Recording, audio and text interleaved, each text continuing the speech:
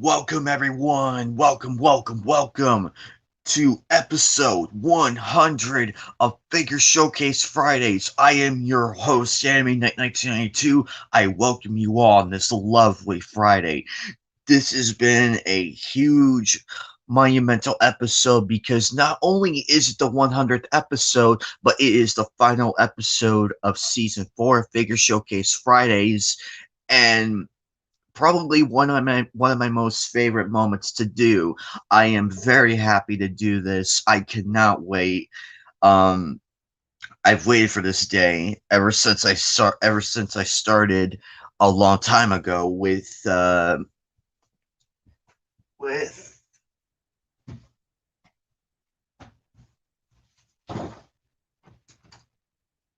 since I started with Shishomaru from the very first episode of Figure Showcase Fridays. I never thought it would make it to 100 episodes. I never thought it would make it there, but it did. But we did. We all did it together. If wasn't for your guys' support and the interest in doing this, I would have not had the. I would have not continued this series, but you guys kept it going, and I was more than happy to do these episodes. Anyway, enough dilly dallying. Today's figure, I've been teasing this for a while now, so I hope you are probably fed up with the teasing. Most of you know this one, but I kept it under wraps for the rest. It is Shenua from Black Lagoon. Now, Shenua is a Taiwanese assassin that was hired by Mr. Chang to help the Lagoon Company recover some documents,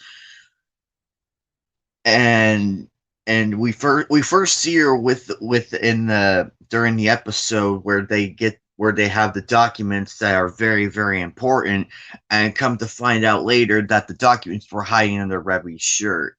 Shenua is also takes pride in her appearance. We see her putting on makeup and looking wonderful. She is also very prideful of her heritage, which, if you read the manga, which is very ironic, because she also is affiliated with the Hong Kong Triad.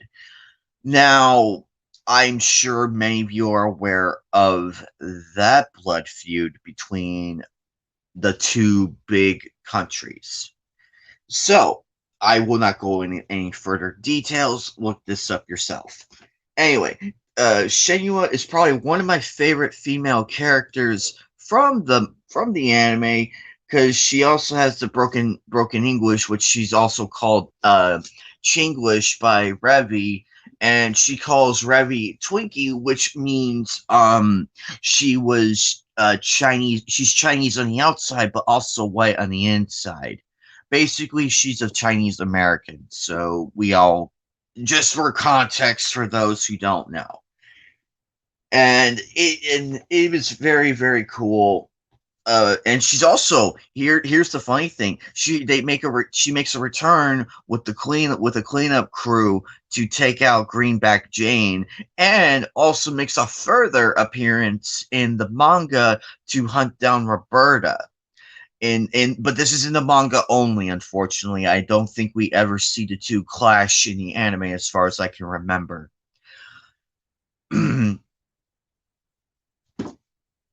Also, she also has her weapons are the kukuri knives and the fidao throwing knives. As you can see, I don't know if you can see the knives or not, but she has the long strings attached, because she can actually use them as throwing, and she can pull them back. I think we only seen it happen one time in the anime, and I give me a second.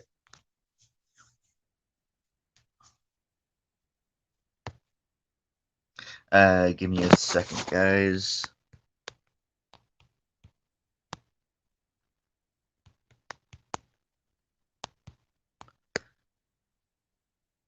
hold on 1 second.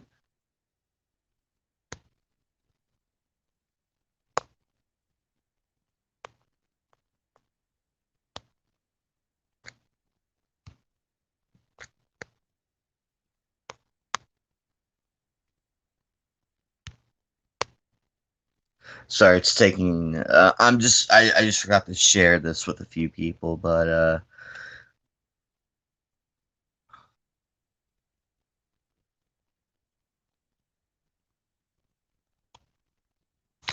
overall, though, I do love the arc of her character and her importance to it, as well as the banter between her and Remy. It's actually pretty hilarious, and also the figure. Now on to the figure. It's a 1/8 scale painted figure, and I'm trying to find the. This is gonna be tough. Try to find the. Oh, it's by Max Factory. Probably one of the coolest Max. Probably one of the coolest anime figure makers out there, next to Ban Presto and a few others. Yeah, give me a minute.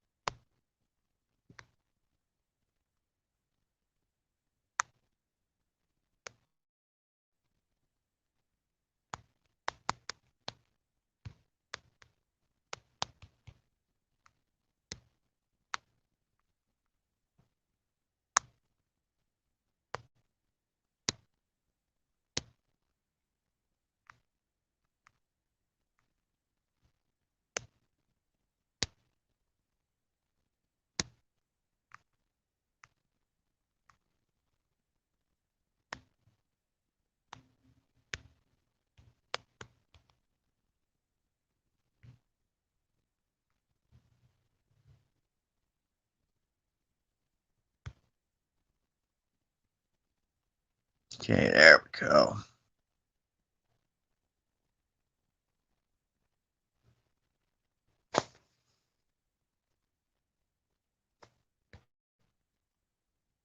Coming back.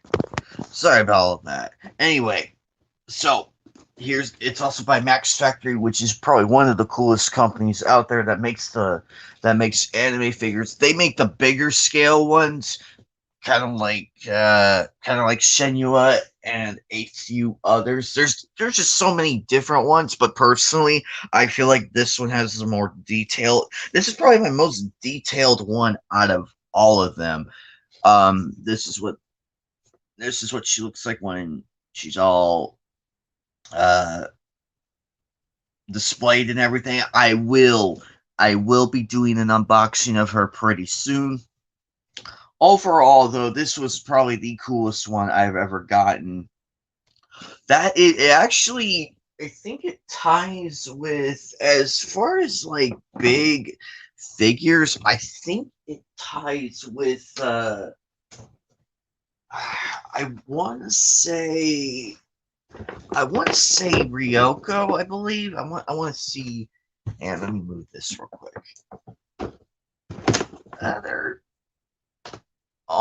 They're almost the same size. They are almost the same size. I mean, stand wise, I'm not even sure, but it might be just that. But we will see. We will see, but unfortunately, you will not see me unbox this one because of how rare it is.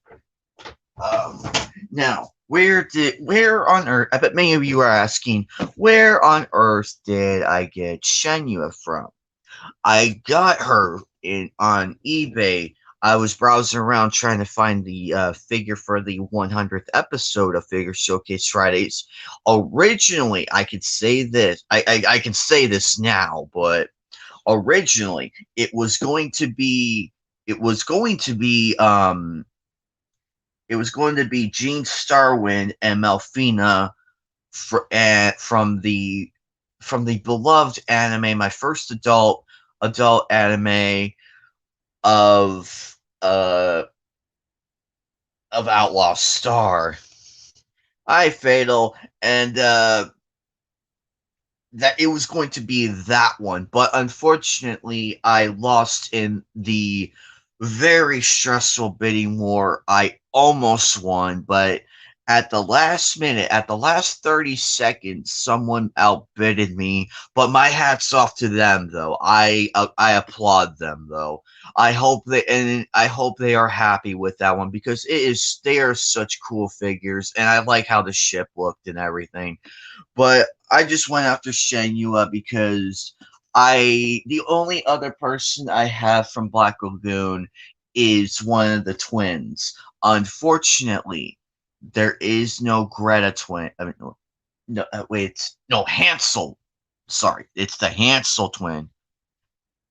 It's the Hansel. It's one. It would be the Hansel twin that is not made. Unfortunately, the only Gretel, which is very unfortunate because Hansel is actually pretty cool as well. But yeah, she is the only one I have outside of in the Black Lagoon Company.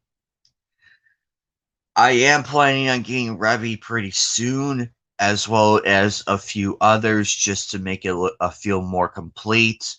But I am very, very happy to say that Shenua, I'm glad she was made as a figure, because I I it's a no brainer because given how popular she is, alongside Roberta, Etta, um, Revi, and and Miss Balalaika. But overall, though, this is probably one of the coolest figures to see. Anyway, here's the full view of it. It's actually it's actually It's actually pretty bittersweet because this is the final episode I will be doing of Figure Showcase for a little bit. Um, oh, you'll see. You will, Fatal. You will see. Trust me. Trust me. I did see one.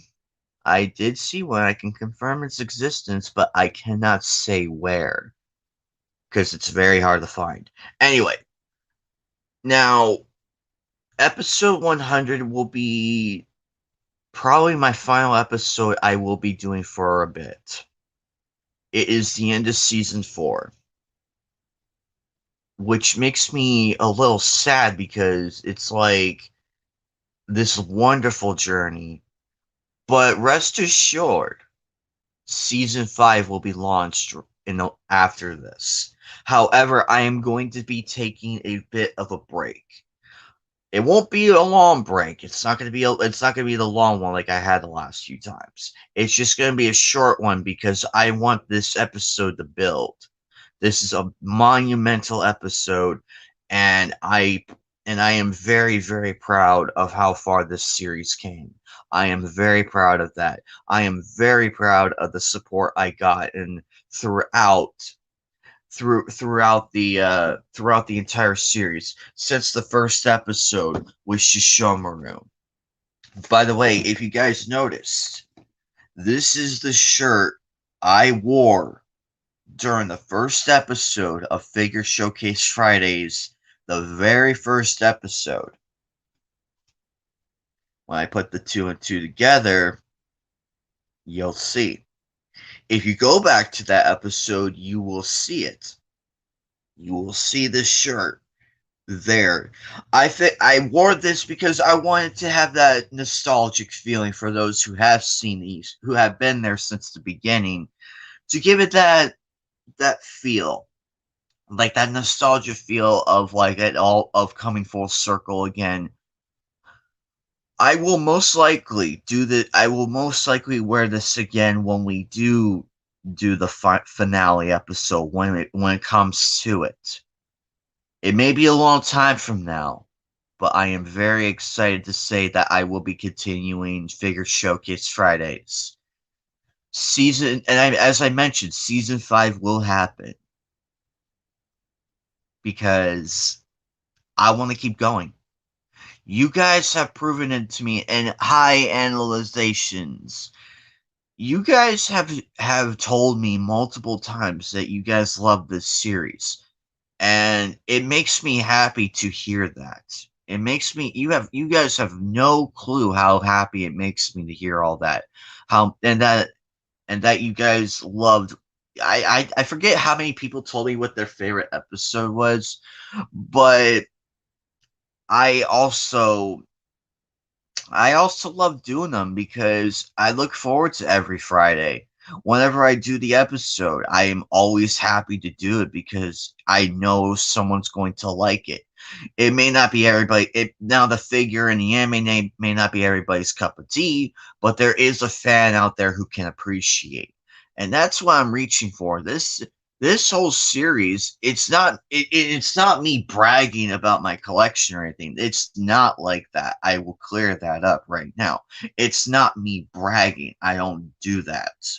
I am very proud of my collection though, and and I was very willing to show it off in the best way I could by doing Figure Showcase Fridays.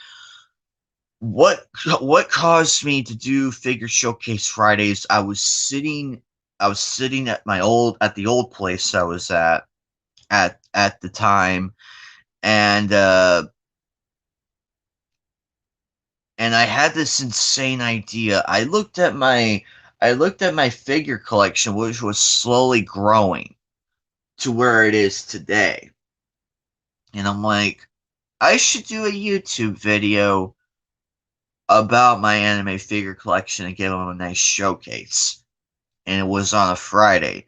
So, hence Figure Showcase Fridays. I never thought, if you told me a long time ago, wait, any H figures? Oh, I will be doing that soon. That is in the cards. I just gotta figure out which one I want to do first. There's just so many great H figures. I just gotta figure out which one I want to do. And I've only seen little bits of H, but I'm willing to watch more just to learn a bit more about the characters. Anyway, I it's very, but if you told me a long time ago I would be making 100 episodes of Figure Showcase Fridays and live streaming it, I would call you crazy. Or I'd be like, open that fucking time machine and take me there now. But the cool thing is though, I get to finally uh actually, you know what? I might display them in full audacity. I'm just gonna be audacious about it. I will be putting an 18 warning label though. I will be putting the warning label. I will. Because you know what? I am not going to sit here and argue with the censorship. I'm not going to sit here and argue. I'm just going to put. I'm even going to put in the fucking title if I have to. If I have to, I will do it. And I'm going to emphasize on that as well. Oh man. But anyway, here's the figure, guys. This is Shenua. Probably.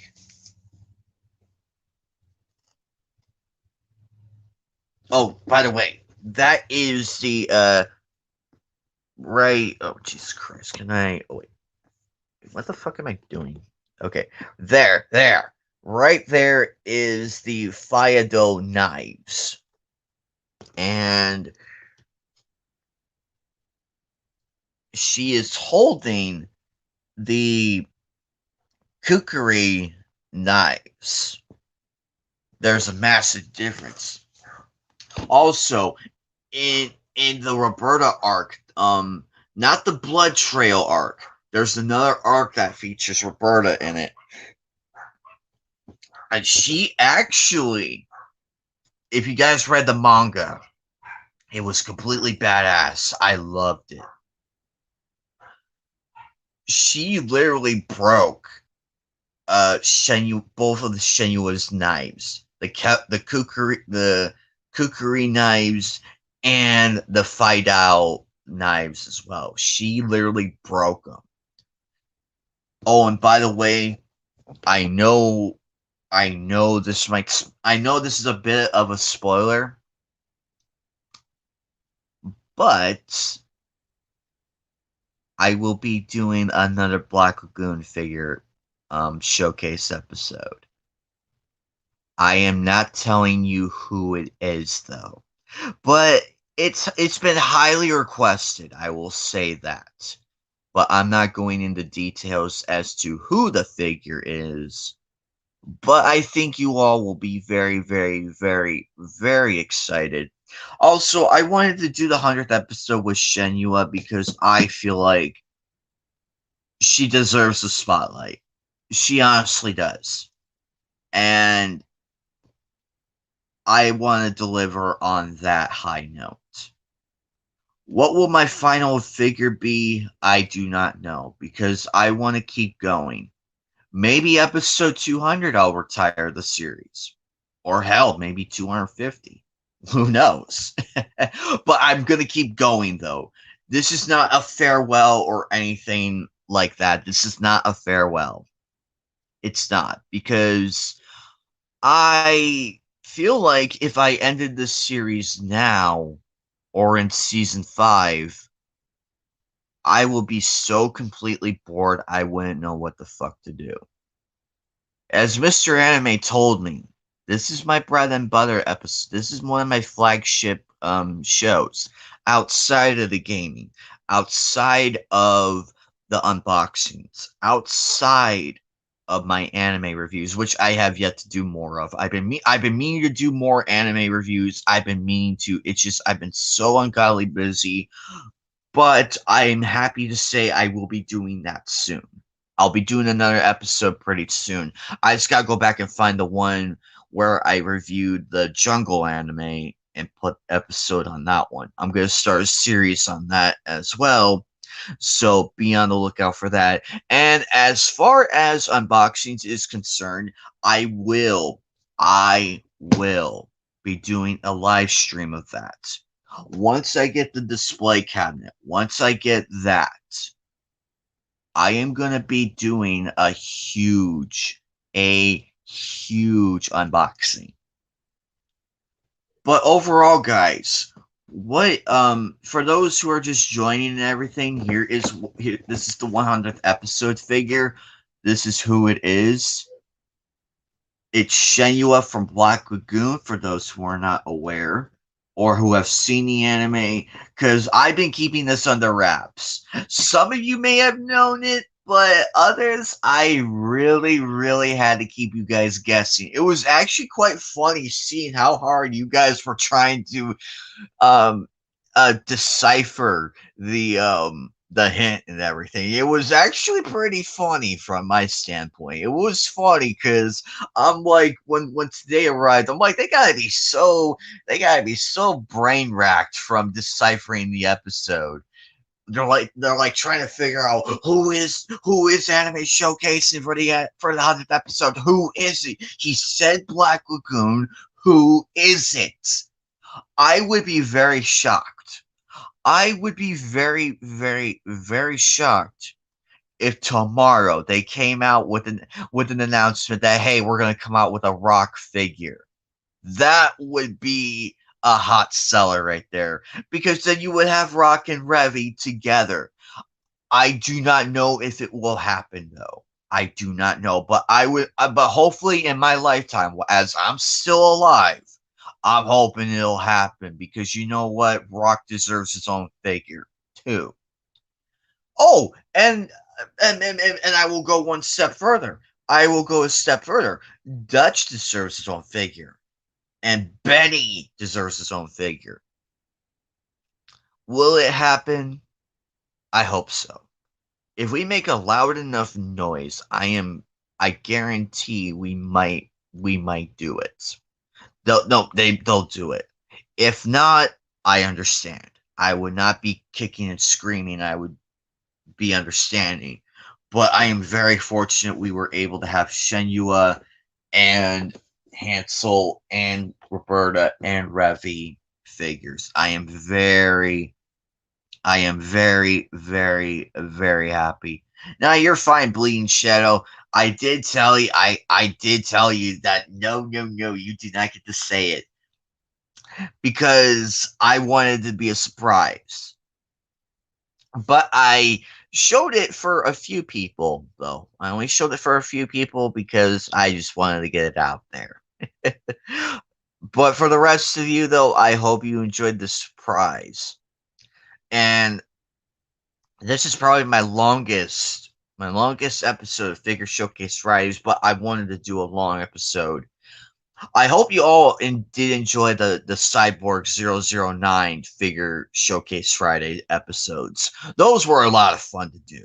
Those were fun to do. That was probably the most fun I've had in a while. Ever since I did the Cowboy Bebop one, which by the way, I will be doing more of those, more figures like that. I will be doing more. Um anyway, this is the back of it, the side, the front, and what she looks like all unboxed. But it's very, very ironic though. It's so ironic that she's proud of her Taiwanese heritage, yet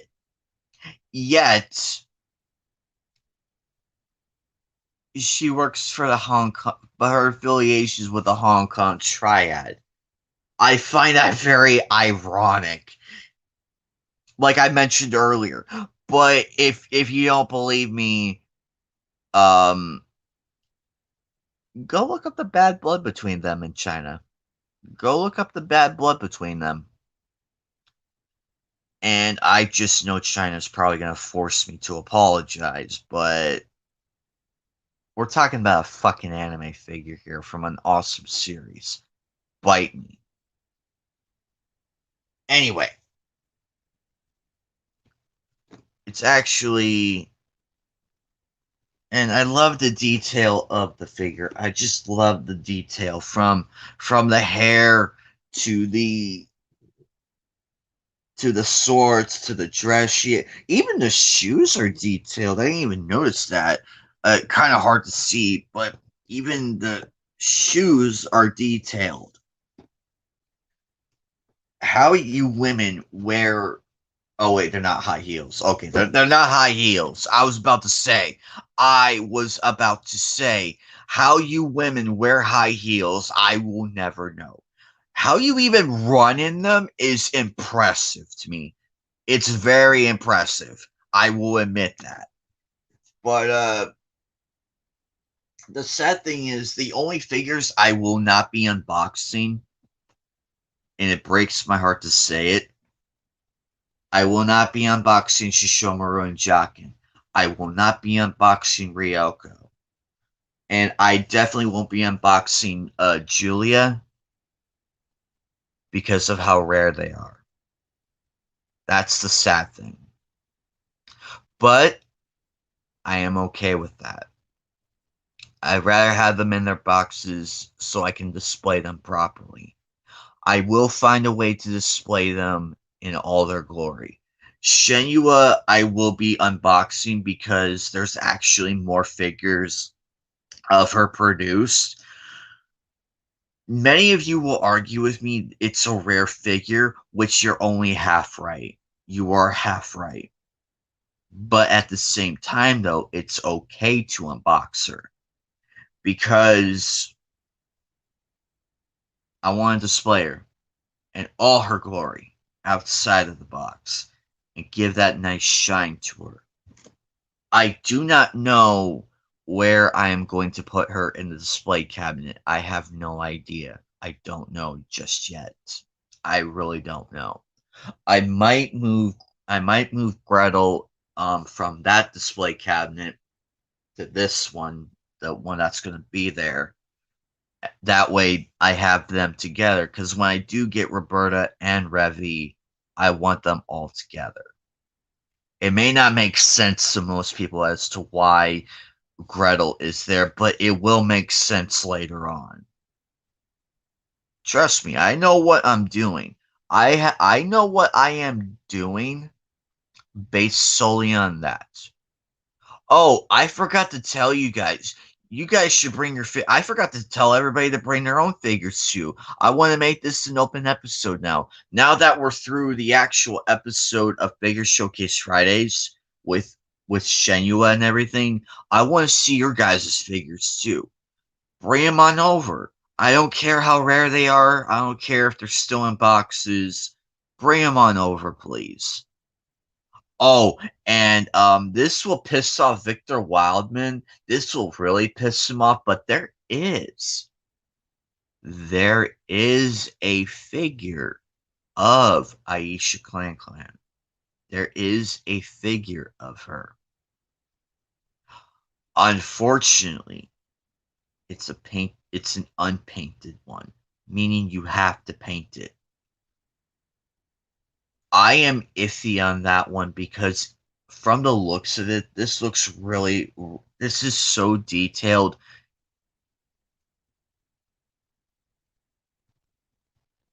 Oh, hang on. Let me post it for you guys. Hang on. One second. I will post it for those who want to join.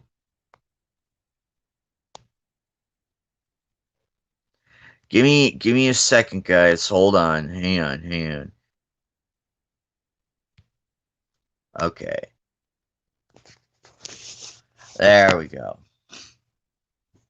Sorry about that. I meant to post a link in the comment section. I meant to. Sorry about that. Anyway. Uh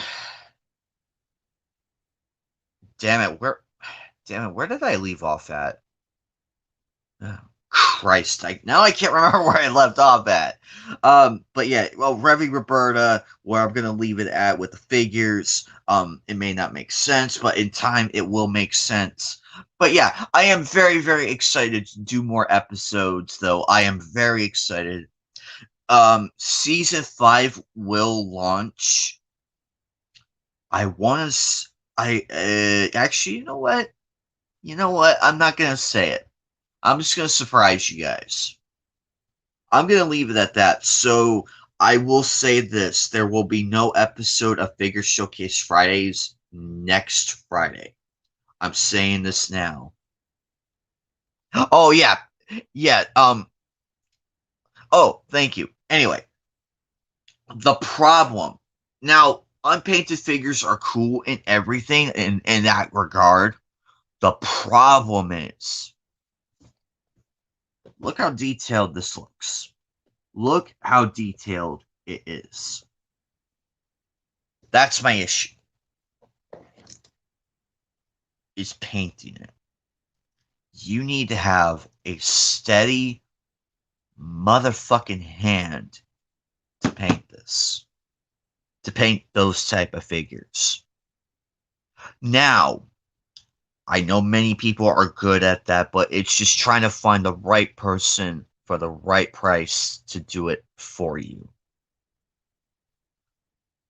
Unfortunately, there are few and far between. I do know somebody who would probably paint it for me. I do know somebody who would. If you guys ever want to see an episode of that, I will look into it. I will. However, I might delay it because I want it to be fully painted. If that's how far I'm willing to go to display her. Because let's face it, Aisha Clankland's a badass. I will say that right now. I will motherfucking defend that. And I agree with Wildman on that one. Suzuka is a badass as well. Fire Ice Hilda is a badass. Malfina is a badass too, in her own right.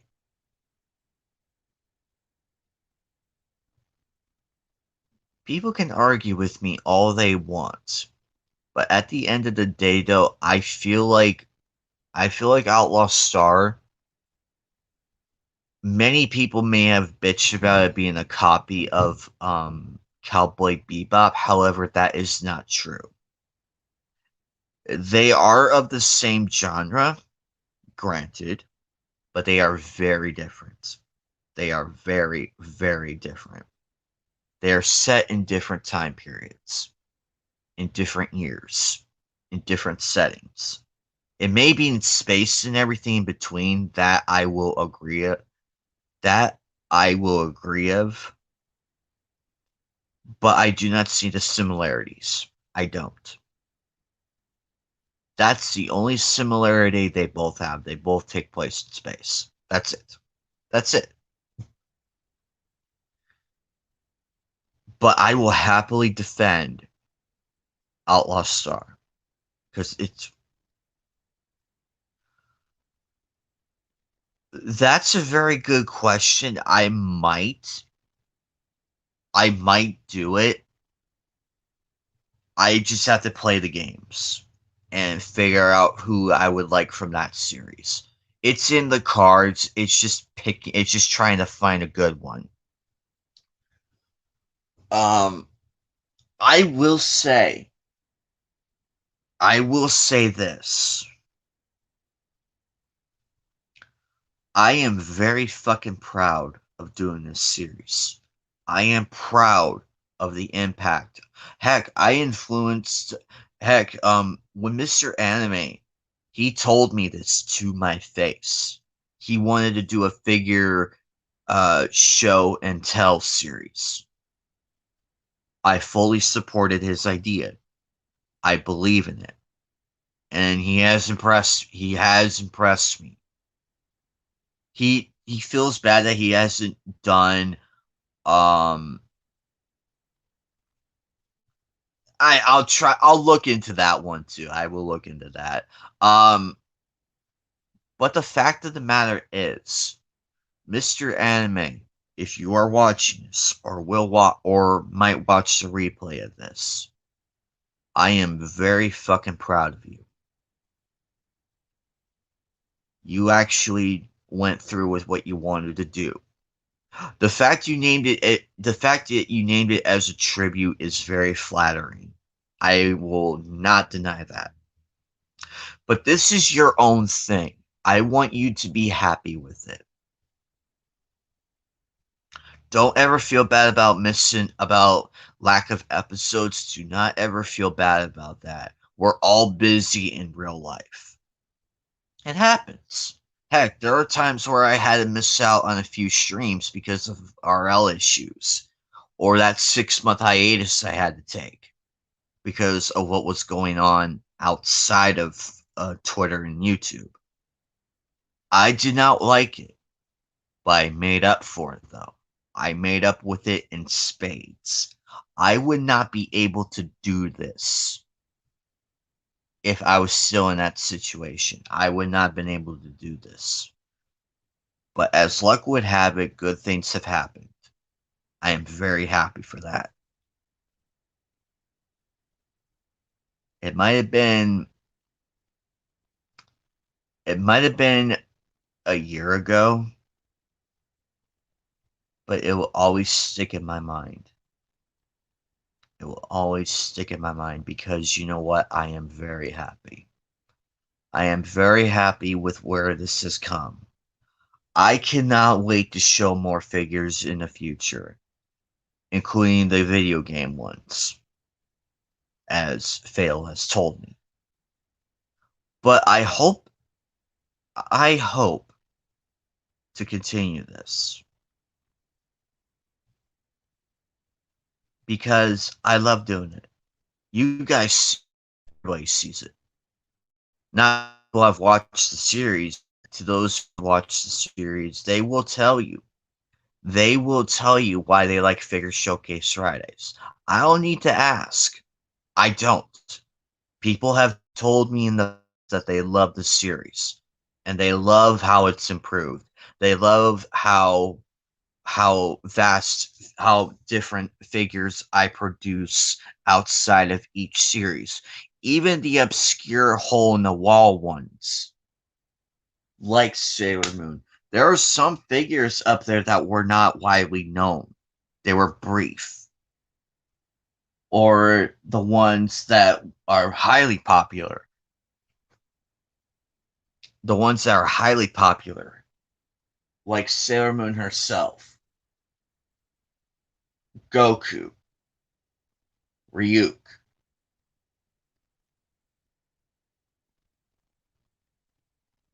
Inspector Zangata,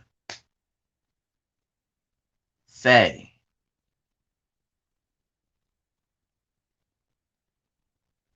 Crash Bandicoot, if we have to go through, if we want to go that far.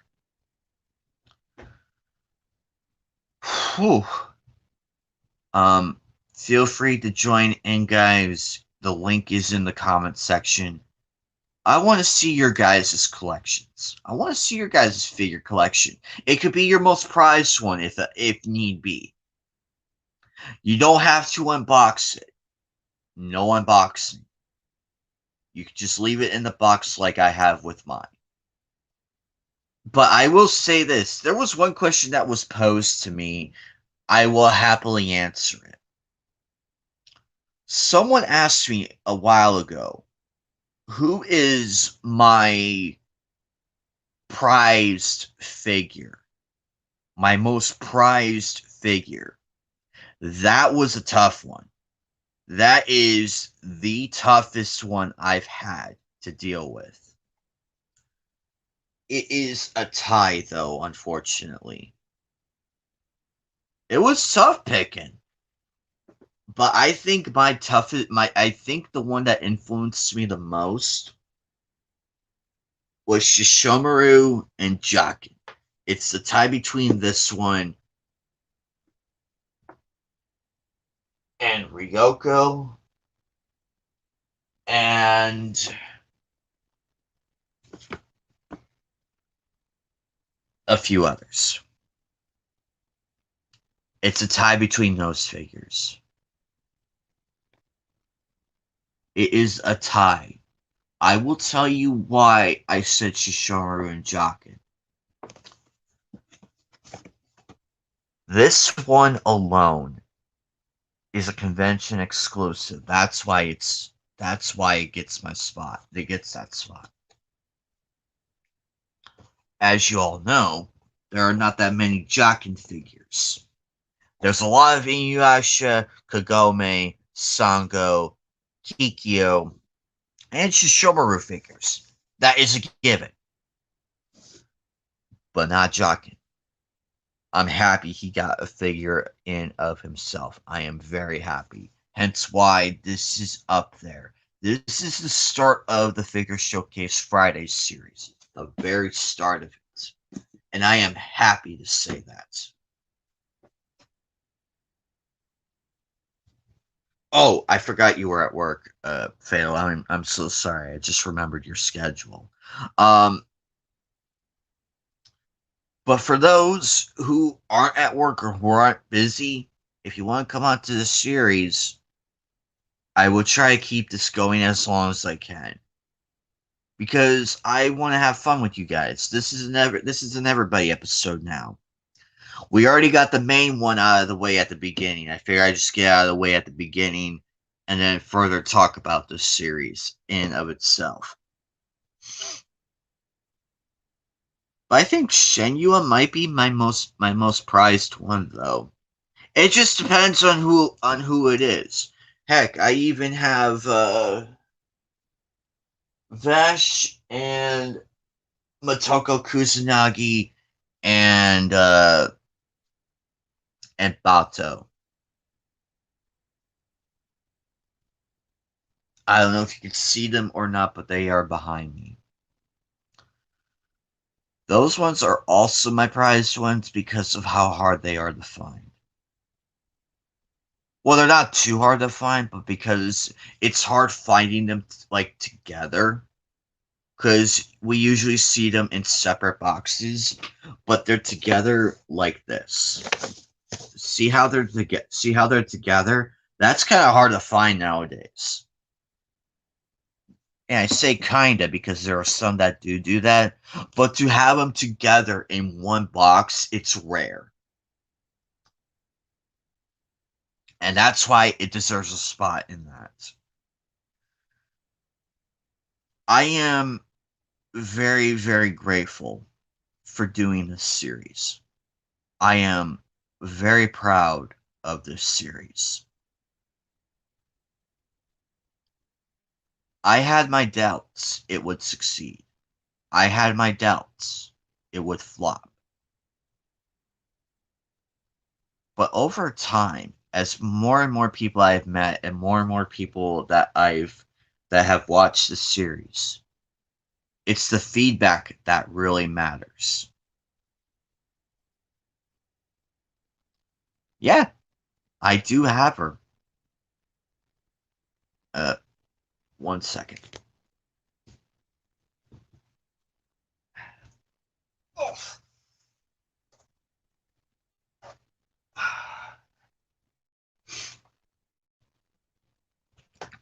Oh, oh, damn. Oh, give me a minute.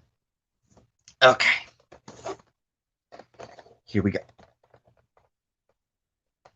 You see what I mean by rarity?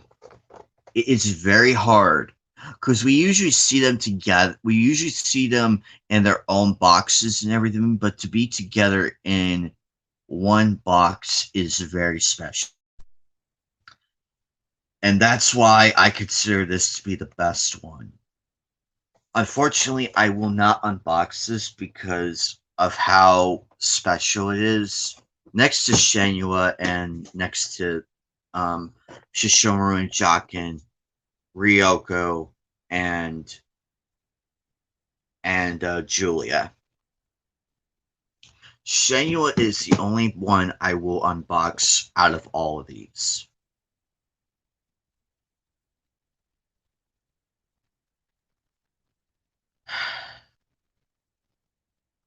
It makes me sad though. It does make me sad because I feel like these figures, the ones that people overlook, I feel like they don't get the most recognition.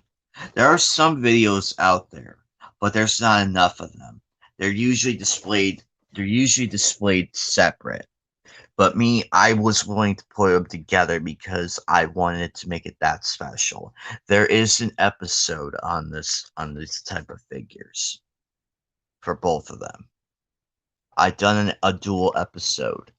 Also, I did a Gundam Girls episode with all the females that I have, from Luminar Hawk to Flay to Lashes Klein to I cannot remember her name. I keep forgetting who she is. I showed her last time on this past Wednesday stream.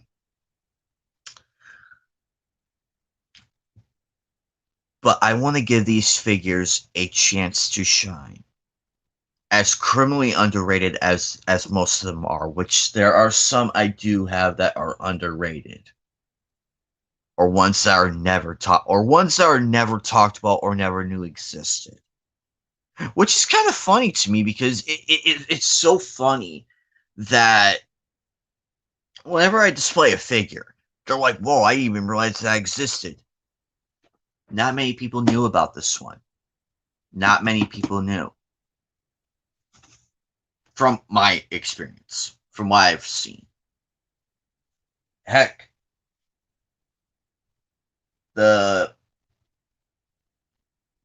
one figure I think the one Sailor Moon figure I was very proud of doing was Neptune. Why? Because Neptune, in my honest opinion, is probably I have a little more relation with her, not because of her beauty and all that, but the meaning behind it. Neptune is my zodiac planet.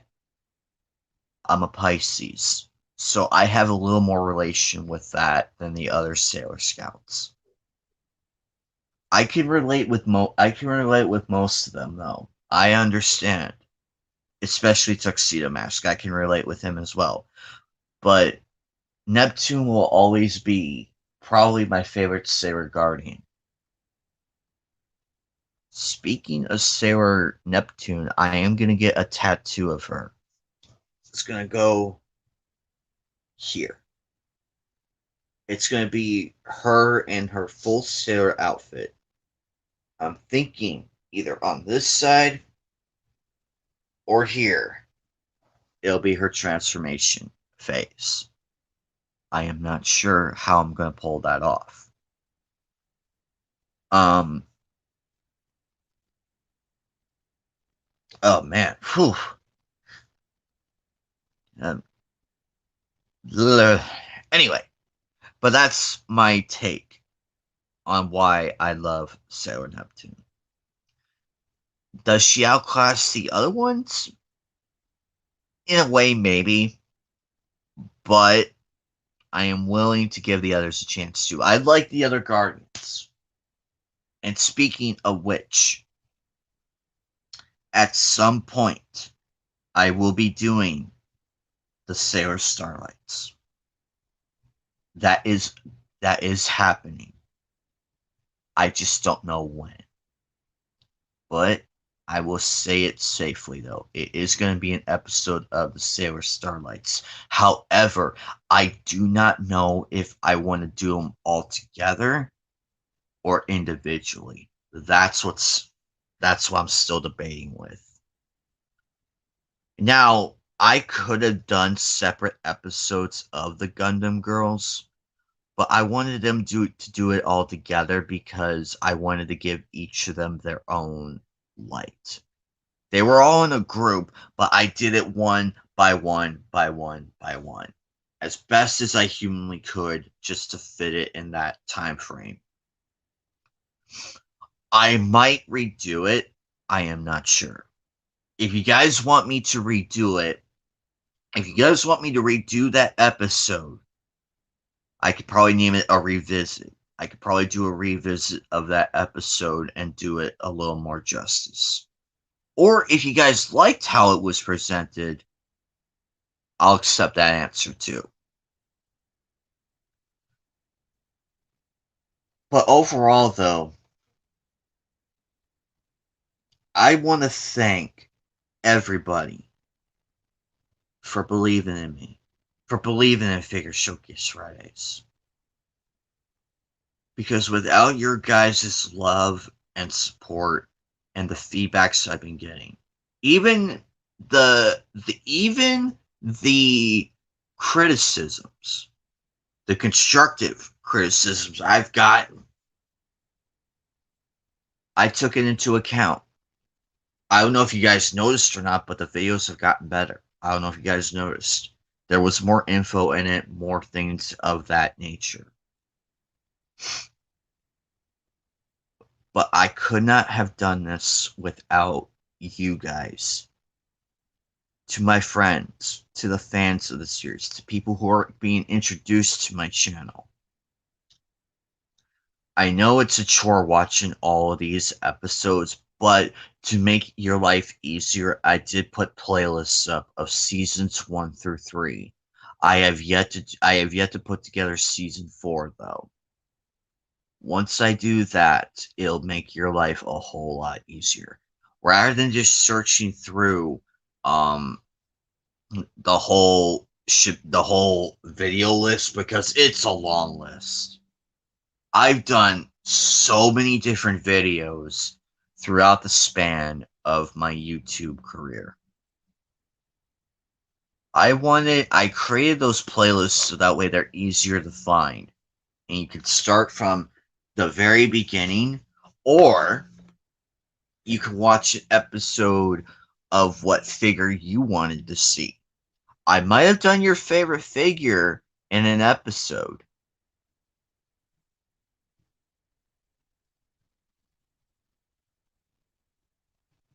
But I will continue to do this as long as I'm still standing and as long as the interest is still there.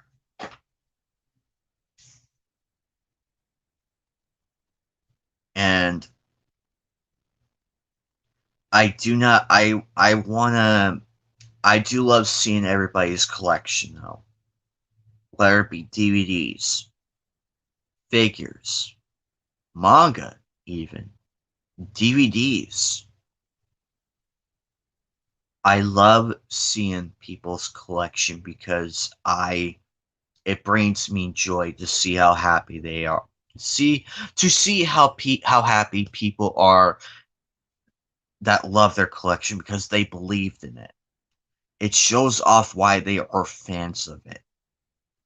Now, granted, I have anime DVDs and manga, but figures is where this channel really shines. I have more figures than anime DVDs and manga combined. And it's going to grow. It's going to keep growing. That's why I'm getting a second display cabinet. It's going to grow, and I know it is. It's just a matter of when.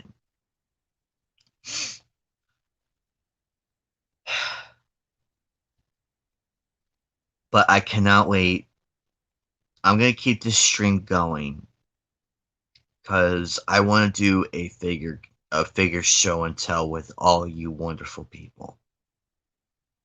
For those who could not make it, I completely understand. But I do hope you do enjoy the replay of this episode. At some point, I will be doing a live stream again of Figure Showcase Rise. I want to do this again. Maybe on the 150th episode, maybe the 200th episode.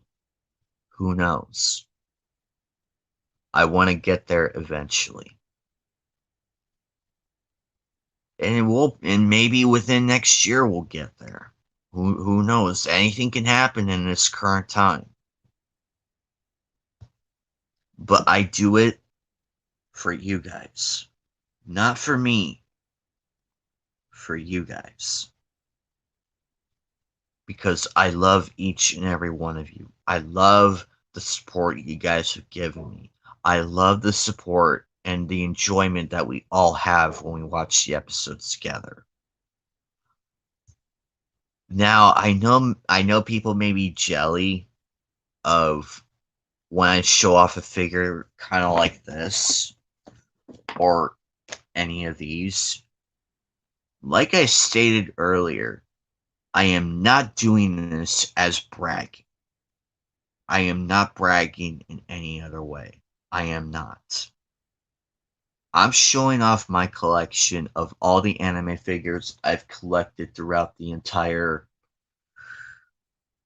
I want to say 2 to 3 years. Yeah, it's been that long. It's been that long. And we're already at 100 and we're already at 100 episodes.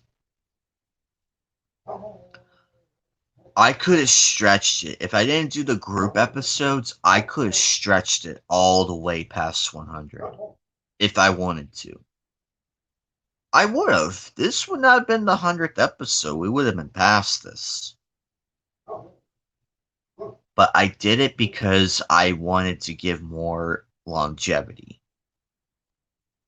And I'm very happy how it turned out.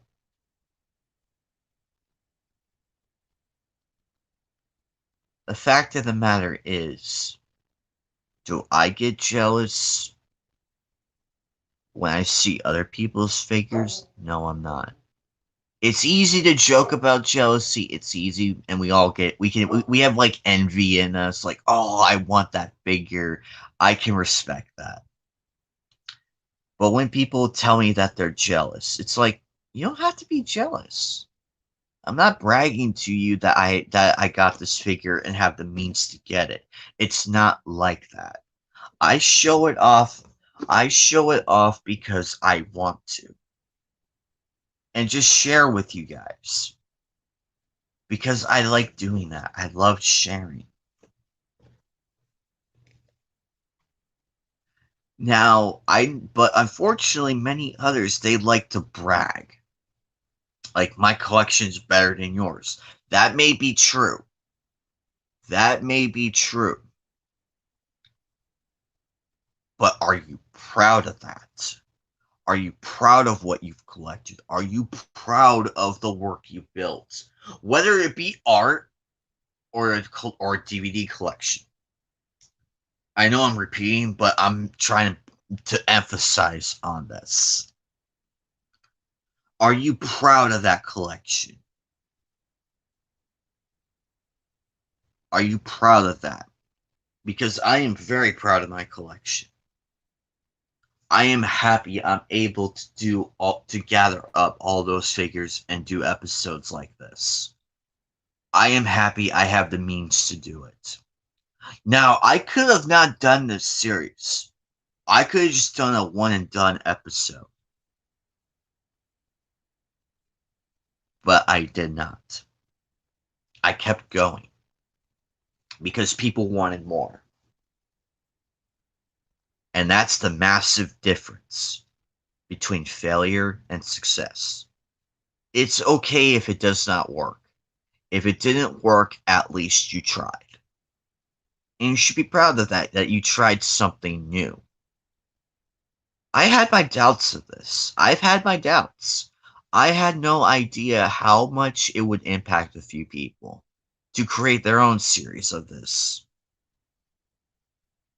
But to show the class and respect like Mr. Anime did, that is the goal of this series. To bring joy, to provide an escape from everything, from the home life, from what's going on at school, from what's going on at work. I want these episodes to provide a nice escape for you guys to enjoy, even if it's 5 to 10 minutes or like it's been an hour. This is by far my long. These live streams count as episodes. I did it for the 50th episode, and I'm doing it again for the 100th episode. Because I want to emphasize how special it is. People may look at the 50th episode as something cool, but it's a hell of it's a different ball game when it comes to the 100th episode.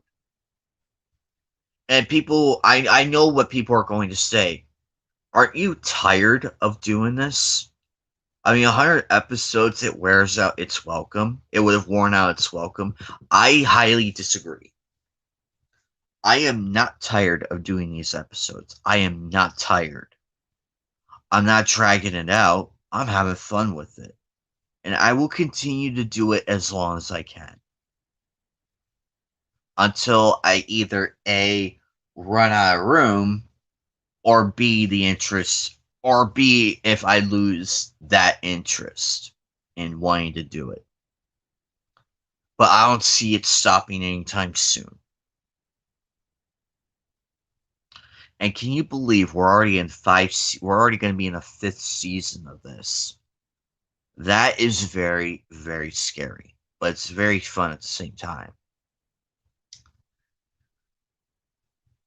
But I am very proud of this.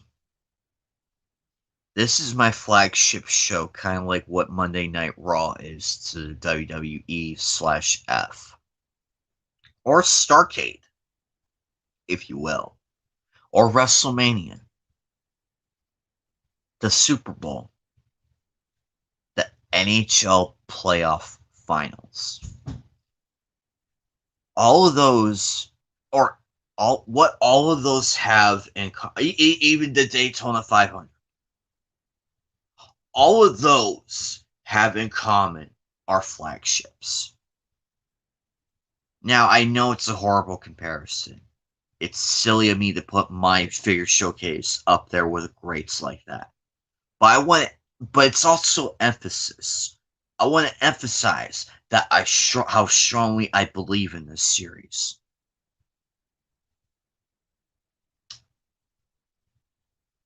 I know it's a silly comparison, but that's how strong I believe in it, and how strong I believe in other people's work.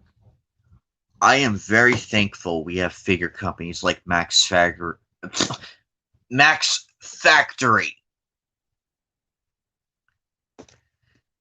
Factory, Banpresso, the Nendroid series, the Gashapon series, all those other companies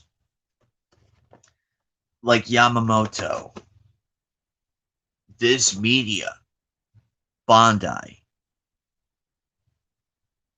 all of those companies deserve our love and support because they make the coolest figures we have ever seen outside of Marvel, outside of DC. I give my massive respect to those companies because they gave us such great figures. Like look at Max Factory. Look at that detail. They put they put in so much work with this. Same with Yamato. Look how much effort they put into this one. And oh, hello, legendary anime Japan fan. Same with this.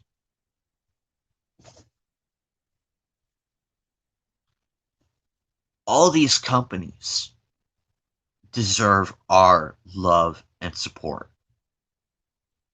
And I agree, DC and Marvel do the same thing with their figures. It may not, and same with Star Wars. There have been some questionable ones where it looks bad, but they tried. But my hat's off to Max Factory and the others. I mean, look at that detail. Look at that detail, though.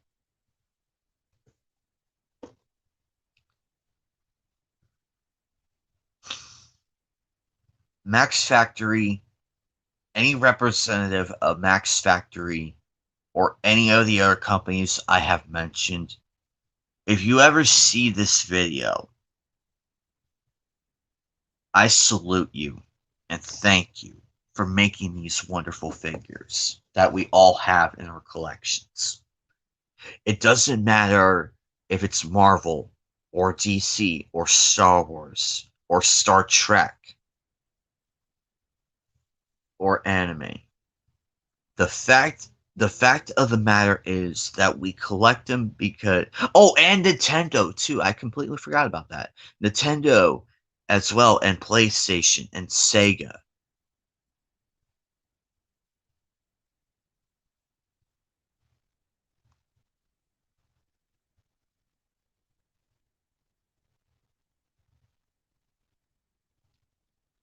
I wholeheartedly agree. But to any of the representatives who do see this video, one way or another, I just want to say, as a fan as an anime fan, I thank you for making these figures because we love showing off the work that the team puts into. We love collecting these because we love the series that is presented to us by these companies. I have my gripes with Funimation in its current state, but I've stated that many times. I'm not going to get into it. But I respect the success it had. And I'm going to leave it at that.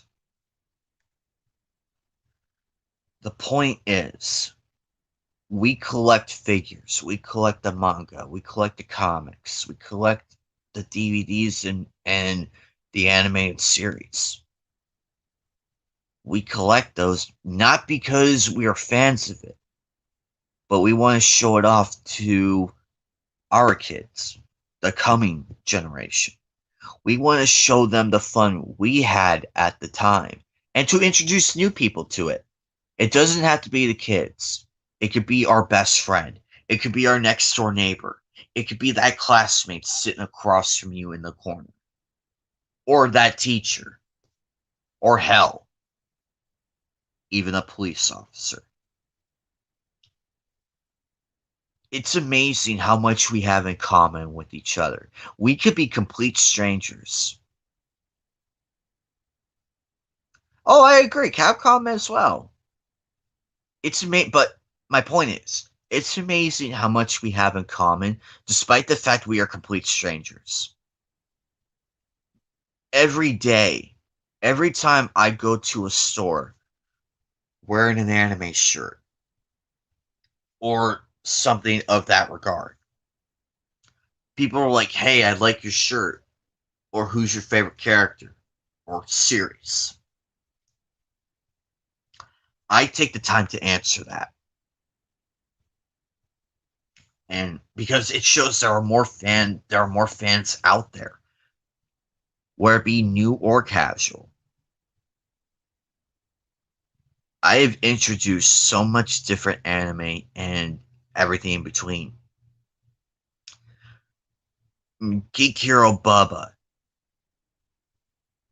is probably one of the coolest Marvel DC fans I have ever met. His knowledge of Marvel and DC impressed me. He likes anime as well, but he's not too familiar with it. He might be. I'm not putting words in his mouth. He can correct me on that one. Or people like Mr. Anime or Anime Please or any other person. I respect them because they have that love and passion for what they like. And that's what's sorely lacking nowadays is that passion. Why we are anime fans. Why we are gamers. Why we are Marvel and DC fans that do love the characters, that buy the merch. Truthfully, buy the merch. We love it because it provides us an escape and where we can relate with the characters. They may be fictional, yes, but in a way we can relate to that in our own way. Not many people know that. We have the relatability with that character in some shape or form. It doesn't have to be the complete thing. It could be one of those aspects from that character. Like take Shenua for example. She is proud of being her. She is proud of her Taiwanese heritage. I can relate to that because I love my American heritage. I'm happy to be an American. Same with other people. They can be proud of being Japanese. They can be proud of their heritage. Even the Native Americans, the ones I've met, they're proud of their heritage. It's the respect of oneself is what makes it great. And and Shenua is actually pretty cool. She's funny, but she also has a mean streak though.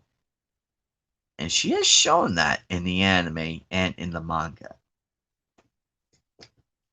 By the way, for those who are late to the party, this is the 100th episode figure I just showcased.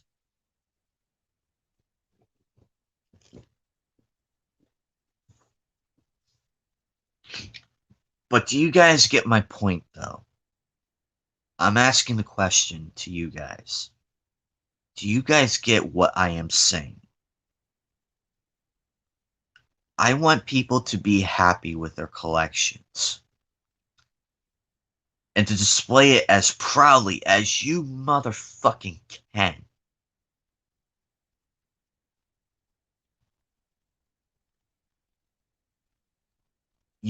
You don't even have to collect the figures.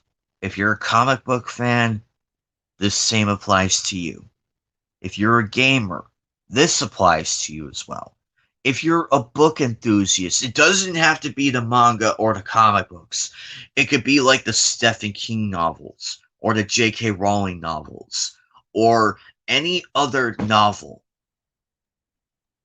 of the regular books like Artemis Fowl and every other book. This applies to you as well because it shows your love for reading or watching or gaming or what have you. We're all collectors in our own right. We just don't know it. It's there, but it's there though.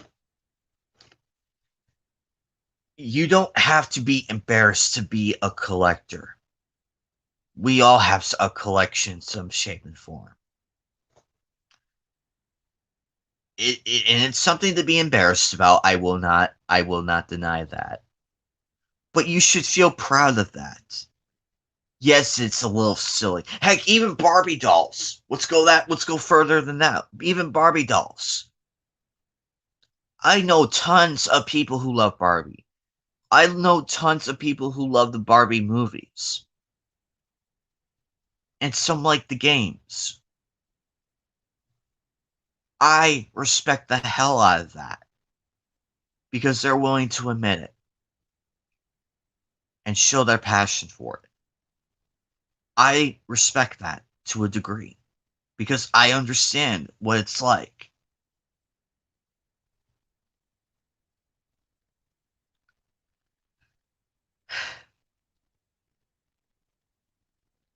But what do you guys think?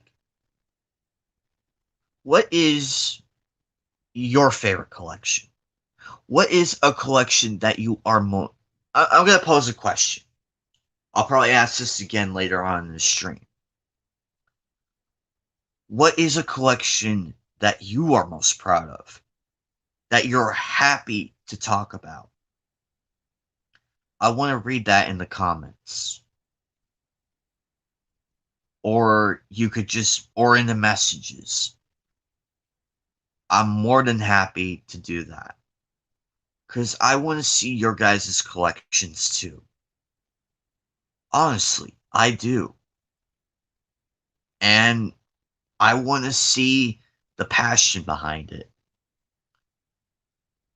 Because one day, this is the sad reality that I'm going to say.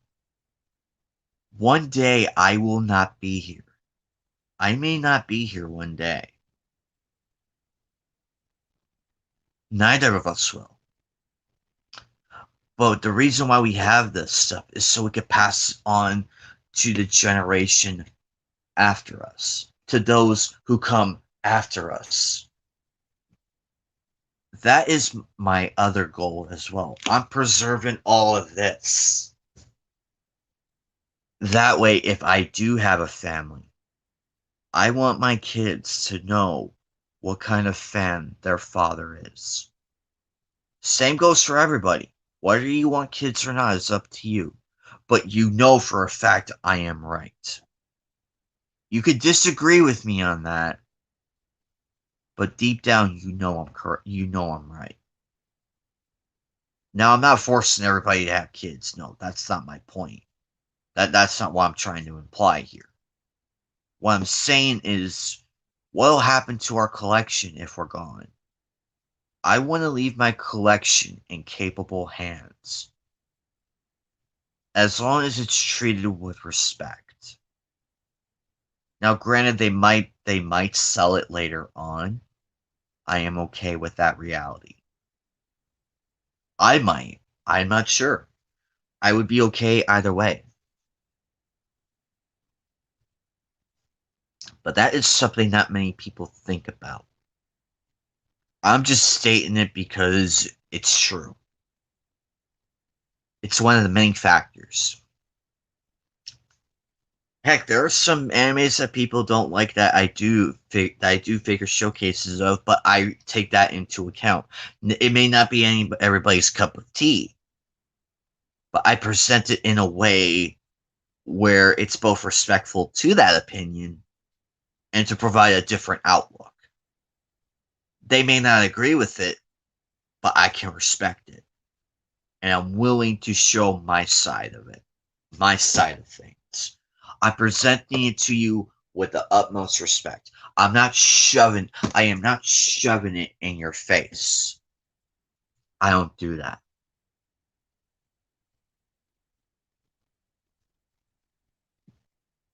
But the thing is though, I hope from here on in that Figure Showcase continues to grow. And I am so proud of how far this series has come. I am so proud of it. Although it's actually pretty funny trying to pick.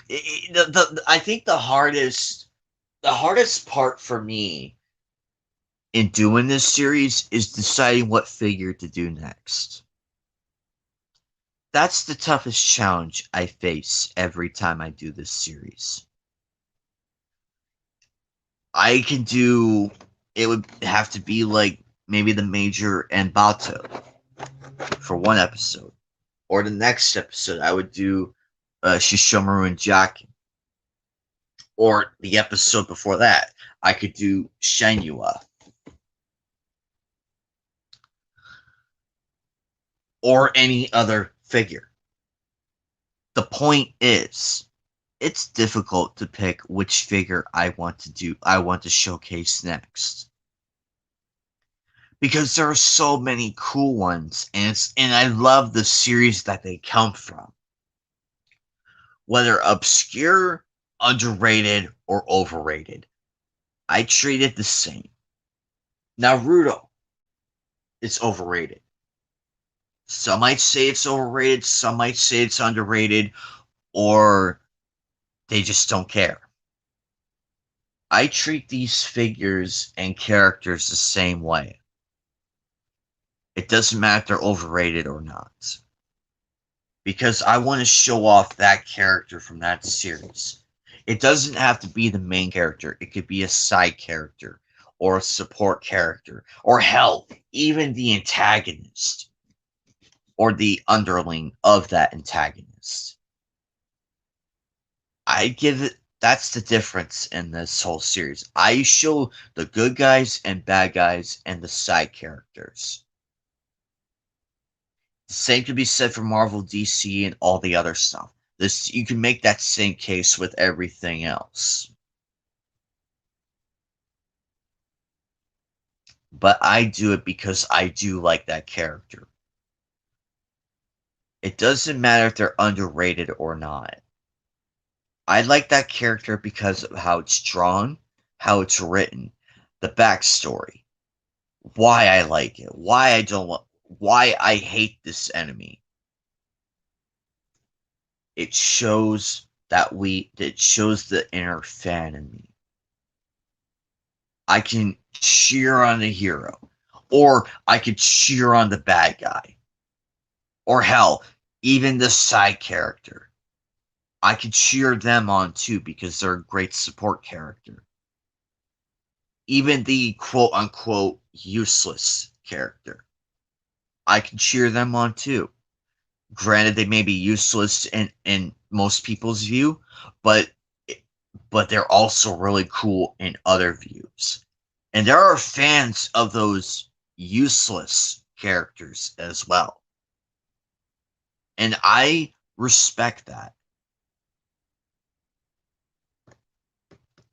However, I do see the argument of both sides. I see the arguments of both sides. And that while I may agree with some of the cases presented, but I also disagree on certain cases and how they're presented as well. They're entitled to that. They can present their case to me as to why I'm wrong and why they feel the character is useless. I don't tell them that I think their opinion is stupid or anything. I listen to what they have to say. I stated this last night on Twitter. A lot of people liked it. Some people, they may feel uncomfortable about it. But at the end of the day, I can debate with people. People tell me, some people have told me Motoko Kusanagi is overrated. There are people like that. I kid you not. I kid you not. There are people who will say the most outlandish things about an anime character. And it's quite surprising to most people. And it is. It is very surprising. It's like, whoa, where did they come up with that analogy? Now, we can all laugh at it and make fun of it. But before you pass judgment, listen to what they have to say. Because you might learn something. And that is one of the coolest things to learn as a fan. We may not agree with it. They may not agree with us, we may not agree with them. That's the beauty of having a civil conversation and a debate. I want to see more of that. I love seeing a debate between people as long as it's civil. I hate the insults. I hate the name calling and the constant fighting. I may not agree with the sequel trilogy fans on certain levels, but the fact that there are fans who like the sequel trilogy, I envy you. I do. I know it's silly diving into Star Wars and everything in between. I get that. But I am willing to say I envy the people who enjoyed the sequel trilogy for what it is in their eyes. I may not agree with the sequel trilogy in general. I I have my gripes with it. I do. But am I going to deny that person, the casual sequel fan, their right to express their love for it? I will not do that. It's the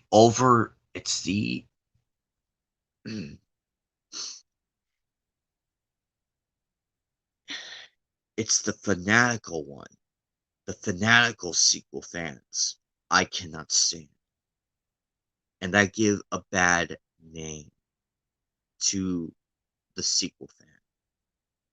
Because I feel bad for them. I do. I honestly do. I know a few people who are secretly sequel fans. I'm not naming names just to protect them. Some people have told me in private they like the sequel trilogy. They never seen the original or the prequel trilogy. But I feel like, and I tell them, I am happy that they are fans. I envy that. Because it's hard being a fan without getting put in the same group as the fanatical ones. The ones who bash, the ones who threaten, the ones who will tell us to our face that don't give us a chance to fight back and tell them why they are wrong, why we disagree with them. They believe they have that one viewpoint. That is complete asinine. I want to debate a sequel trilogy fan on a good level. It's hard to do that though because of the landscape it is. I would love to hang out with a sequel trilogy fan based on why they liked it. I don't may not agree with it, but I'm willing to listen to that to that individual. I would not give the fanatical ones the time of day because they're hard to debate with. They are. They are very hard to debate with. They will lambaste you in more ways than one. Same goes for the anime fans. Same goes for the Marvel fans. Same goes for the DC fans. Hell, even the Capcom fans and the Super Smash community. There's a good side to a fandom and a bad side to it. We're seeing more of the bad side than the good. And it's unfortunate. It's very unfortunate that it has come to this. The fandom is very divided. It breaks my fucking heart to see how divided we are. But I am going to stop right there because this is supposed to be Figure Showcase Fridays. I can do what say what I will about all of that. But now is not the time and place. And I'm going to stop right there. But overall, though, I do love this figure. Though I love it. When I first when it showed up, I was super ecstatic. I could not wait to show this one, and I cannot wait to unbox her. I cannot wait to hold it in my hands. Though I cannot tell what the base looks like. It looks pretty cool, though. But overall, this is the coolest figure I've ever got. There are multiple ones, like the SH Arts figures or the EXO ones. I think my coolest. This is probably one of my coolest ones I've ever got, and I'm very proud of that. I mean, here, let me show you what I am talking about. Let me show you what I am talking about. I mean, look over here. You have different characters from different series and all together. I'll go even further than that. I mean, look up here. You have different figures from different series. It doesn't have to all be anime. It could be gaming as well, like Crash Bandicoot and Dr. Cortex. Or even down here, my most prized one. Why it's prized? It's because it's the first series I got into on June the 1st, 1998. Sailor Moon will always be regarded as my all-time favorite. I got lambasted because of how girly it may look, but when you really sit down and watch each character individually, you will see why it's regarded as the best. Same with down here. Look at all the different figures from the different anime series. The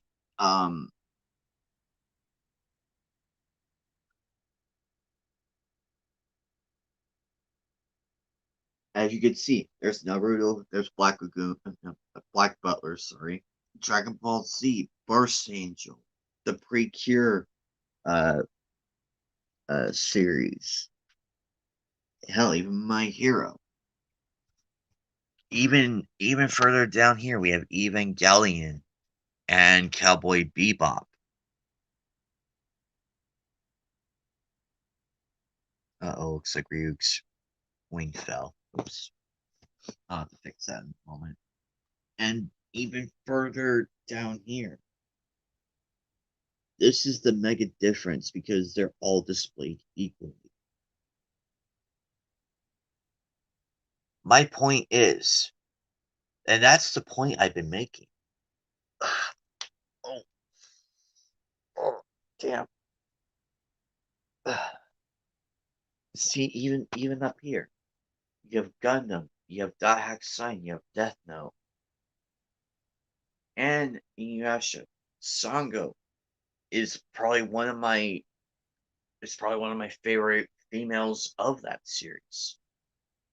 Or even here, the Monsieur Bone collection, the Bunny Girls.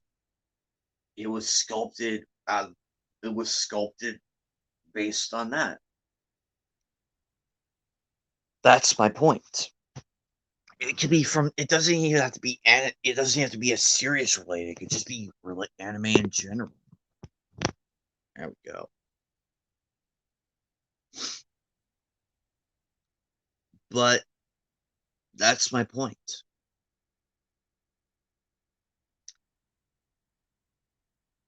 I do this.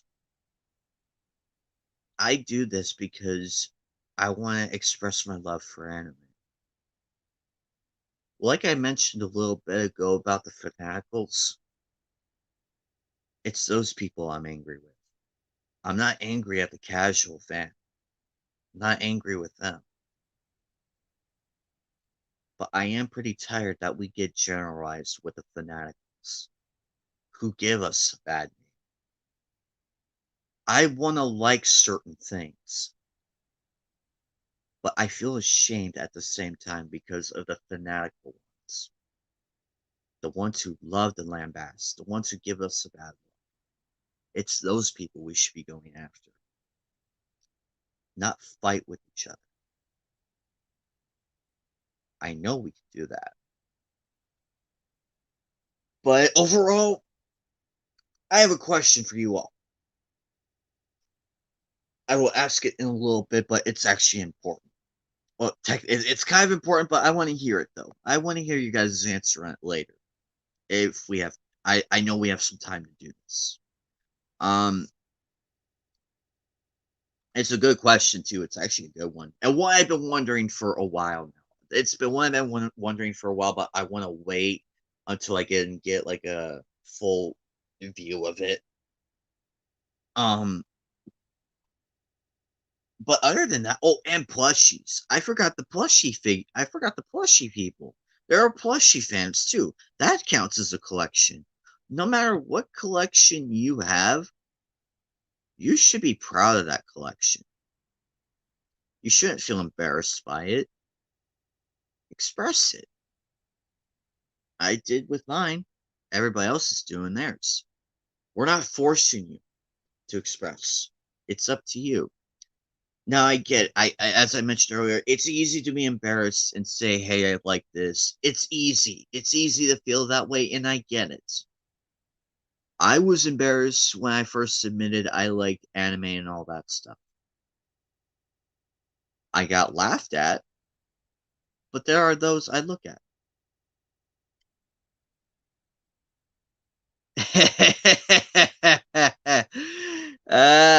Yes, I feel bad about that too. But plus, she's like Trunks here, or I'll go one further, or Lord Frieza. You can have you could be a fan of plushies too. But the fact of the matter is, you should be proud of that. You should be proud to have that type of love for it. And why you it also should show why you are a fan. Whether it be Marvel, whether it be DC, whether it be the anime series. Anything. You should be proud of that. I am. It took a lot for me to fully embrace it because I also take into account the people who will make fun of you for it. They did that to the people who loved Barbie, and they're still here.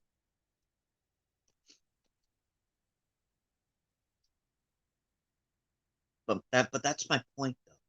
That's my point. It is so easy to hide the fact that we are fans. It's easy to hide that because we are afraid of how we're going to be judged. And that's complete. And I will tell you, that is completely natural. It is completely natural. No, you are not crazy. No, you're not stupid for thinking that. It is completely natural to feel that way. It is. And that is, oh, it's okay to feel that way. It's a-okay to feel like that. But when you do come to terms with being a fan of that and express it, you'll see that you'll have a lot in common with a lot of people. Yes, you'll still get the people who will make fun of you for it, and that's okay because you have the people who do have the same likes as you, even though we are complete strangers. But at the same time, though, we respect each other. The people who make fun of you, they may not understand it, but they have that, but they do, but in time they will. They just do it because they do not understand. That's it. That's all it is.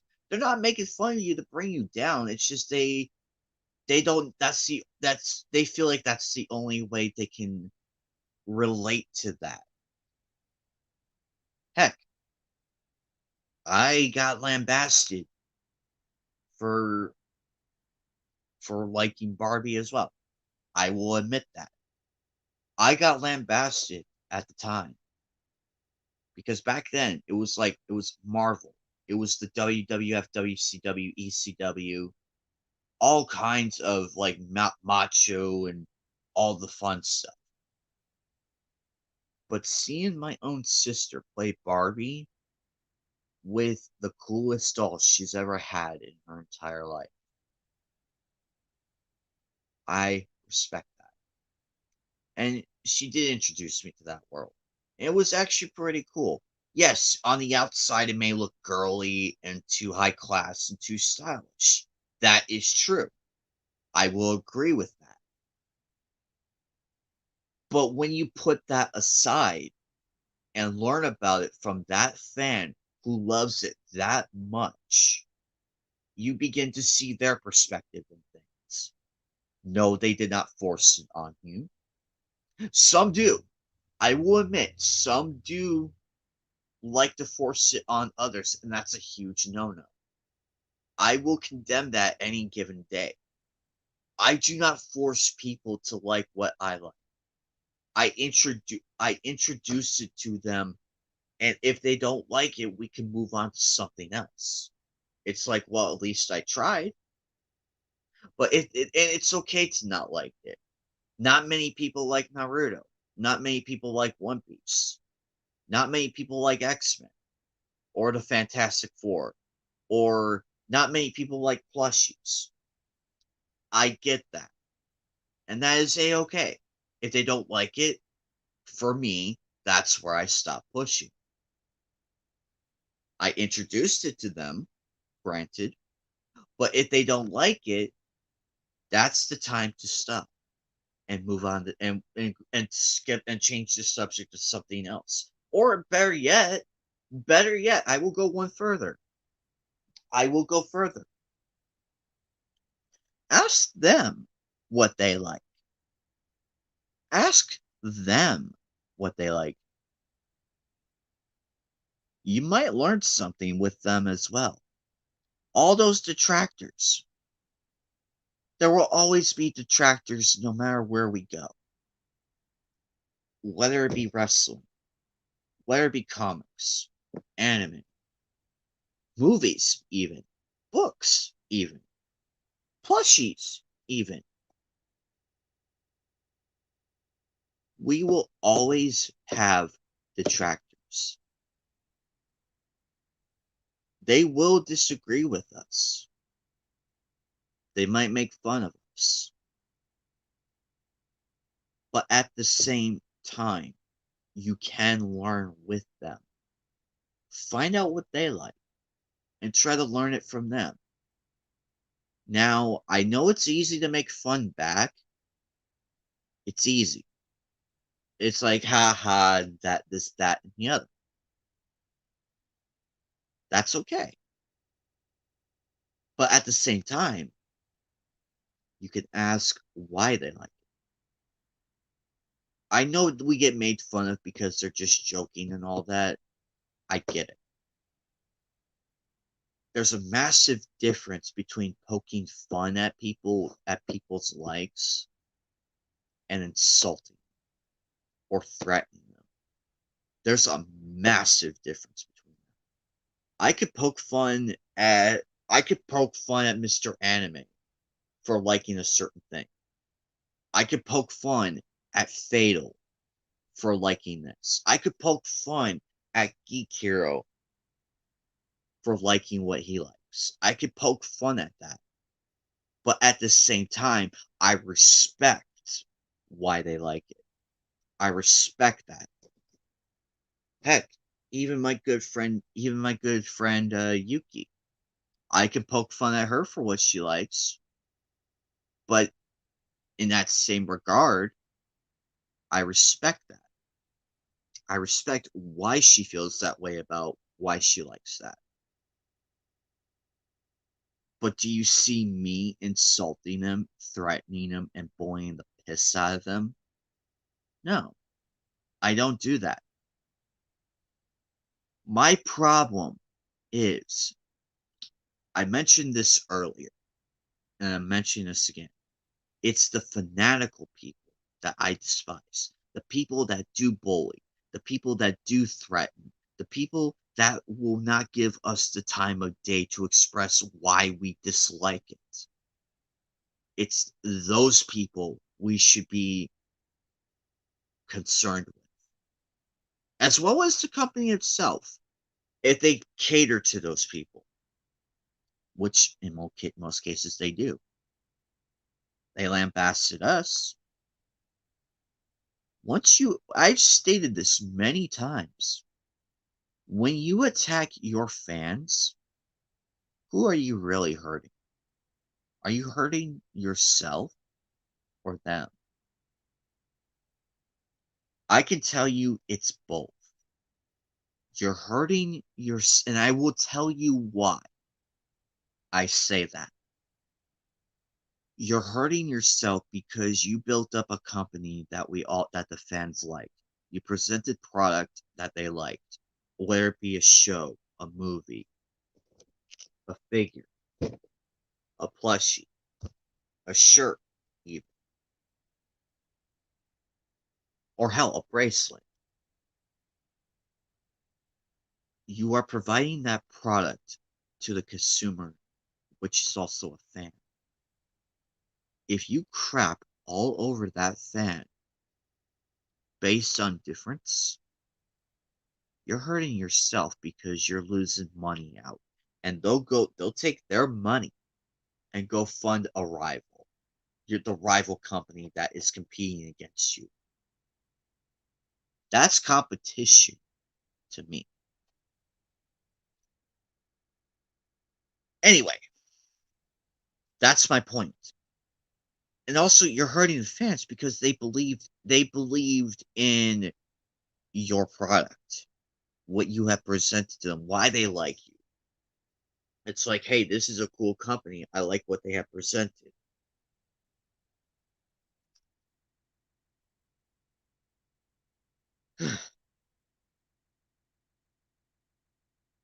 But at the end of it all, I am forever grateful for being an anime fan.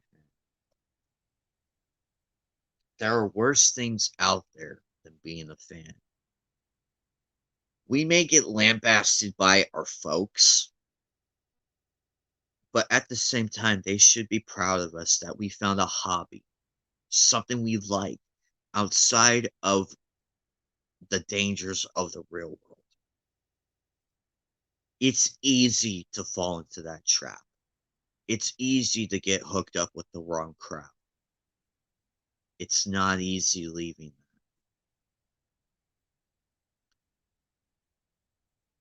that. Anyway, my point is, we are fans by the fans. We love what we do because it brings us joy.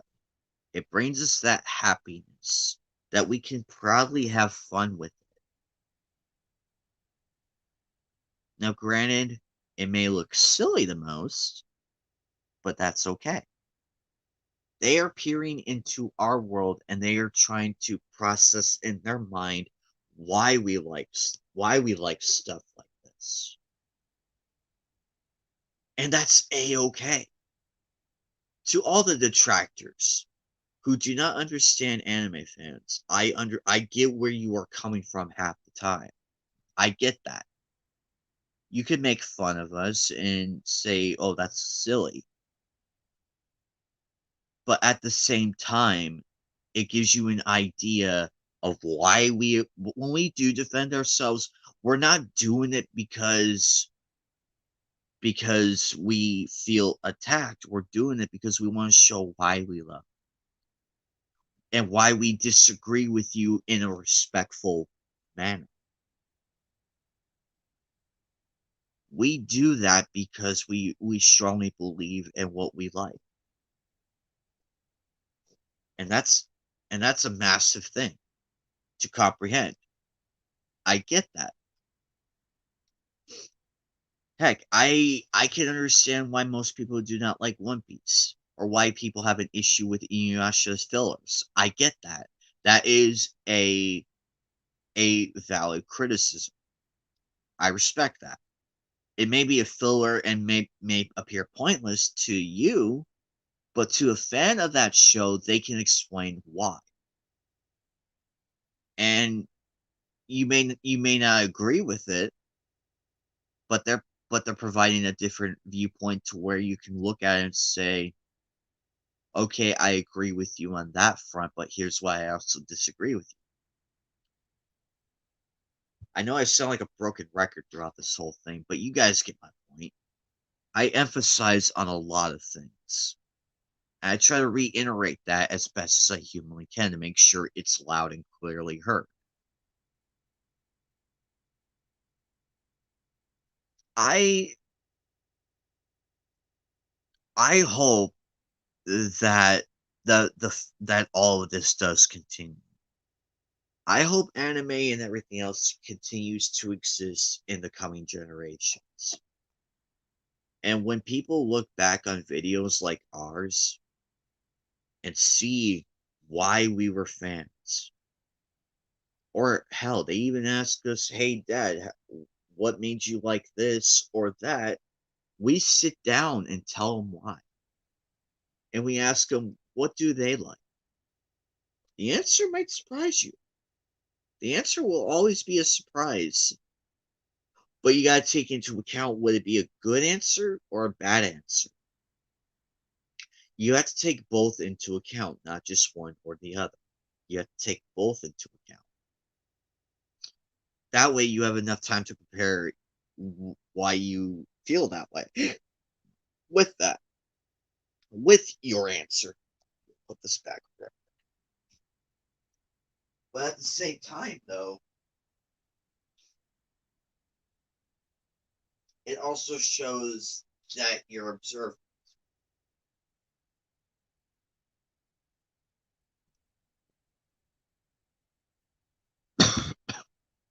Anyway,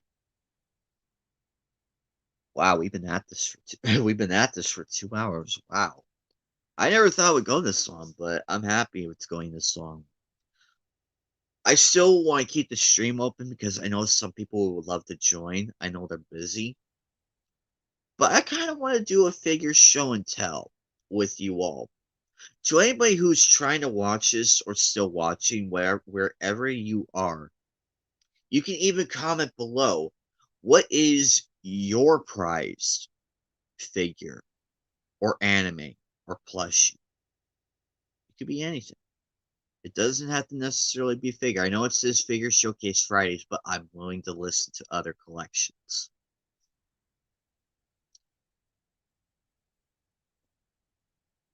Don't worry, I will wait. I'll keep going until answers are posted. I will keep going, and I'll look back on that.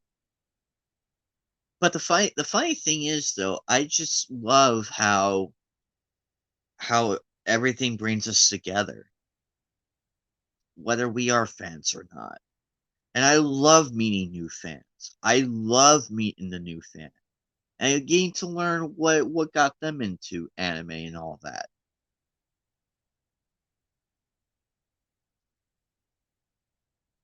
I may they may say something I may not agree with, but I'm still curious about that individual.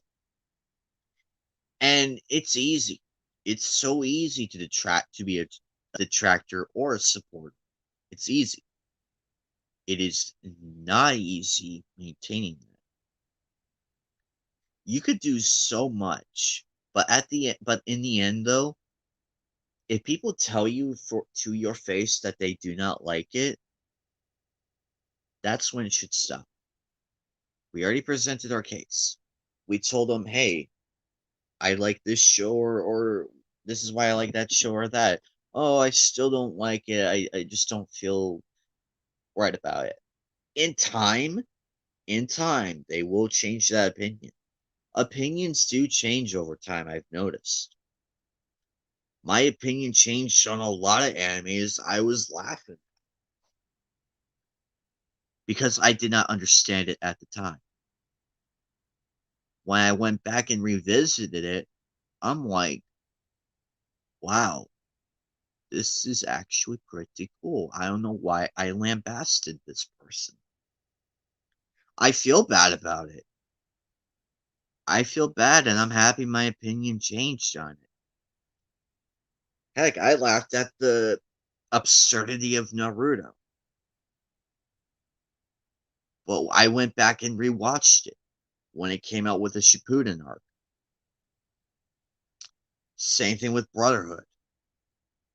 I laughed at it, but I watched it again because at that time I did not understand it. But when I revisited it a few years later, I could safely say I enjoyed it. And that's my point. Opinions do change. Heck, it could be the same thing with what we like.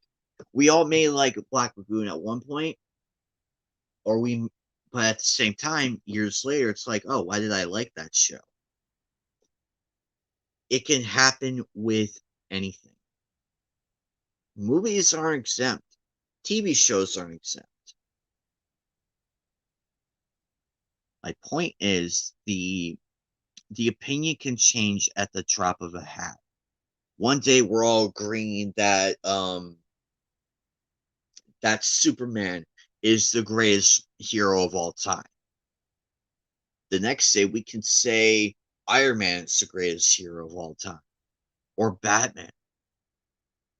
Our opinions change whether we notice or not. But when we're called out on it, that's a huge difference. And it does show. And that's the beauty of it. It's okay to have a difference of opinion. That's okay. It happens.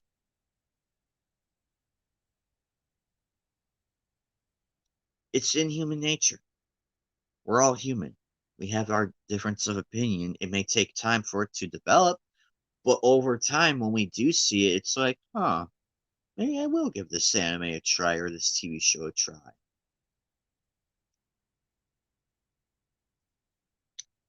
But at the same time, though, it may not change. We can still stick to that belief.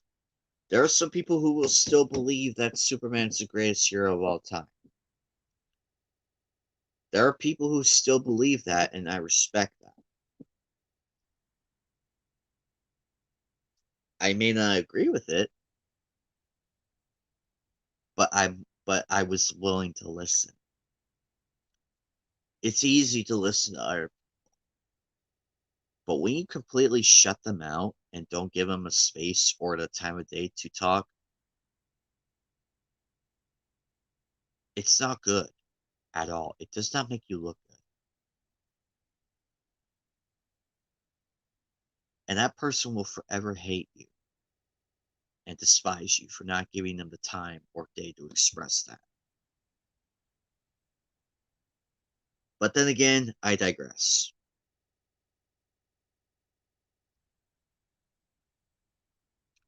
But what do you guys think, though? I want to hear your guys' opinions everything I just stated, whether it be in the replay or currently. I would love for people to look back at this episode and watch the entirety of it, and to also think for yourself. Think with your own mind, with your own viewpoint. I'm presenting mine in everything from what I just stated. This is solely based on my viewpoint. I know many people are not going to agree with it, but that's okay. That's A-okay with me. Because you have the right to think for yourself. That's it. That's all it is. And we're at the 2 hour mark. Wow. Um other than that though, I think my toughest figure to find in all honesty, I have to say it would be Sango. It would be Sango would be my toughest to find in person. Because when you look online and look in person, there's a massive difference. Yes, there are scalpers and all that, I agree. But it's the regular price. I think, and what's funny is Sango was probably, I think, my least expensive high class figure. She was only $15. Well, because the box was damaged, but that's beside the point. It's still in the box with everything in it. Her sword, the sheath, the hanchu, the boomerang, and Kiala. We all love Kiala. And I think my favorite, I have so many different episodes, I cannot pick favorites. It's so hard to pick a favorite. But I will happily say probably it's tied between the Sailor Moon and the Cyborg and the Black Lagoon and everything in between. It's a five-way tie between all that. And also, I think my most um, well-classed figure, probably by far the coolest one I've ever got. It's a tie between Ryoko and Shenyu. It's a tie between these two because of how detailed Shenua looks. I love how she looks. I do. I love how all my figures look. I know some of the faces may be goofy and everything in between. I have noticed some paint defects here and there, but I was willing to look past it and admire the figure as is. I take those flaws into account, but I still display them because I love it. And it's highly unnoticeable. You have to really look. You have to really look just to see that little flaw here and there. But overall, though, what do you guys think? What is, you don't have to necessarily be a guest on here. I'm asking you. You can post this in the comments. What is your prized figure? It could be unboxed. It could be boxed. It could be Marvel. It could be DC. It could be from Nintendo, PlayStation. Heck, even a video game character. Doesn't have to be anime. I'm asking you, the audience, and to the future viewers of this episode, what is your favorite collection? What is the one thing that stands out above everything you've collected in that collection? What is the one thing you can proudly say that is your most prized? The one you would never, ever, ever let go, metaphorically, if a house was on fire or if a tornado was coming your way.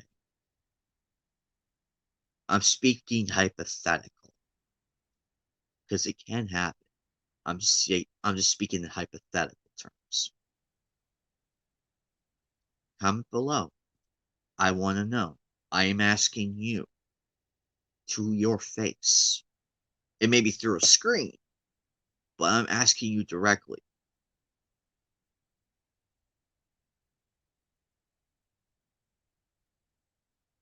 What is your most prized possession? Hell, it could be two things. You could have two prized possessions or five. I want to know. So fire away, everybody. Fire your answers at me. I would love to hear this. I mean, you don't necessarily have to be right beside it. If you are somewhere else, whether it be at work or out at the store or in your house or hell, even at the park or a mall, you can just straight up tell me. You don't have to present it. You could just straight up tell me.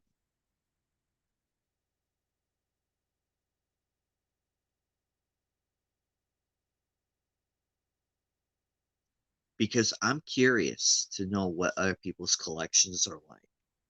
I've shown mine. Well, so far. I haven't fully showed everything. I haven't shown all my animes yet. Still working on that. Eventually, I will get to that. Eventually.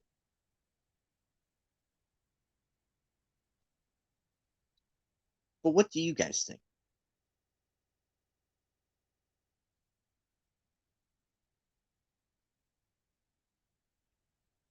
On top of that, I have one more question I want to ask, but I want to wait a little bit before I can ask it.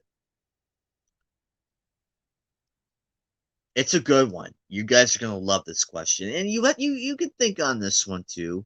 It doesn't have to be a straight answer right away.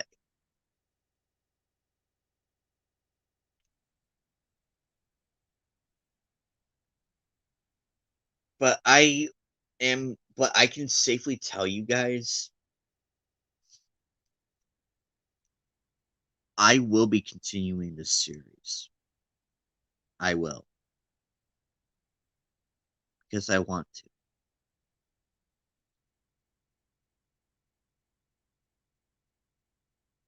Because I want to keep entertaining you guys and having. I've been having such a great time doing this. I don't care about the views. I really don't. This could have one view, maybe, or two, or 100, or 1,000. I do not care about the views. I care about if you guys like it or not. That's all I care about. It's your enjoyment is what I'm aiming for.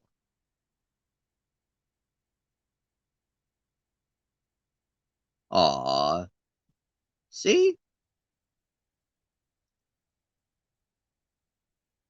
Hang on, I'll put that up. This is what I'm talking about, people. This is what I am talking about.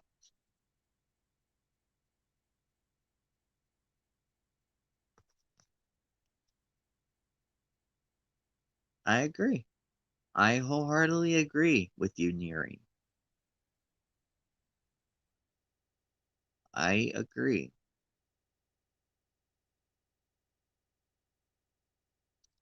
We all have tough times in our life. And that's why I love anime and everything else because it provided an escape for us. Our life may suck from time to time, but we try to find ways to find entertainment in our lives. Like with Neri, manga is what actually helped her. Hell, I'll pull it up again just to emphasize. Manga is what got her through the tough times at middle school, and I wholeheartedly agree with that. Middle school, junior high, and high school are not easy. It may be easy for some others, but for the rest of us, for some of us, it's not. Because we all come from different backgrounds. Many people fail to realize that. We're not all perfect. We have different viewpoints, different home settings. I don't know what is going on in that person's life. I don't know what their home life is like. And it's quite sad, honestly. Out of all the stories I've heard from my friends and those people I have met throughout my entire life, I envy most of them, but at the same time, I feel sad for the rest. I do. I honestly feel sad. Do they deserve that life? No, they don't. They're great people. We all have something we like in each other. Do I wish people had that life? No, I do not. I do not wish any ill harm towards anybody. I wouldn't wish it on my worst enemy. But how you push through that life is up to you. And Yuri's comment is that reason. It's a purest example right there of what I am talking about. We all find that enjoyment in life. That's why we love manga. That's why we love anime. That's why we love Marvel, DC, and TV shows like The Witcher, like Vikings, so many other shows. They provide us a wonderful escape from the bullshit that goes on in our lives. We could have a really rough day, whether it be at school or at work or family life, even. We want to get away to that because we want to just go to that world for a little bit. Even if it's a 30-minute episode or a 2-hour movie, or hell, even reading about it, we dive into that world. We might find similarities with it to our world, but it's the escapism that makes it all the more magical. And that's what's being attacked right now as I speak. Our escapism is being attacked on a daily basis. It bedevils us that this is happening. Neri has a point, and I agree with it. We all have different ways of escaping the harsh realities of the world, but it's getting harder and harder to do that with everything that's happening.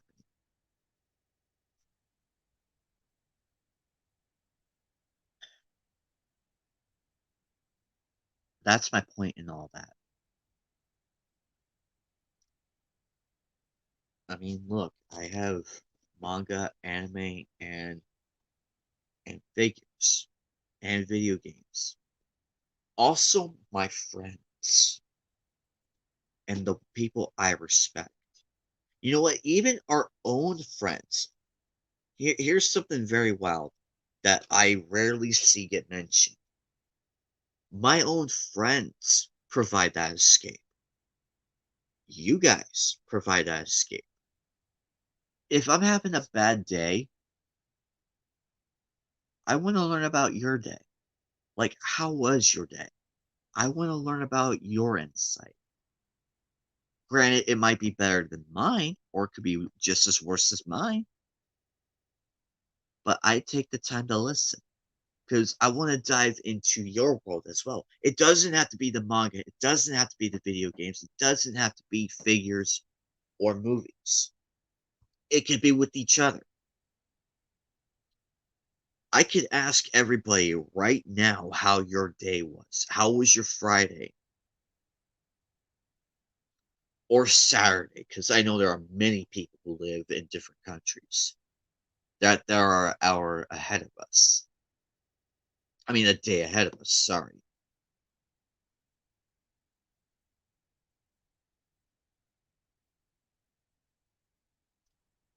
But that's just the way it is. We can provide each other escapes from the realities of our world and just hear about it. I mean, my day was pretty good. I was really excited to do this episode with you all and live stream it because I promised I would. If you had a bad day, this is your escape right here through Figure Showcase Fridays and the 100th episode celebration with the badass shenua. I know, but it is just so fucking cool.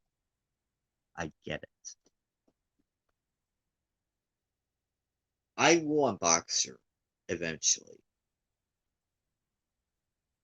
but I do love how she looks. Even the detail in the nails. Look at the detail on the nails as well. Oh, and also fan service, you bastards.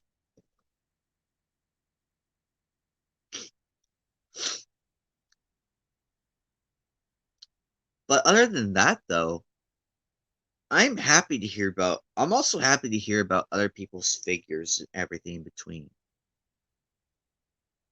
And the collections, like Neri just mentioned. It's stuff like that I want to hear about. And that's why I love doing this. Because I love sharing my collection with you all and just to talk about it. Because I care enough to share it. I could go on and brag like my collection's better than yours, but I don't do that.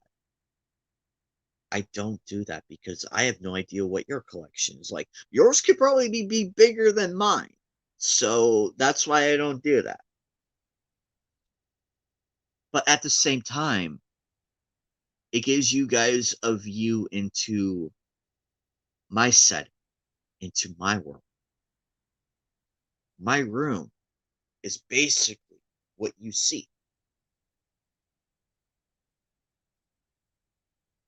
And it shows as well. Heck, I even wear shirts like these outside when I go shopping, or if I'm just going to, or if I'm just going grocery shopping with my roommate, or if I'm going out of town, like to a different city. I show up. I'm proud to be an anime fan. I am proud to be a gamer, and I embrace that with open arms because it provided me something worth enjoying in life, including my friends. I'm glad I have a lot in common with people I have never officially met in person. But I call them my friends because we all get along and we have each other's backs. And we have all the same interests. And we're from of different backgrounds. We all have different opinions. But I'm willing to look past all of that to befriend that person. Heck, you could be richer than me, and I'll still be friends with you. I care about that individual I am talking to right now. You guys. The person who's watching this right now, or the people who are going to be watching the replay. I care about. Fatal. Fatal. Hi, Yo, can buddy. you hear me? Oh, hold on 1 second. Give me 8 seconds. Hold on. I didn't even realize it was that low. Hold on. Okay, go ahead.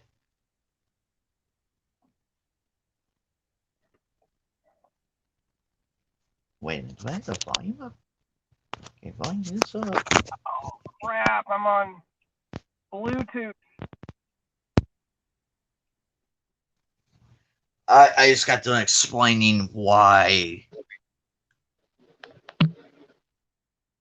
There we go. Uh-oh. Vale must have it. He'll be back. Anyway, the point is, I am looking at you, the viewer, and I can tell you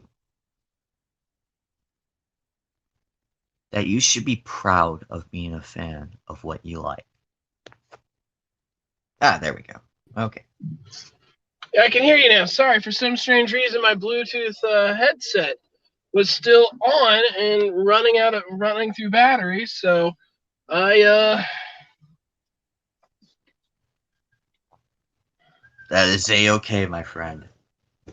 hold on a second. I need to pull over real quick. I just left the parking lot of my job.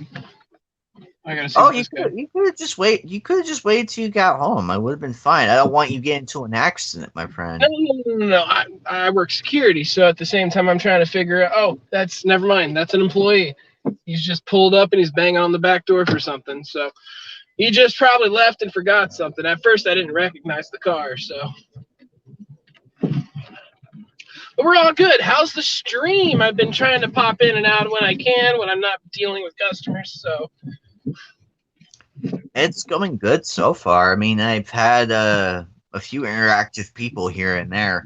I kind of started late. I was originally going to start earlier this afternoon, but I passed out though because I was so tired. I finally fell asleep. I was too excited. yeah, it just started raining. So hey, how about that? Finally, some rain. Hey, there you go.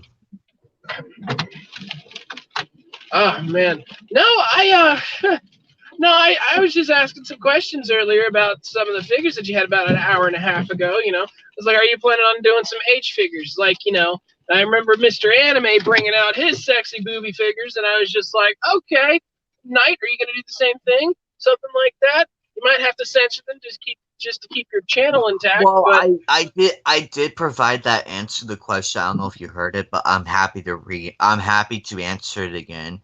I will be doing H figures pretty soon. It's just a matter of if I know them or not. But I'm willing to look into it though. I think the only sexy figure I have is from Domestic Girlfriend, but that's roughly it. Well, I mean, there's okay with sexy figures, right? I mean, I'm okay with sexy figures. It's about the nudity involved, you know. I'll probably do it. I'll probably do it at some point. That's on the cards of Figure Showcase Fridays. But like I said, though, this is the final episode of season 4. 100 episodes. It's quite exciting. I've been trying to catch up to some of your other episodes.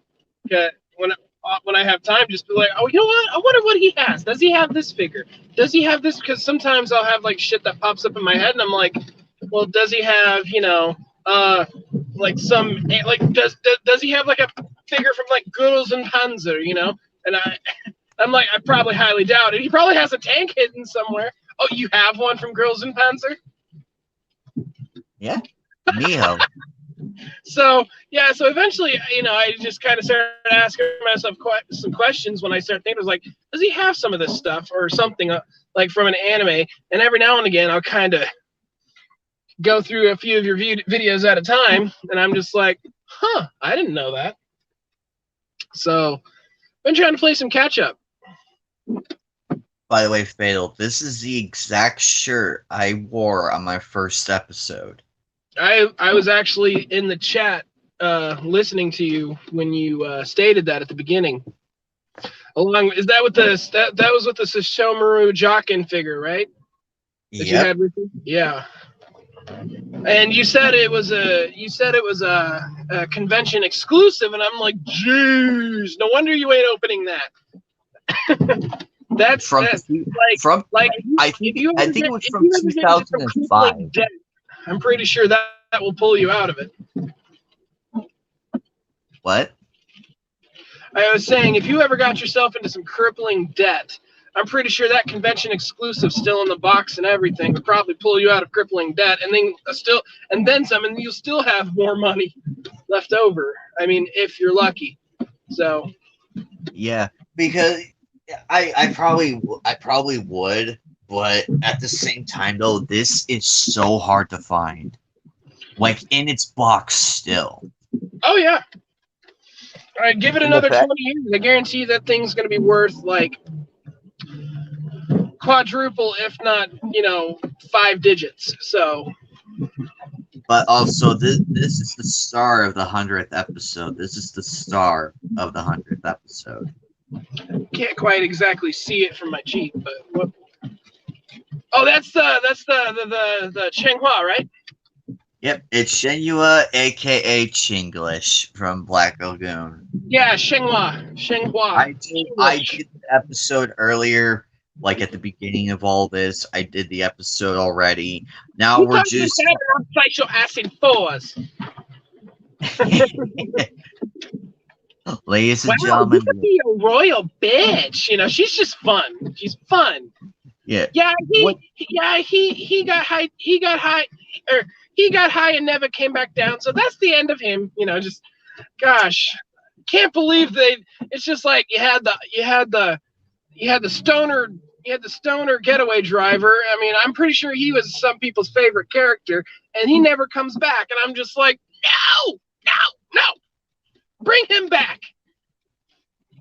And which is so ironic because she's affiliated with the Hong Kong Triad though, which is actually very ironic because she is proud of her Taiwanese heritage. Yeah, and we all know that history. I'm Taiwanese, bitch. She does the whole thing with it, and I'm just like, wow, she's funny and awesome all at once. Yep, and it's just so funny to me. Like I'm not gonna go into the detail of it because I rather have people look up why Taiwan and China hate each other. I'll just leave it at that. That's too close. I better back out and give her some space. Otherwise, she ain't gonna get in her car. I mean, I know she's skinny and all, but geez. But this is the point I'm talking about, guys. It's people like Fatal that look back on my episodes and watch it to see that it's just a morbid curiosity and why I do this series. I stated earlier I almost gave up doing this series. I almost gave up. I almost did. But it's the interest like what Fatal System produced is what's keeping this going. I am happy doing this because I want to have more. I want to do more with this and have more inspired people like Fatal System and Mr. Anime and a few others. What'd you say? You said something, but my screen cut out for a second. I was just telling the people of why Figure Showcase Writers is so important and why I love doing it. Well, you The said insight like, you just the insight you. Oh, go ahead. Fatal produced something. I'm like, the hell are you talking about? I lagged. Oh, that one. It's because why Fatal went back to you went back to my previous videos and watched them to see what figures I do have. It's that interest that keeps it going and why I do these, because I'm not bragging in any way, shape, or form. I love showing off the collection of figures I do have and the ones that are incoming.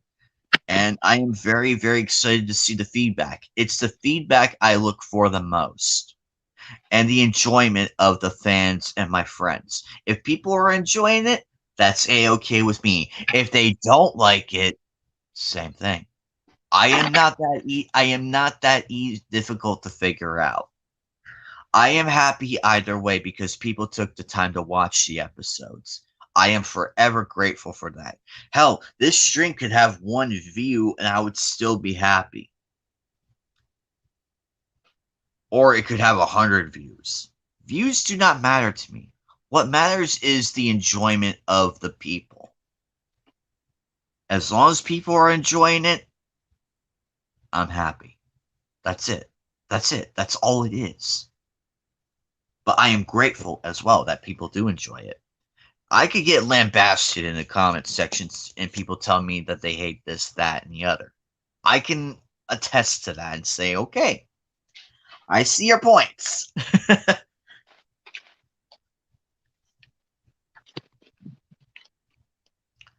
But yeah, though, a lot of people, and also I noticed your comment earlier about my Motoko Kusanagi and Bato figures. I noticed it too, which is why I was explaining it, because it's so hard to find them together in a box like this. Because we usually see them in their own separate ones, but I got this one because I liked it the most.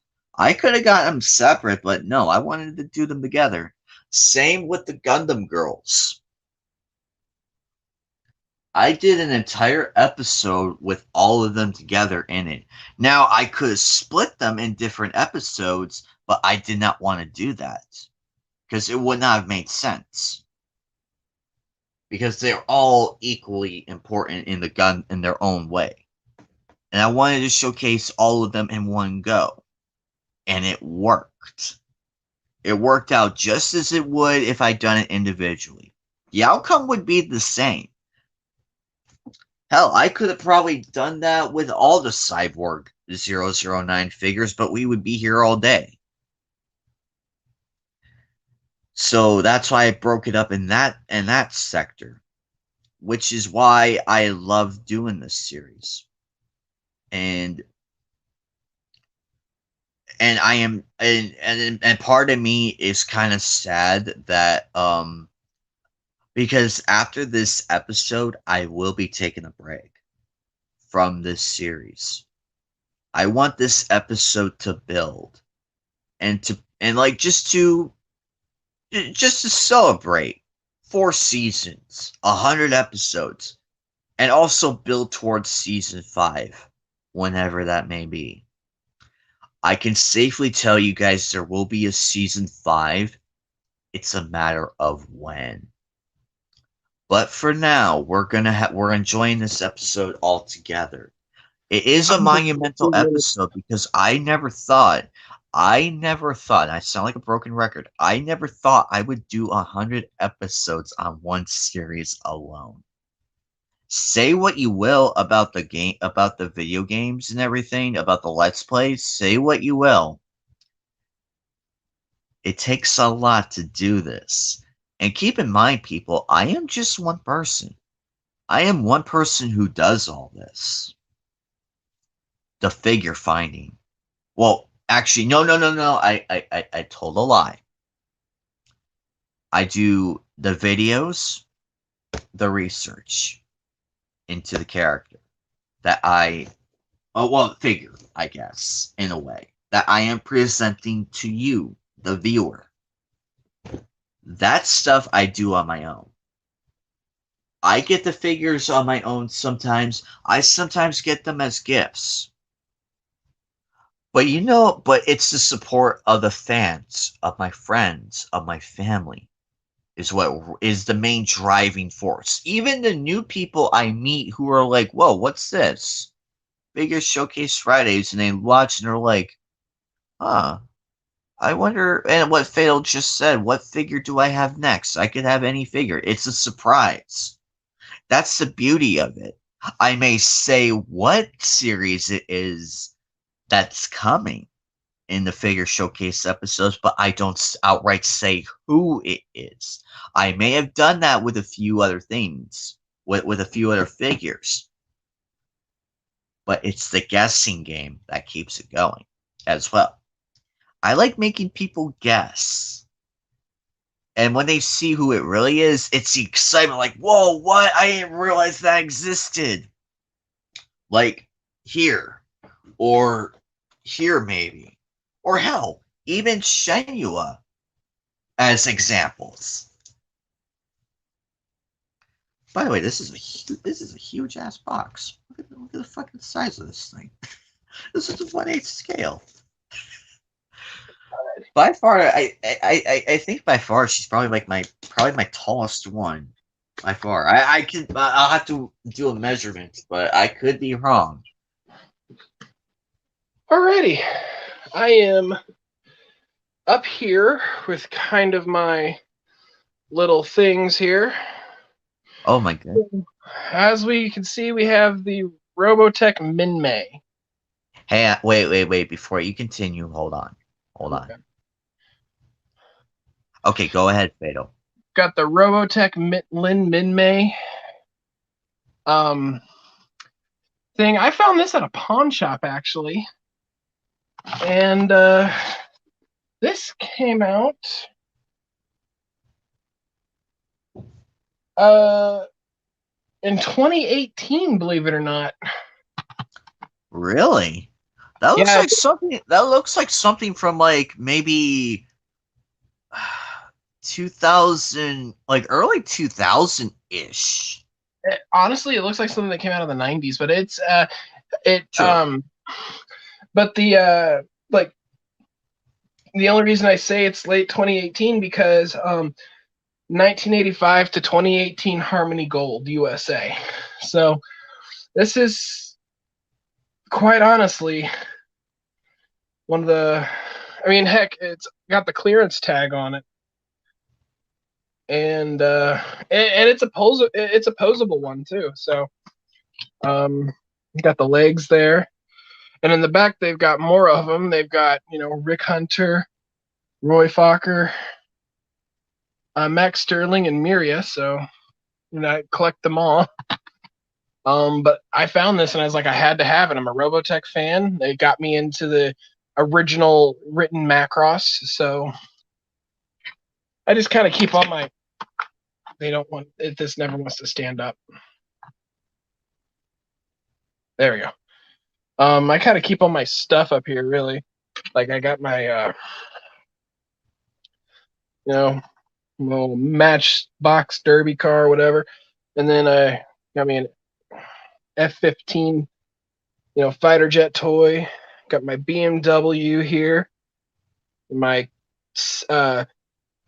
67 Camaro, James Bond's DB5 Aston Martin that does not have the little square in there. Of course, I had that car forever. Little Bud Light, and I got to be careful, otherwise I'm going to run into the ceiling fan with my head. So over here we have my RX-78-2 Gundam. The classic. So And I see Spike Spiegel, so I see him.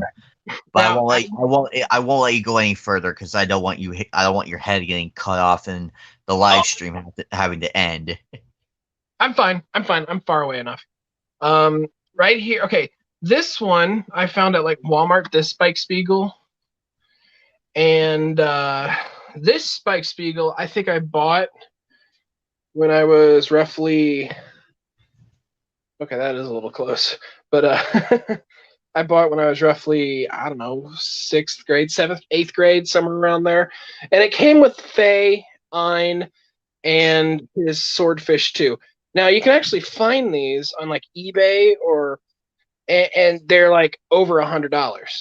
So, but I still got my Spike Spiegel. Faye basically had her tits rubbed off, and Oh no.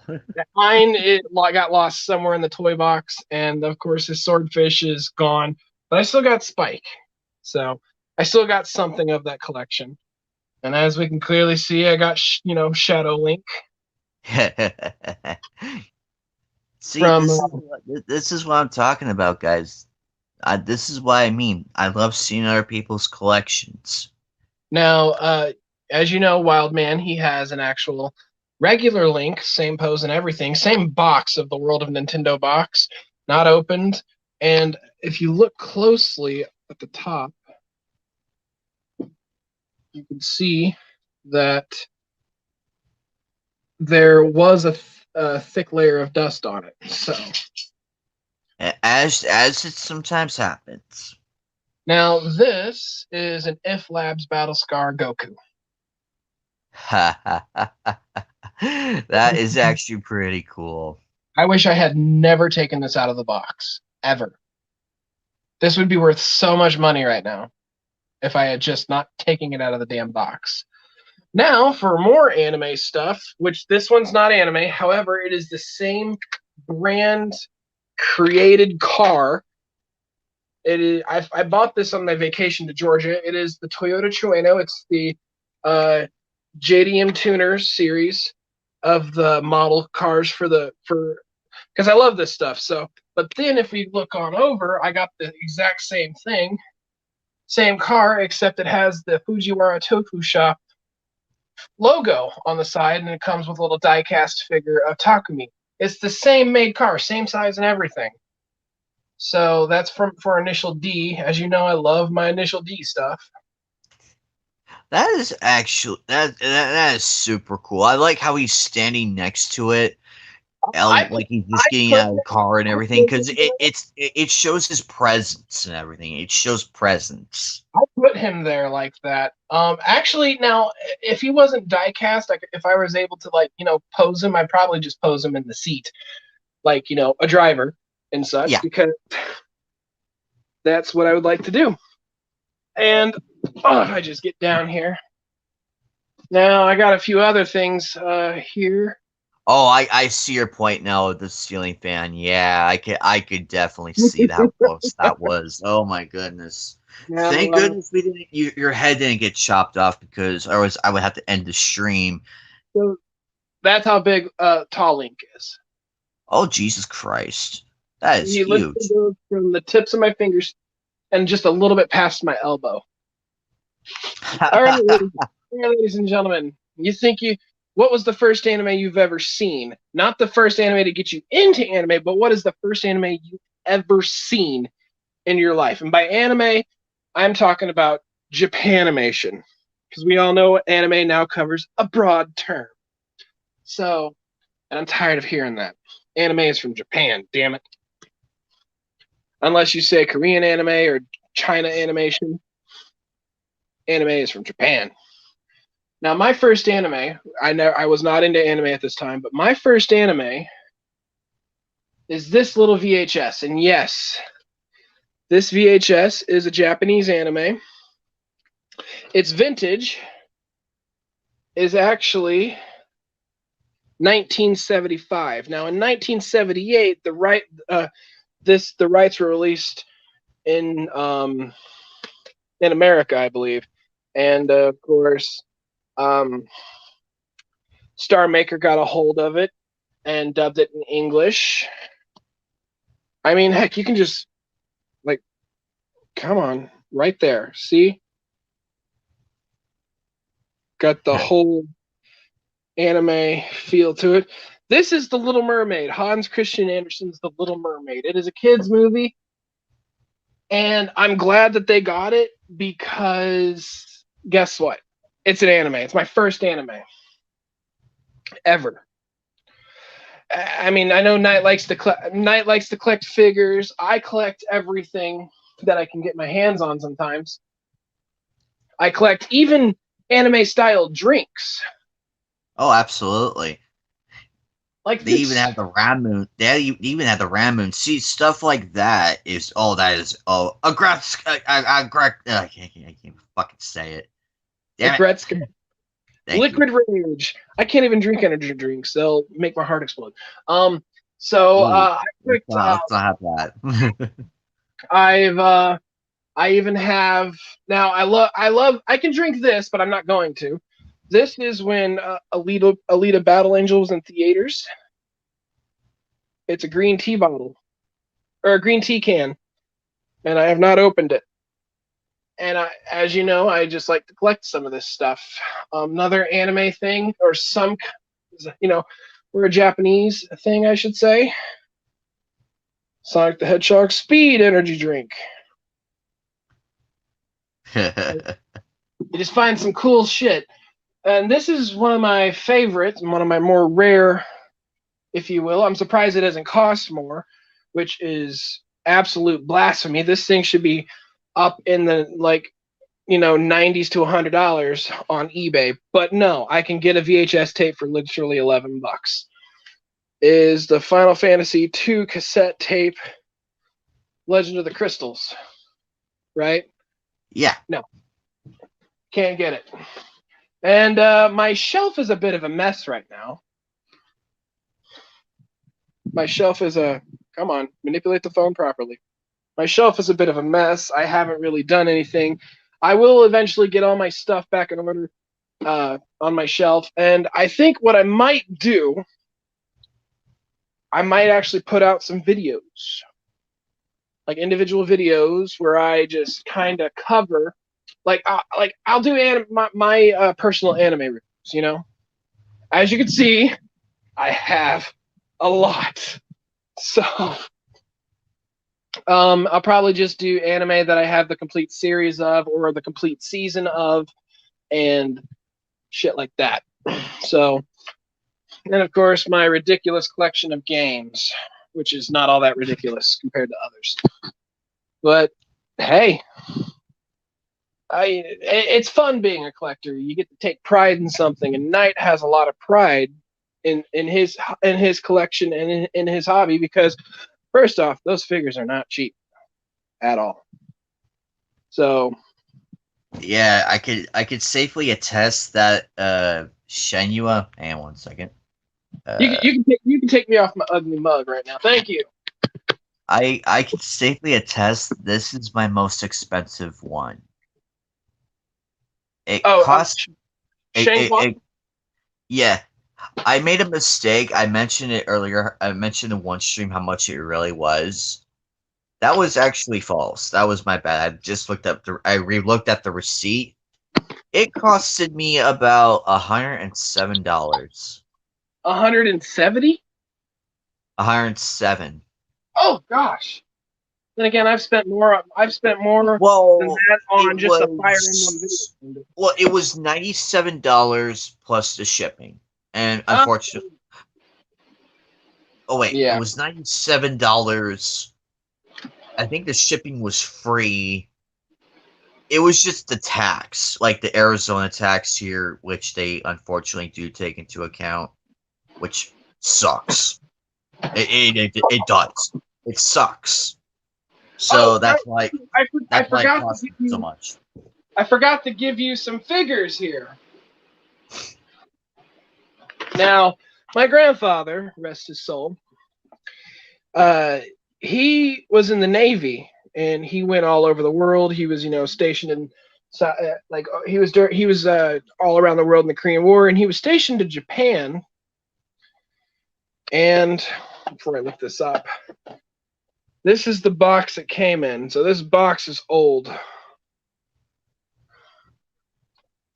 So, and I have these figures here. These are all Japanese hand-carved figures. And they are the Lucky Seven Gods. Hote, Fukurokuju, Benten, Bishamonten, Ebisu, Daikokuten, and Jurojin. So you have all of these. These are what he got when he was stationed over there in the over there when he was in, when he was stationed in Japan during the Korean War. So these things are old. Come on, phone. Manipulate properly. Give me a second. Ready. So yeah, these things are. God damn it, phone. You've seen it. Yeah. So yeah. But these things are old. They're. I guess you can call them figures, right? In a way, yes. Well, we Right? could classify. Yeah, we could classify it as figures. So you got some. These are very old, and I bet those are really hard to find nowadays. Oh yeah, they're literally like as a complete set. Like as a complete set. I know they sell them individually, but as a set. Honestly, I don't even like these by themselves. Might actually be worth a lot to like an actual collector. The only reason I got this is because I love, I like Japanese culture and history and lore. And my grandfather just so happened to have them. I was just like, well, these are cool. And my grandpa's like, well, you can have them. And I've had them ever since. And And like, see guys, this is what I am talking about. His grandfather had that collection and he passed it on to him. And Faye will most likely do the same thing with his kid. That's what I am talking about, or that's what I was talking about earlier. I'm hoping so. A couple weeks ago, but yeah, like last week when I was just bumming around the house, I was sitting here and I made my son a bologna sandwich. I was like, here, eat your sandwich, sit on the bed, let's watch some Escaflowne. He was watching. And that's So what I've been talking. And that's what I've been talking about, guys. he That's a doesn't pure example. he doesn't understand it, but In it's time, he will.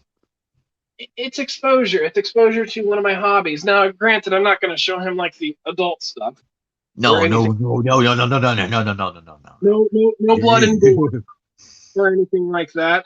But that's what I mean by adult stuff. No blood and gore, no scantily clad ladies, and stuff like that. He doesn't understand that anyway.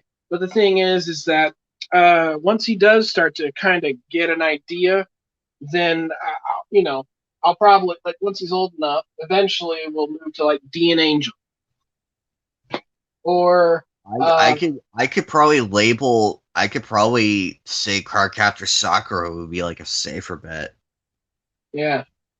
Um, Because it has that like it has like that magical girl I think transformation, different arc things, so I think we'll skip Sailor Moon because even then it's still there's an uncut Sailor Moon and even Sailor Moon. I think we'll skip that because even though it was a kids show back when we were kids, there's an uncut version of it, which is I guess bloody and violent or something. Not like gory or anything, but like there's blood, a little extra violence, and some. interesting. I don't know if that's true. That's just what I've been told. So we'll Well, see. I will have to look into that then. But you Uh, see, guys, this is what I've been talking about, though. This is what I've been talking about. And Fail showed his collection, and everybody else should showed me their collections at some point. But and he also showed that important set piece his grandfather gave him.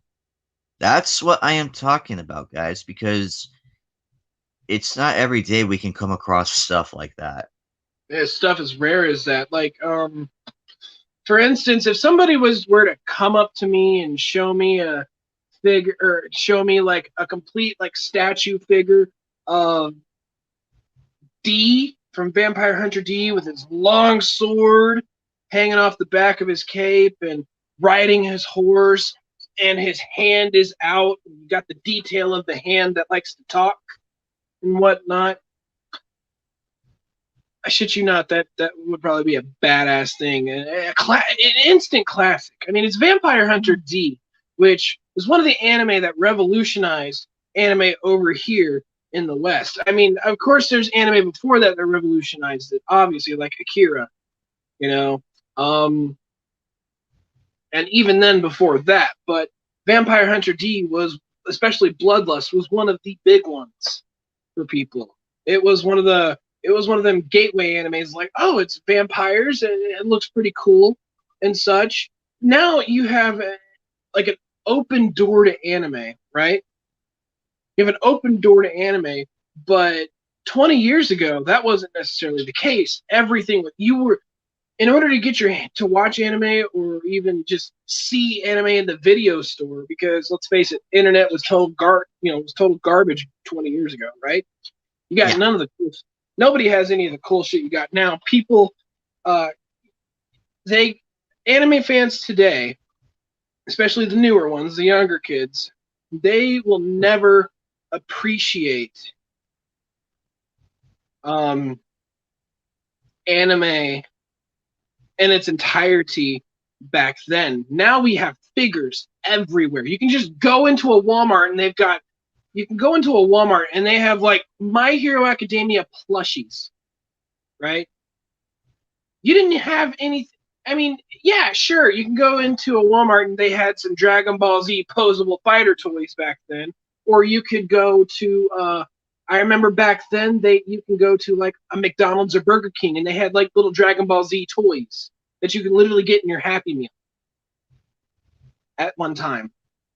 Uh, just little bitty toys and stuff. Pokemon, Yu-Gi-Oh still counts. Digimon, you had all of that stuff that you can get in Happy Meals, and it was so few and far in between, especially toys. Even toys were hard to find. Like even the If Labs toys were hard to find back then because there were so few and far in between, and they're such top quality work, especially.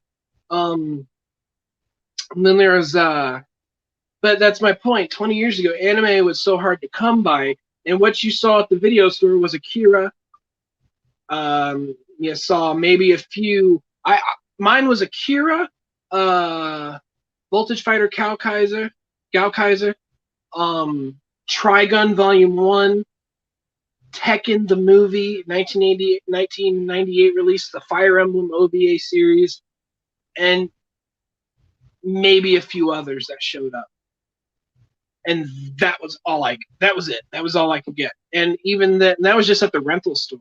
And even the anime section where I lived in, like Sam Goody at the time was what it was called before it changed to FYE.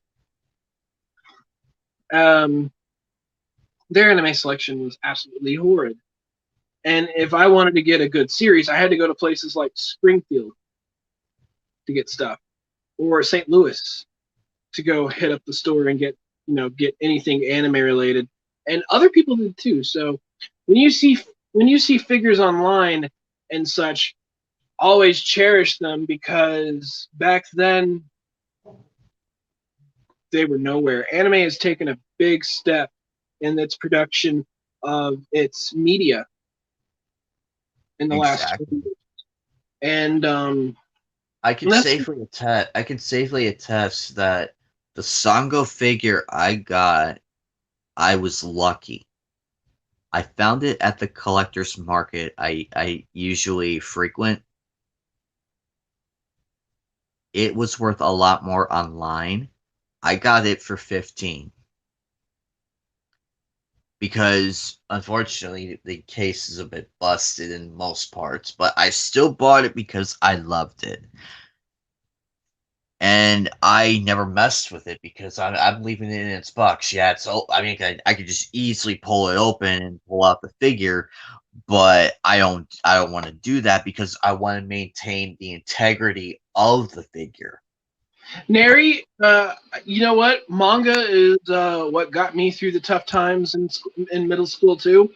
I read a lot of manga and watched a lot of anime back then. I didn't read shonen manga as much. I mean, I read Shonen Jump. Of course, I read Shonen Jump, right? I mainly read Shonen Jump because I couldn't come across the Yu Yu Hakusho manga. That's literally all I read Shonen Jump for, was the Yu-Gi-Oh manga and the Yu Yu Hakusho manga. And that's really all I read manga, or all I read Shonen Jump for.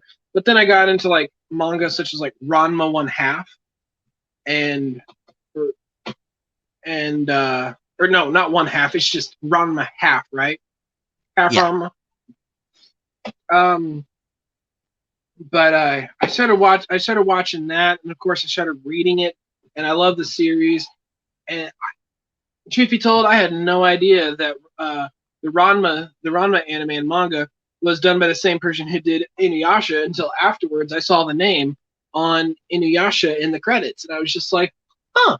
So I thought that was pretty cool, and it just kind of goes from there. I read a lot of manga. I used to go to a place that was in the mall called Walden Books at one time, and they've since closed down. In fact, almost any bookstore that was in the mall has since closed down. Excuse me. Whew.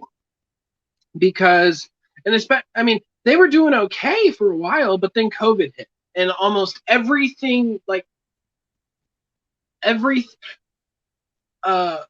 we used to have 3 or 4 comic book stores in this town, and all of them have gone out of business. So that ought to tell you something about the comics industry these days. And it was the same thing for the bookstore, and even the manga section in the bookstore was starting to fail in the bookstore, and it's because of our location. We're kind of the nowhere Midwest, right? It's not like Yeah. it's not like we're the middle of, it's just we're the nowhere Midwest, and that's why I take pride in my collections of whatever I get, right? Because I don't have the opportunity to just go to some big city, right, on a random weekend and just buy all the anime that I want or figures that I want. And that's why you take pride in the collection that you build up over time, because you appreciate it more. And people these days, especially the younger generation, and it's no offense to them, it's just the times, really. But they couldn't appreciate, or they probably wouldn't be able to handle what we know today, or what we have known for literally almost 2 decades now. I know I have a friend of mine, goes by the name of Wayne. He's about 20 years older than me. He's a really cool guy. A big Star Wars fan, everything. He was I was hanging over out at his house, and he was pulling out like Japanese video games that were never released here that he somehow managed to get a hold of. He got I think there was a Sailor Moon video game at some point for some console I've never heard of. And it was all in Japanese, and he even had movies that were in Japanese, like VHS and stuff, that were straight from Japan, like legit Japanese films. And he even had music, Japanese CDs, music from that were soundtracks of anime from back in the day. And I was just like, dude, how'd you get this stuff? And so it's really fun just to see where stuff comes from and how people obtain it, especially from back in the old days. Because for me, it was, I either had to, if I wanted to watch anime, there were 3 ways I had to go for it. Video rental store. Yeah. No, 4 ways. It was 4 ways. Video rental store, pawn shop, the video store in the mall, or Adult Swim. That's all I had. And, of course, Toonami. Yeah, I mean, that's basically all we really had, guys, back in the day. People like us who grew up in that era, and other people will tell you as well. It was, I mean, some people had it a bit better than others, I will admit that. Oh, yeah. But but we're just generalizing the location.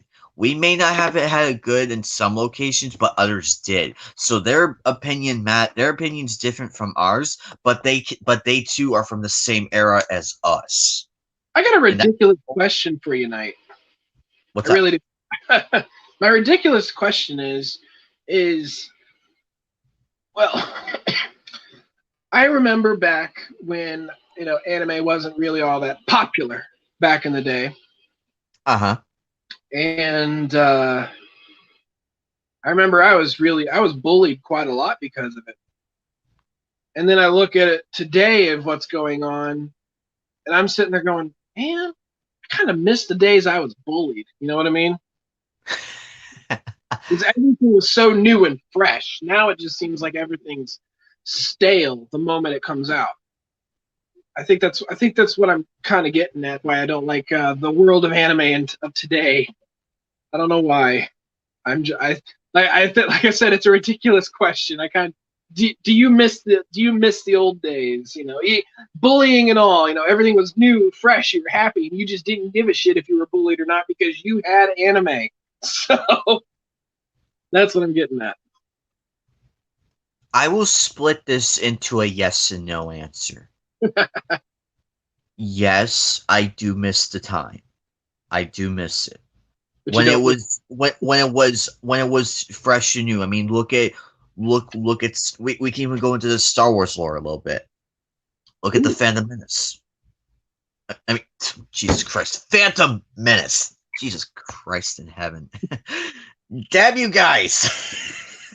Okay, Star Wars Episode 1. We'll just go with that. We'll just go with that. The prequel trilogy. People got bullied for it. I'll continue my answer.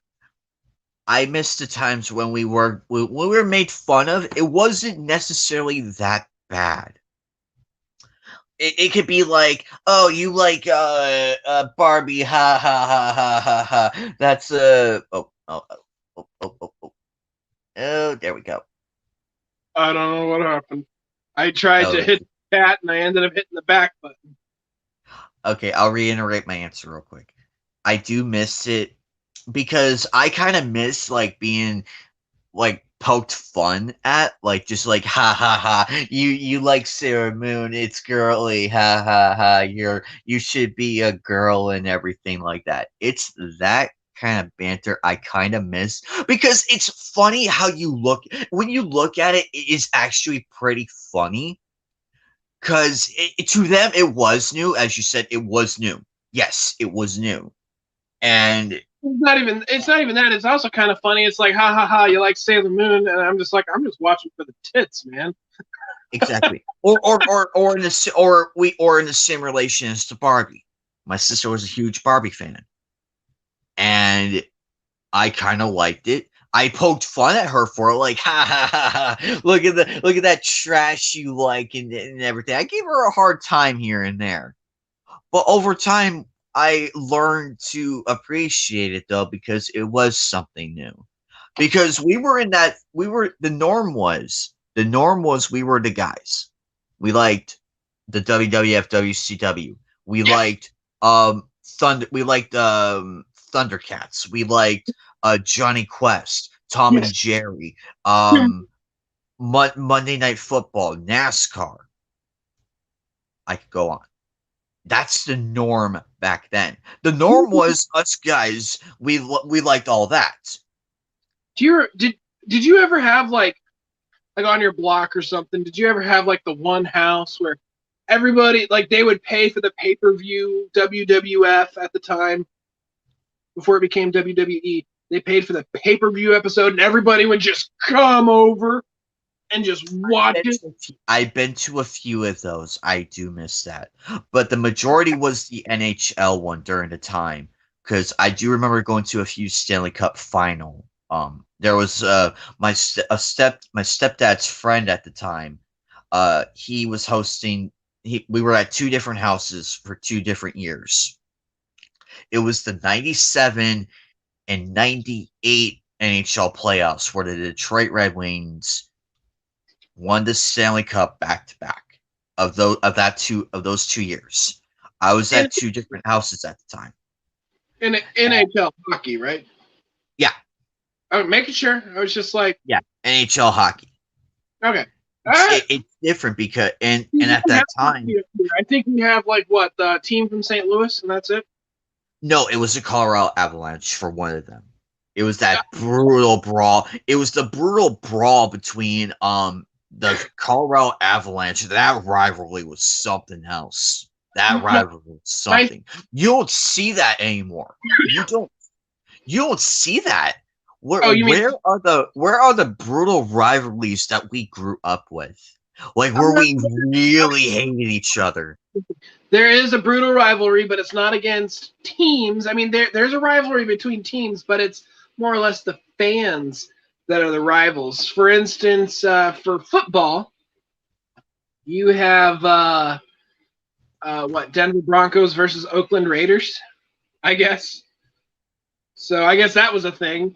And then here because we're between both cities, you've got what St. Louis Cubs or St. Oh shoot me freaking now St. Louis Cardinals versus the Chicago Cubs. That rivalry, like, let me tell you something. I went to go see Green Day back in 2005 at the St. Louis Savvis Center. It was Friday the 13th. I remember the day because why not? And they invited 3 people up on the stage to play, kind of, here, we're going to give you guys the instruments and you just kind of start your own little band, right? On stage. And so they did, which is cool. I would kill. I would kill to have that experience. To be And quite honest. Billy Joe took the mic. He's like, all right, man, where are you from? Remember, we're in St. Louis. And the kid goes, Chicago. The entire stadium booed him. I feel bad for him.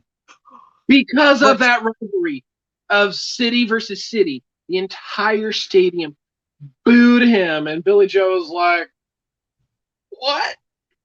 And he looks over, he's like, all right, now where are you from? St. Louis. And then all of a sudden, the stadium, yeah.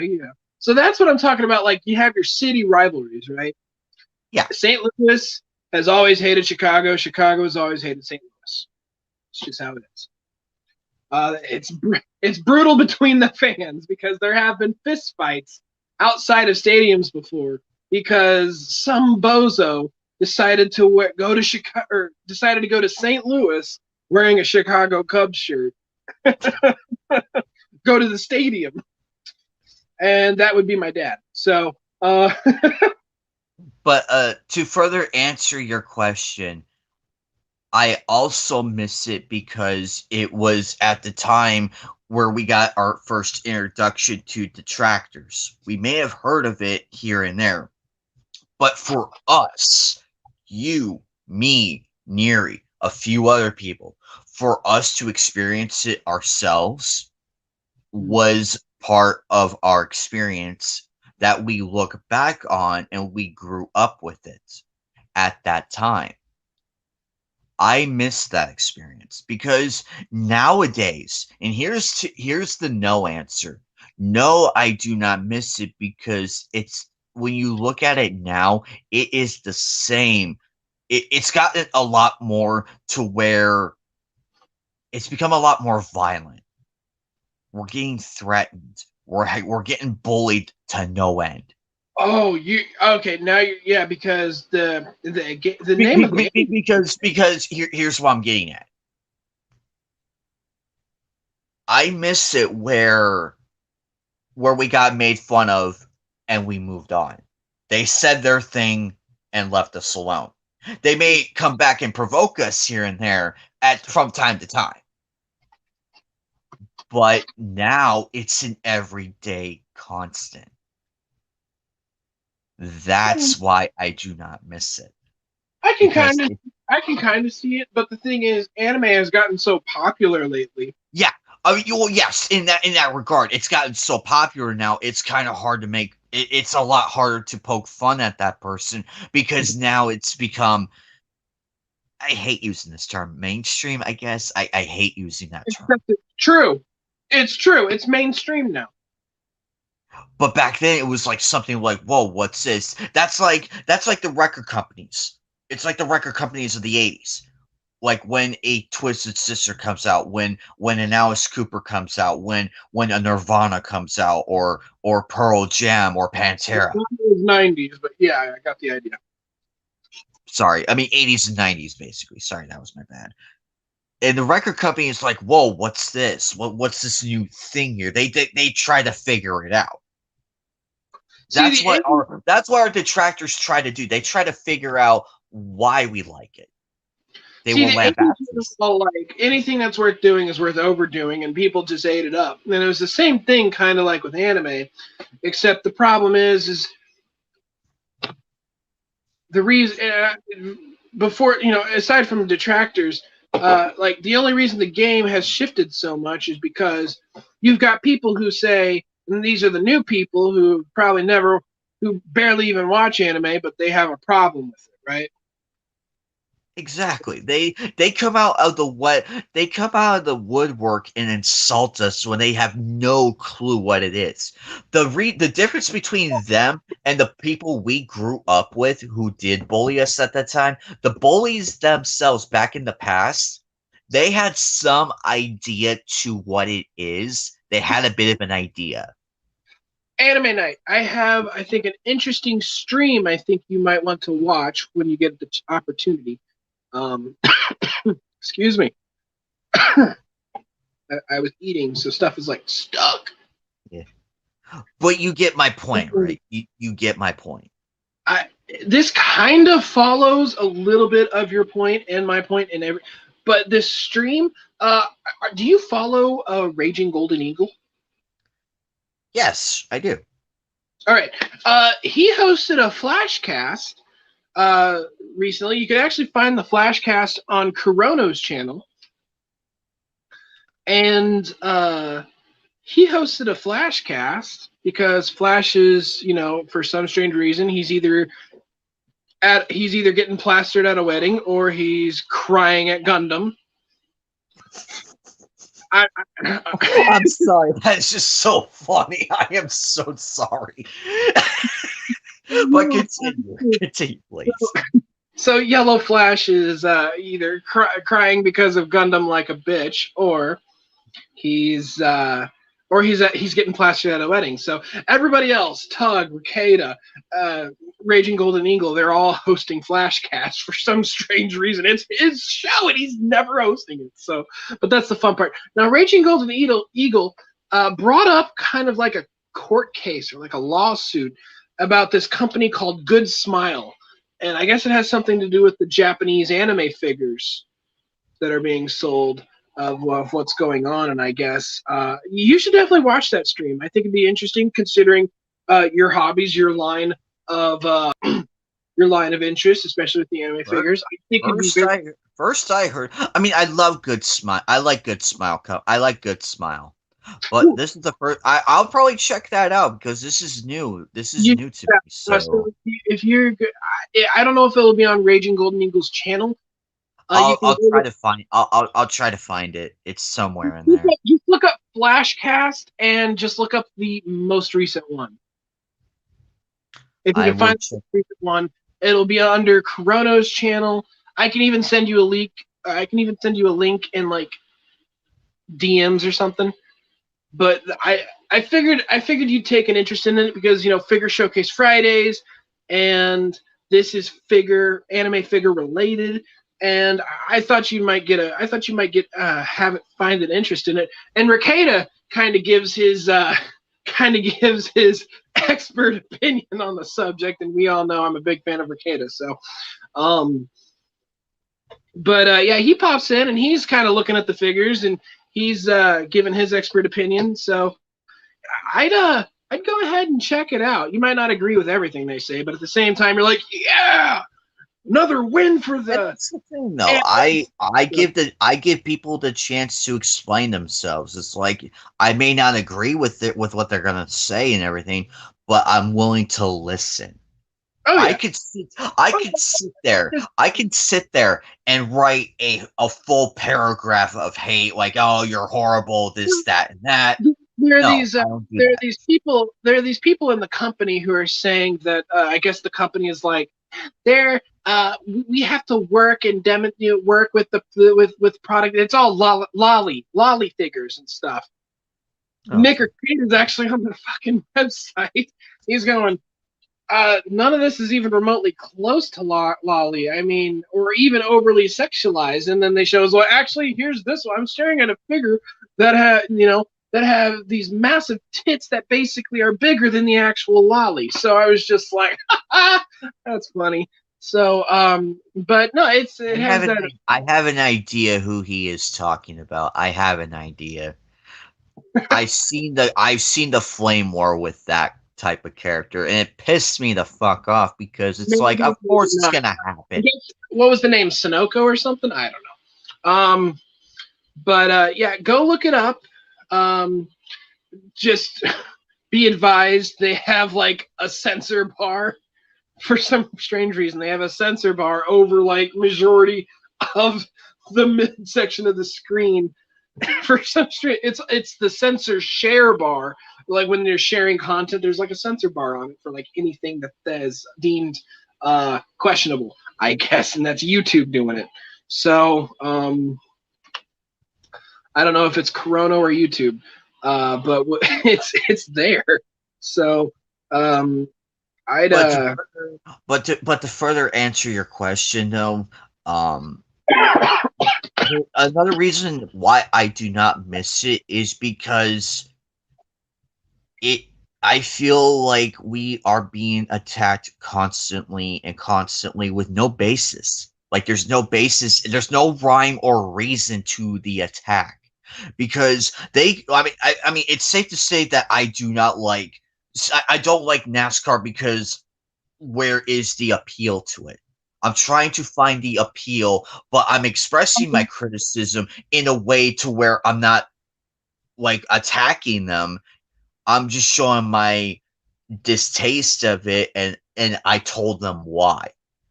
I There is no reason for why they're attacking us over why we love anime and everything in between. I think the problem is I'm like I think we've heard this a lot from like our parents and our Yeah. other people who are older. There's like Oh anime is yes, a absolutely. cartoon. It's for kids. Why are you watching kids shows? I don't know. And that's another reason. It's the same tired argument. It's Yeah, the same tired one. There's nothing new to it. These idiots may think that they're projecting like, "Oh, I have a valid argument. I have a valid reason why I hate you and why you like is like this, that, and the other." We've heard this shit from like you said, our parents. my dad was one of those. Why are you watching a cartoon? I don't know. Why is this? Why is the girl in the cartoon having her head ripped open or ripped off her shoulders? And I'm talking about Lucy from Elfenlied, by the way. So Exactly. It's the same tired argument with no rhyme or reason. I just watched a teenage girl get squeezed in Tetsuo's belly fat as he turns into a giant monster. I just watched I just watched Excel from Excel Saga rip open herself. It was funny, and then she gives the Hitler salute. That was actually pretty funny. I'll admit that. That was actually pretty funny. Has swastikas in her eyes. And then, let me see here. Oh, the Animatrix came out. Oh, it came out, what, 2001, 2003, somewhere around there? When the Animatrix, the first episode, the final fight of the Osiris. When the Animatrix come out, you watched a woman get her chest and blood from the other side. It was practically gory. What else? Oh, and of course you saw the blood and gore from the second Renaissance videos, which are amazing. But I read that comment section is quite interesting. I posted my thought on it as well. And I'm like, I don't want to be anywhere. I don't want to be if that were to come to be, I don't want to be anywhere near this planet when that happens. When Cowboy Bebop came out, the movie, especially the movie, it was there was a trailer for it on television, right? Oh, absolutely. I was like, oh, dude, Cowboy Bebop. I've seen this on Adult Swim. I've seen the whole series. This show's amazing. Dad, I want to go see Cowboy Bebop the movie. Or I want the DVD. Well, it's rated R. I'm like, yeah, so I've seen rated R films before. You have them. I've watched them. Yeah, I don't think so, son. And then because he saw the scene where Vincent Villaju takes his knife and slices open Faye's. Yeah. You don't see nothing. Yeah, that's he's like, but it's there. But it's there. Yeah, he's like, you don't need to be seeing no titties. And I'm sitting there going, Dad, I can watch Titanic whenever I want.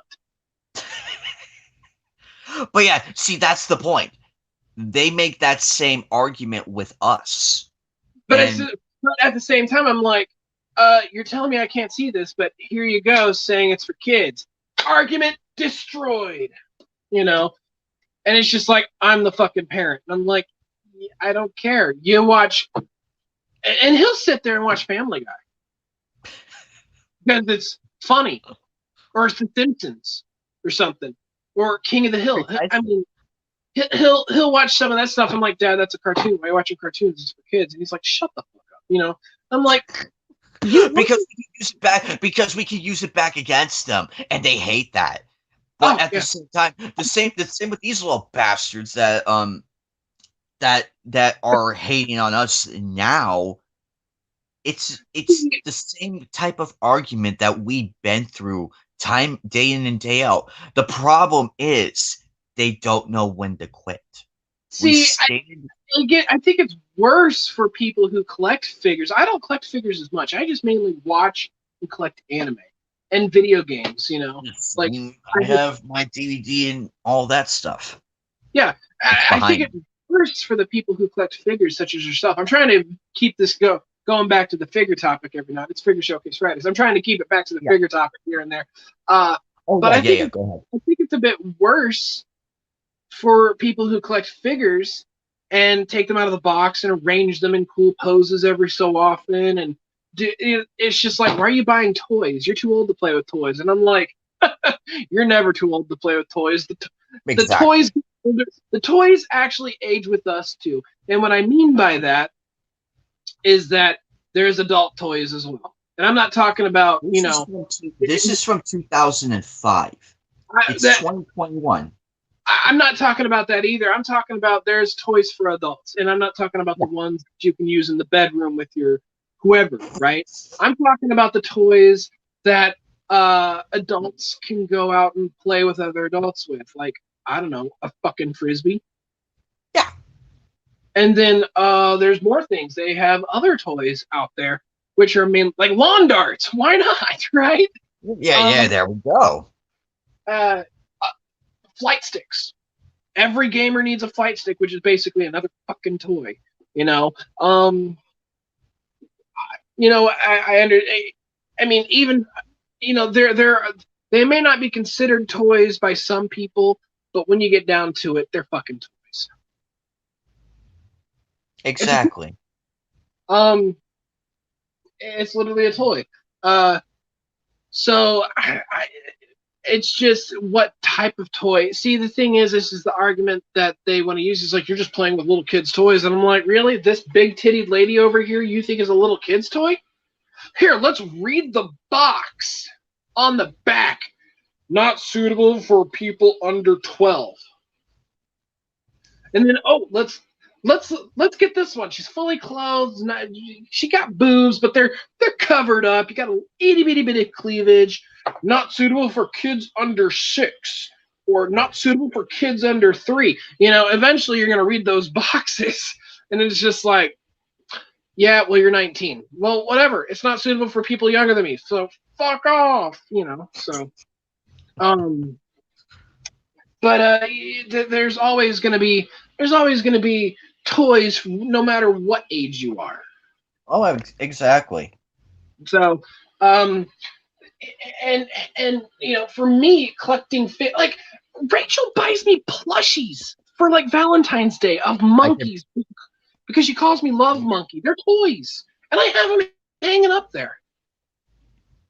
Toynami. No, 8 and up. 8 and up, considering that Inuyasha is actually rated for 13 and up, but what do I care? Yeah. So and that ties into your point. Yeah. Think So, you can have this, well, yeah, which is funny to me. It's like, okay.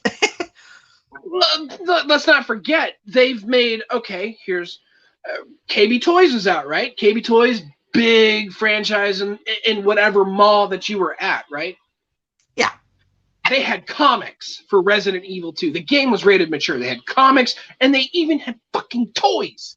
I saw the toys. I was there. I wanted them. But I was, they said you're too young for it. But that's my point. The toy itself was like not for ages, for obviously swallowing reasons, right? Yeah. But the toys themselves, they were there. They were the. If you're 17 playing Resident Evil and you're like, oh, dude, hey, let's get this thing. That's cool. They got Leon. It has the appeal of it. Yeah, they've got Leon. They've got Claire. For me, I remember having a Lara Croft. I had 2 Lara Croft toys. I had the Lara Croft toy, and she looked like the video game Lara Croft, right? And then I had the Lara Croft Angelina Jolie version. Of course, Jolie gets a lot of shit, but you have to admit she did make a decent. no, she made an excellent Lara Croft. Not a decent, she made an excellent Lara Croft. And I will take that to the fucking grave. I swear to God I will. But I feel like she was the. I know this is going to be an unpopular opinion. I feel like she was the only person who could pull off Lara Croft at that time. There was another person who could pull off Lara Croft. She actually did. Okay, and I'm going to bring this back. There is a TV series out there, as you know. I encourage people to watch. It's a good, and yes, just because we're in the pandemic and it's a show about a pandemic, watch it anyway. I was watching the show before COVID even existed, right? So it's a good show. You should watch it. It's been out for a while, and just give it a watch. It's called The Last Ship. There's 5 seasons long, but really the first 2 seasons are all you need. Now, I remember watching the first season going, this Rona Mitra character, you know, who plays Dr. Rachel Scott, she's got those eyes, sexy eyes. She's got the British accent. She's got the voice, the look. And I'm like, you know what? If she was like 10 years younger, she'd be an excellent Lara Croft. So I was like, you know what? Pause that thought. I'm on my computer, click-clacking away going, Rona Mitra, Lara Croft. Come to find out, during the 90s of Tomb Raider 2 and 3, she was actually a model for Lara Croft. Oh, wow. She was actually, there was like where they were trying to shill for the game, she dressed up as Lara Croft. She was one of the models for Lara Croft's character as well during those times. So I was just like, yes, I was right. Or my feeling was like, she'd make a great Lara Croft. Come to find out, she was Lara Croft, and I'm like, so that was exciting. So Rona Mitra, the original Lara Croft, in my opinion, and Angelina Jolie brought that to more of a life with Lara Croft. And this latest movie that came out, it was okay-ish. She was decent, but it wasn't Lara Croft, right? It just wasn't. Yeah. One thing I just want people to understand about the Tomb Raider games, and why I actually like the Tomb Raider reboot series. I actually like the first 2 games. I can't really speak much for the 3rd game because I haven't fully beat it. I haven't played it yet. Well, I've played it, but I haven't. I'm currently playing Shadow of the Tomb Raider, so See, that's what I'm talking about. I'm in the middle of it somewhere. I don't remember where. I think we're climbing a tower or something. And my thing is, I like to 100% those games because I'm just absolutely insane. So what I mean by 100%, I mean 100%ing the map. Oh, absolutely. So I 100% the map on everything. It's hard to do that, and I went back to the original ones. They're much harder. I never realized how much more difficult they are. Oh, you mean the 200%. Oh, you mean like on the 2013 Tomb Raider and No. I mean the PS1 version. Oh gosh, yes, those ones are. That's like when you play the new Resident Evil games, but when you go back to the original, my roommate will agree with me on this one because she did tell me on the car ride home the other night.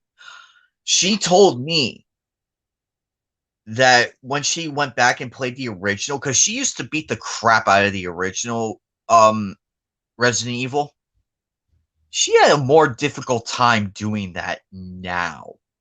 Yeah, for me, I beat, because I feel like the new Resident Evil games, I love what they were trying to do. I beat Tomb Raiders 2 and 3. And then I started playing, I played the 2013, and then of course I got my hands on Angel of Darkness.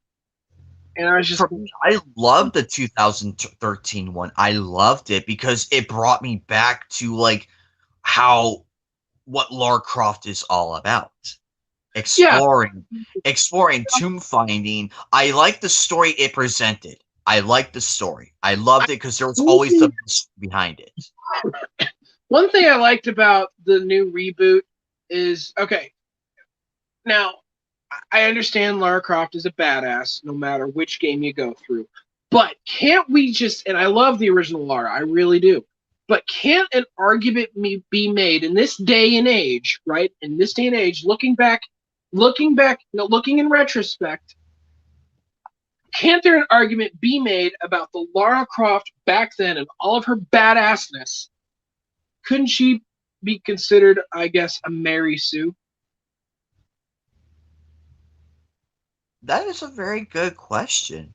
That's a good question. Guarantee you, I'm going to get a lot of blowback for that. But no, just think about it for a second, because Lara Croft, ultimate badass, able to take down tigers.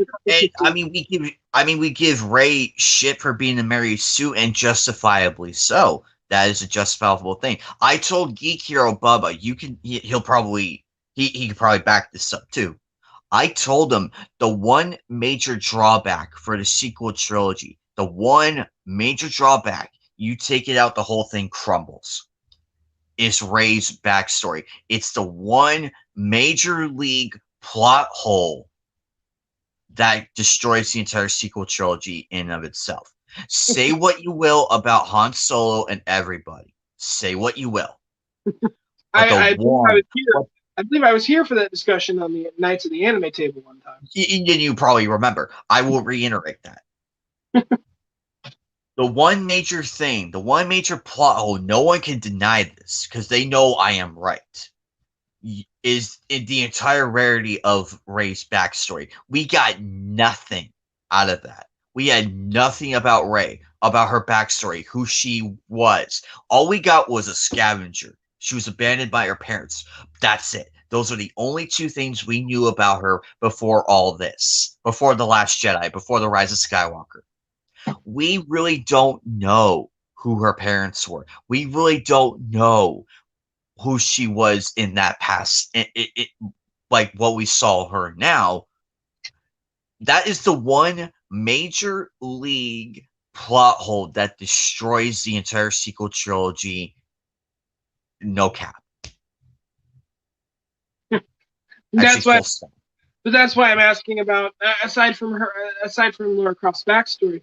That's why I'm saying, like, every time I played, Tomb Raiders 1 and 2, it just seemed like she was the ultimate badass. Sure, she ran into some difficulties and problems, but she never showed any true, like, form of weakness.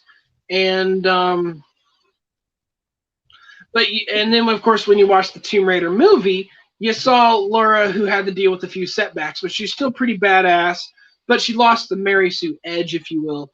And then when we get to the Tomb Raider, the most recent developed games, it's like, you know what? We're just gonna be brutal. We're just gonna make the archetype for the character Ellie that everybody wants to jerk off to for some strange reason.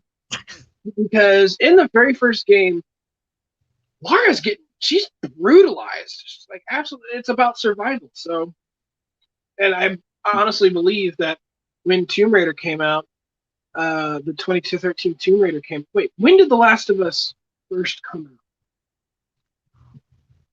It was Tomb Raider 2013.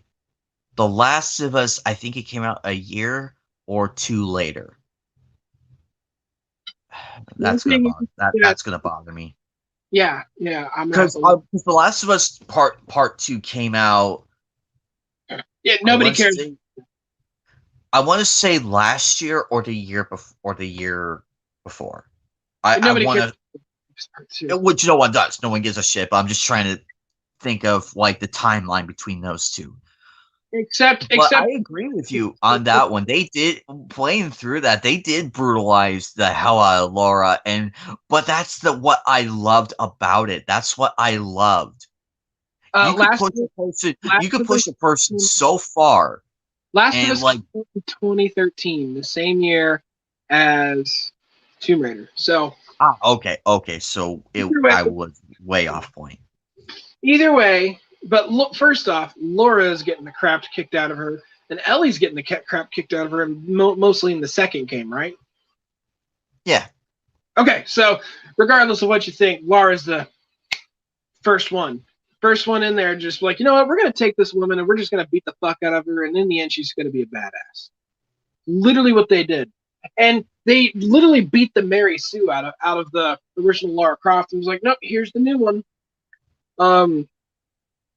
So that's what I'm saying. Isn't there an argument to be made that the original Lara Croft is a Mary Sue? That's my thing. But I know we're gonna get a lot of hate for that. I know, but hear us out. But hear us out, people. Just hear us out on this front. Before you send your flames and everything when you do watch the replay, before you send a hate mail, please hear us out. But I still love the original Lara Croft because, god damn, she sounds sexy. She's amazing. I swear, I think she herself, I think she might have been the one to revolutionize jiggle physics in games, right? So, yeah, or at least boob physics in general, or butt physics. So I think she was like she was the archetype for that whole thing of fan service in video games, because eventually we got the boob physics of Lulu in Final Fantasy X. And then of course we had the boobies of Tifa in 7, which were, people paid attention to. And then it keeps going so on and so forth until we just reading those comments about all that was so hysterical. I was actually having fun reading them. I had a good time reading that. Let's not forget, we also had the amazing physics of Lollipop Chainsaw. That game is actually pretty good. I don't get why people did not like it. I just don't get it. It was a weird game. I tried, but still. I still haven't beaten Zombie Elvis yet, so that sucks. But then of course we have the end all be all amazing jiggle physics that is on a rated mature game, which is 2B. Of course. Of course, I also like to call the name 2B or Not to Be Nude. So. Also, there is a Motoko Kusanagi figure. I'm not sure if this is the right one or not. There is one where you can change your bust size. Well, she's a cyborg. Hopefully that can happen.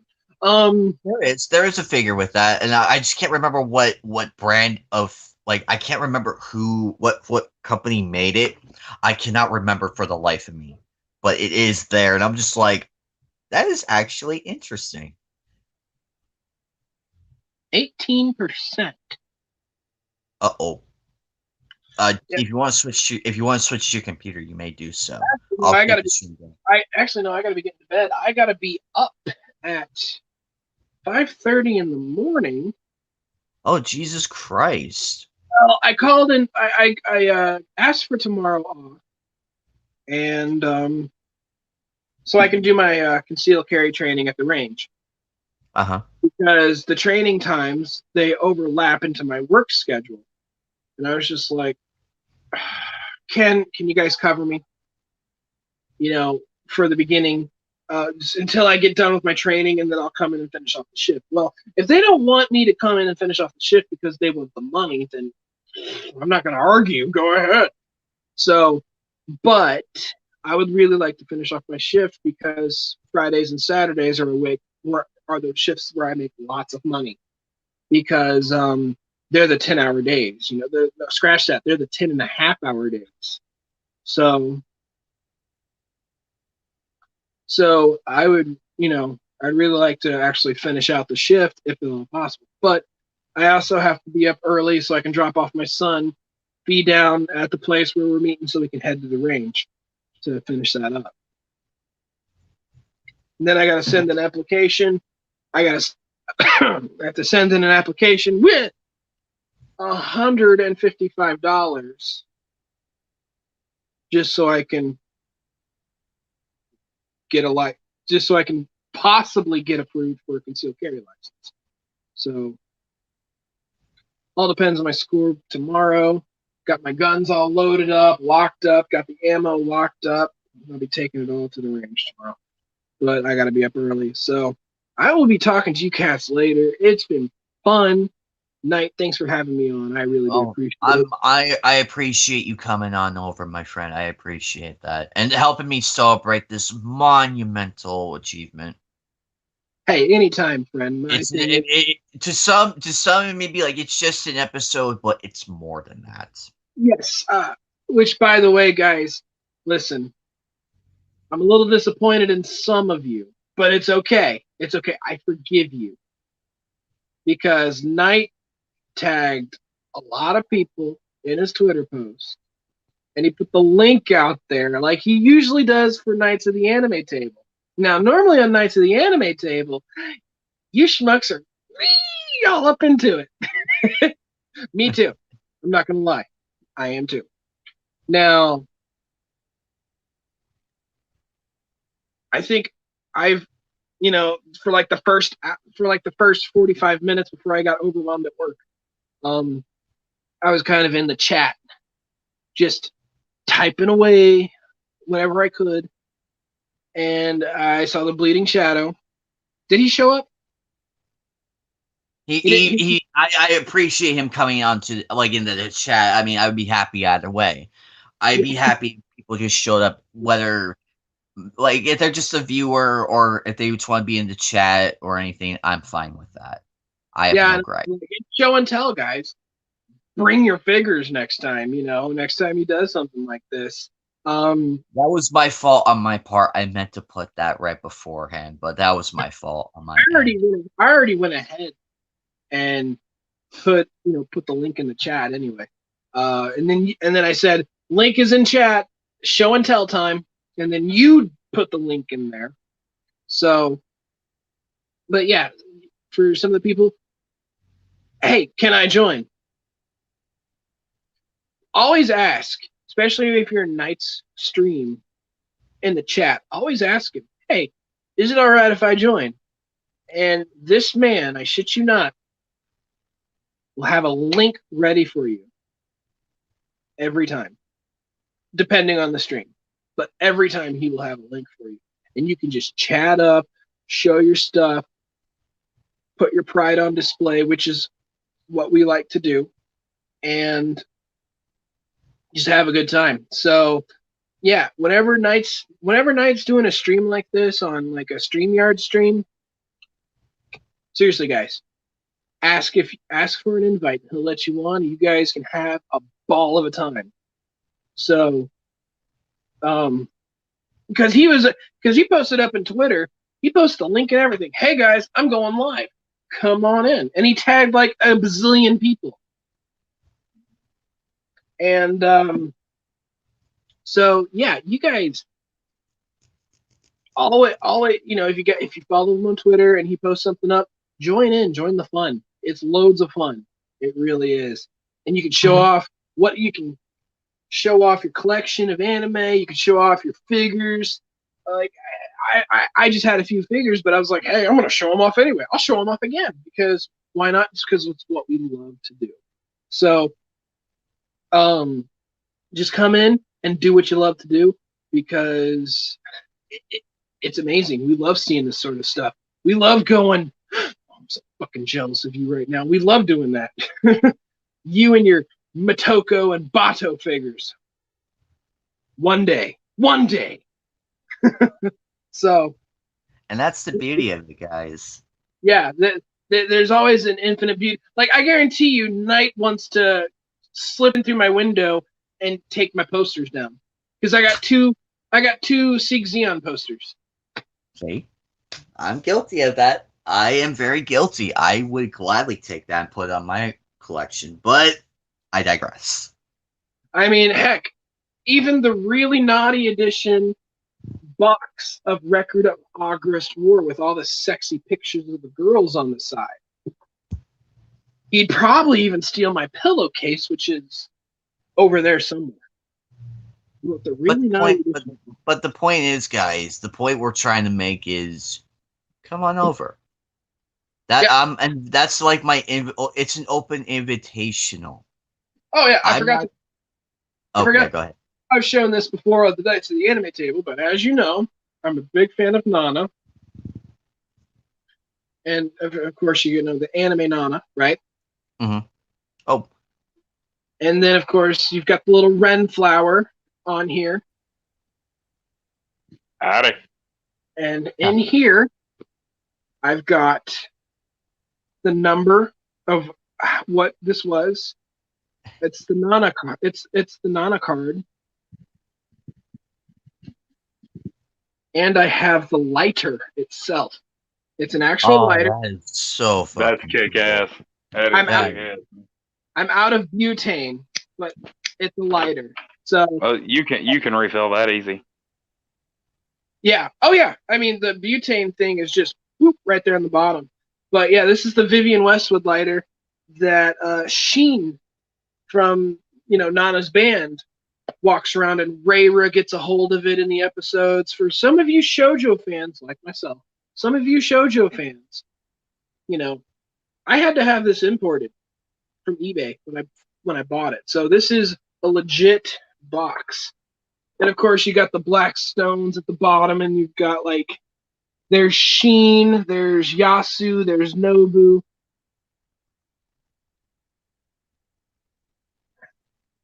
Nana ain't even on this. It's friggin' Ren.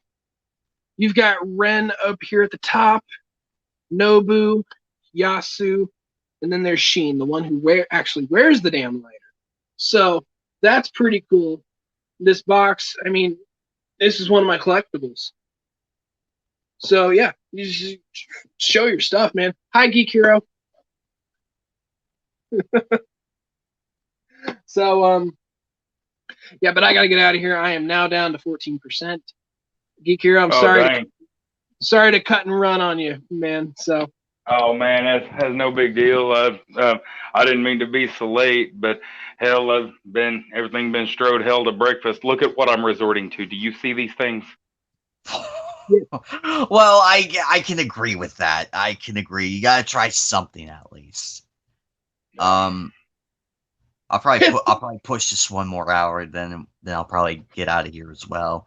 But I'll push. I could probably push it a little longer. Anyway, but Fatal, thank you for taking the time to appear on this monumental episode. I appreciate that. Hell, you could have been in the comments all night. I still would have appreciated. But I'm happy either way. I wanted to come on and show up some support, and, brag a little bit, and because that's what we do. So, Amen. So yeah, it's just loads of fun, and he's just, is that the Batu one? No, that's the Xinhua one, isn't it? Yeah. Yep. This is the Motoko. Bragging rights, right there. Bragging rights, just to make me go. Yeah. So bragging rights, right there. Oh gosh, if they actually had like lightsabers, Pris, and stuff, I guarantee you, me and Mad Matt would be fighting each other tooth and nail just to obtain them. Exactly. That is freaking sweet. But yeah, the star of the 100th episode, Shenua from Black Lagoon, the star of the show. But touch your accent. Oh, I'm sorry, she's so much fun.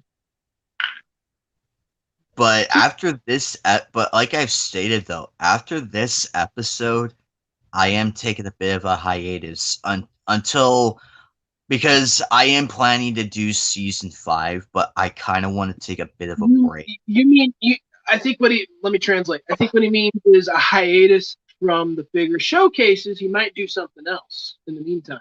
So keep your eyes open. Keep your eyes open. Keep those notifications on, because you never know what he's going to do. He might still do the Nights of the Anime Table, and we'll probably get to rambling about a few other ideas. He might show off his manga collection. Oh, I assumed that we were still doing Nights of the Anime Table. I thought the hiatus was just from the action figure showcase. That's what I think too. That's why I said let me translate. Hint, hint, nudge, nudge. Yes. We're just your friends trying to peer pressure you. Well, you guys are correct. It is just a little hiatus from Figure Showcase because I do want this episode to build up a lot of traction towards season 5. Oh yeah, hopefully, and Because I feel like it'd be fair because I keep cranking out episode after episode after episode. Even after the first 4 seasons, I'm like, maybe I should give a little break in between each season and let it build up to a new season.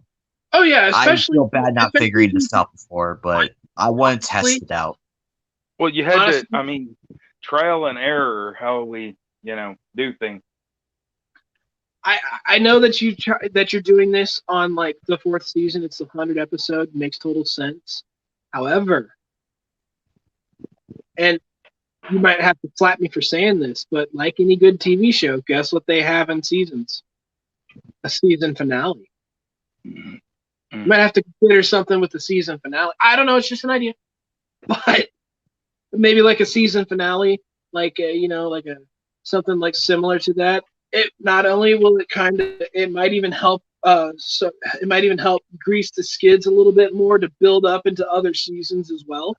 So you can even increase the hype on it more, right? Just be like, yo, guys, we're gonna be starting off with the next season, but we're gonna do like a little bit of a stream season finale sort of deal. But we're gonna hype up the next season with some pretty cool stuff. Some ideas. And I actually agree. That might work. So this is just the season finale of season 4. This is the season finale.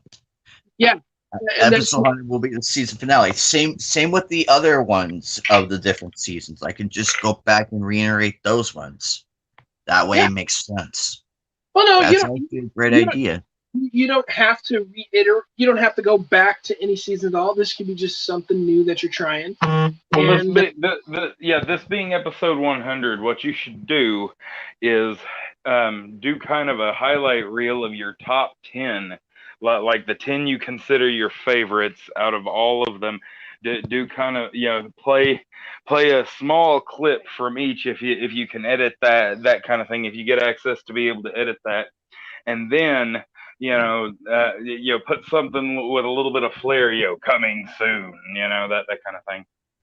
well, yeah, you can even do that, like a little bit of a preview, just kind of. But even then, like with like even when I mentioned some of your shorts, like for like what you could do for shorts, you can kind of do it I've been something. meaning to do that. Shit, I've been meaning to do that. You're correct on that.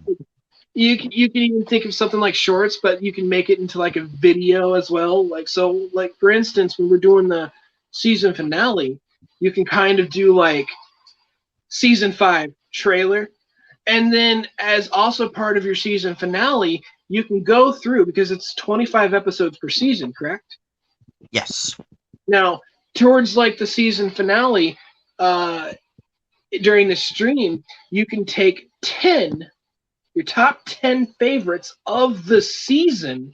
I know it sounds a little complicated, kind of, but you can take the top 10 faves of the season and you can kind of count them down and really get it going. And then you can also use that as a basis for other things. You can also interact with the chat a little bit. It's like, so guys, what kind of figures do you think would you like to see? If you, for those viewers who have seen some of my stuff, and Twitch streamers do this too. Now, not like in the way I'm suggesting, but they're doing this thing. It's like, well, I've beaten this game. Have you guys got any suggestions for any games? Please leave a like below. Not even Twitch streamers, but YouTube streamers. What kind of game would you like to see next? Or what kind of anime would you guys like me to review? Or what kind of figure would you guys like me to try and go for next? And it will be a surprise for those, because if there's like multiple in the comment section throughout multiple videos, eventually you'll get an idea of like, I haven't thought about that one, so I'm gonna go get this figure and be like, that's a great idea. I could probably do that. Get some random figure that some guy said, and then you're gonna go through. And I was like, now we've had a lot of comments in the comment section, depending on, and a lot of like, we've got some comments in the comment section. It's like, yo, I had a lot of comments of saying they'd like to see me try and obtain this figure or a certain figure. So I'm gonna and just kind of give a little bit of shout out during your premiere or during the video. You can give a shout out to the person who recommended it, and it's like just so in the comment they recommended it. This one it caught my eye, so I decided to go after this one. Is this figure right here, as suggested by blah blah blah. Oh. Okay, as suggested by blah blah blah. And this figure, and then you can just do the showcase as you would. It's just another mini idea. It's just another idea. Like with your stream and how you're doing it, there are so many different avenues you can take to try and I wouldn't spice it up or just add a little bit more, like just add more to it. And the more you add to it, I believe it will be more interactive with your subscribers. So I think that's what I'm going for. I do now that you mention it, I do have one prepared for the 101st episode for season 5. I have one prepared. I have a question prepared for it, so I will post that later on. Alrighty. So that's just a little bit of an idea. But I do get what you are saying, though. I was thinking about it. I'm like, maybe I should consult with a few friends and figure out from there. I'm glad I did. So I will take all of that into consideration. As far as the top 10 goes, unfortunately, I cannot do it from my phone. But if I had a laptop, maybe I could pull it off. Well, you can actually still do it off your phone if you like. With the current figures that you have, you just kind of either have them in the box or kind of like, for instance, when you've done your figure showcase for all your episodes and you remember your episodes, right? So when you do all your figure showcase episodes, kind of put like a little number, like a little loose leaf number square, just like EP 92. Mm-hmm. It's one of the favorites, right? And you can kind of do that, but also you can put the episode numbers, but then you can put another number below it. 1, 2, 3, 4, 5, 6, 7, 8, 9, 10. You can have all of them, and you can do like the countdown figures almost, right? Your top 10 countdowns.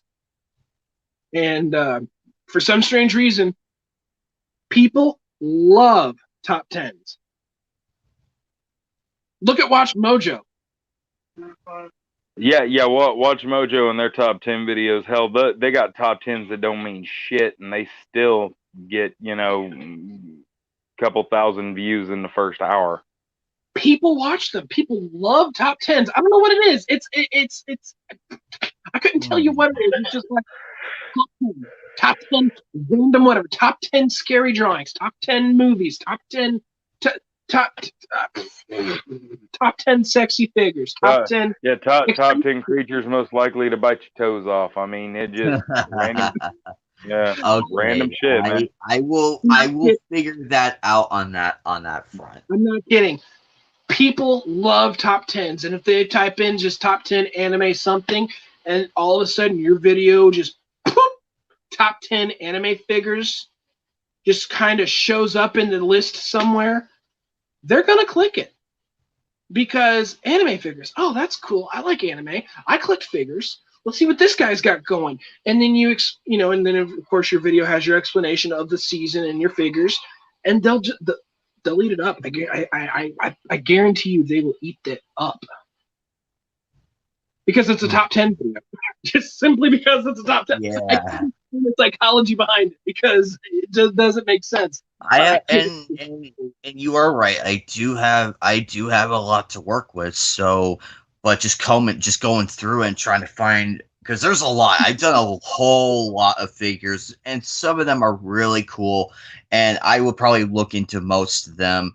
But I will look into that though. I will. Hey, Knight, when your channel gets bigger, if you need a marketing manager, let me know, okay? I've been meaning to do that with like the promotion of Figure Showcase Fridays. I've been meaning to do that, but I haven't figured out. My line.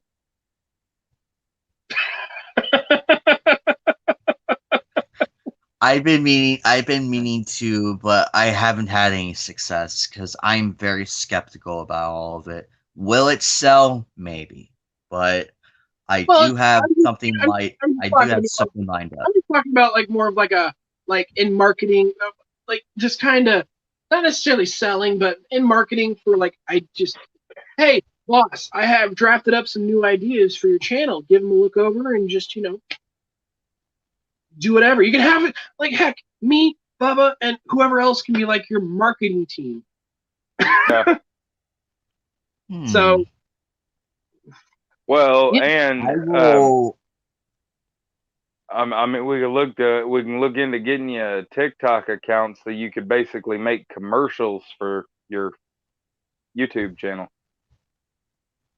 heck, Hmm. you can still do YouTube Shorts as the commercials for your YouTube Yeah, channel. well, yeah, because yeah, but you could make them on TikTok. That's what most of the TikTokers are doing. They're coming over to YouTube Shorts and just dropping in their old Shorts videos or their Huh? old TikTok videos. That's what 2/3 of the YouTube Shorts are. Really? I did not know that. Yeah, See, he's I good will for. think on that. He's good. and I will. He, there are entire people beating algorithms, making money on YouTube and TikTok by playing both. They're playing both. They're promoting on Instagram and Twitter, and what they're doing is, for every say 5 videos they do, one of them is their actual content. The others are cute animals or news clip reels, that kind of thing. And they are literally playing to the numbers, even though their actual content is the stuff that gets seen the least. They're making the most money, or they're making money because they're fleshing, that they're plugging all this other stuff. And then eventually, once they're big enough and people start to see them and hunt them down, and and seek them out for what they actually want to do, they drop all that other stuff, and then there they do this. Interesting. It's I it's will kind of a see. cheap shot, and it takes a little bit of time, but it's still a valid way to get there. yeah, and if he wants to go the honest route, I'm pretty sure he could still get there because at the same time, dropping his commercials on TikTok, and even then doing it again on Shorts at the same time, he could. I mean, Shorts on TikTok and on YouTube, they first off, there's no revenue in them at all, but Well, they gather attention. So it's a way to bring in more viewers, and that's yeah, what I know. I know I know Knight doesn't necessarily care about too much about viewers in general, but it's a way to get your content and kind of get what you. It's a way to bring people with the same like-mindedness into the culture and into the hobby into your channel, and it's a way to gather interest. It's a way for not only you to get ideas, but it's a way for fans to go, oh, that's really cool, I want one. I'm gonna go do this because I want this figure because Knight has it. How much is it? Holy crap, I better save up. Or you know um it's real.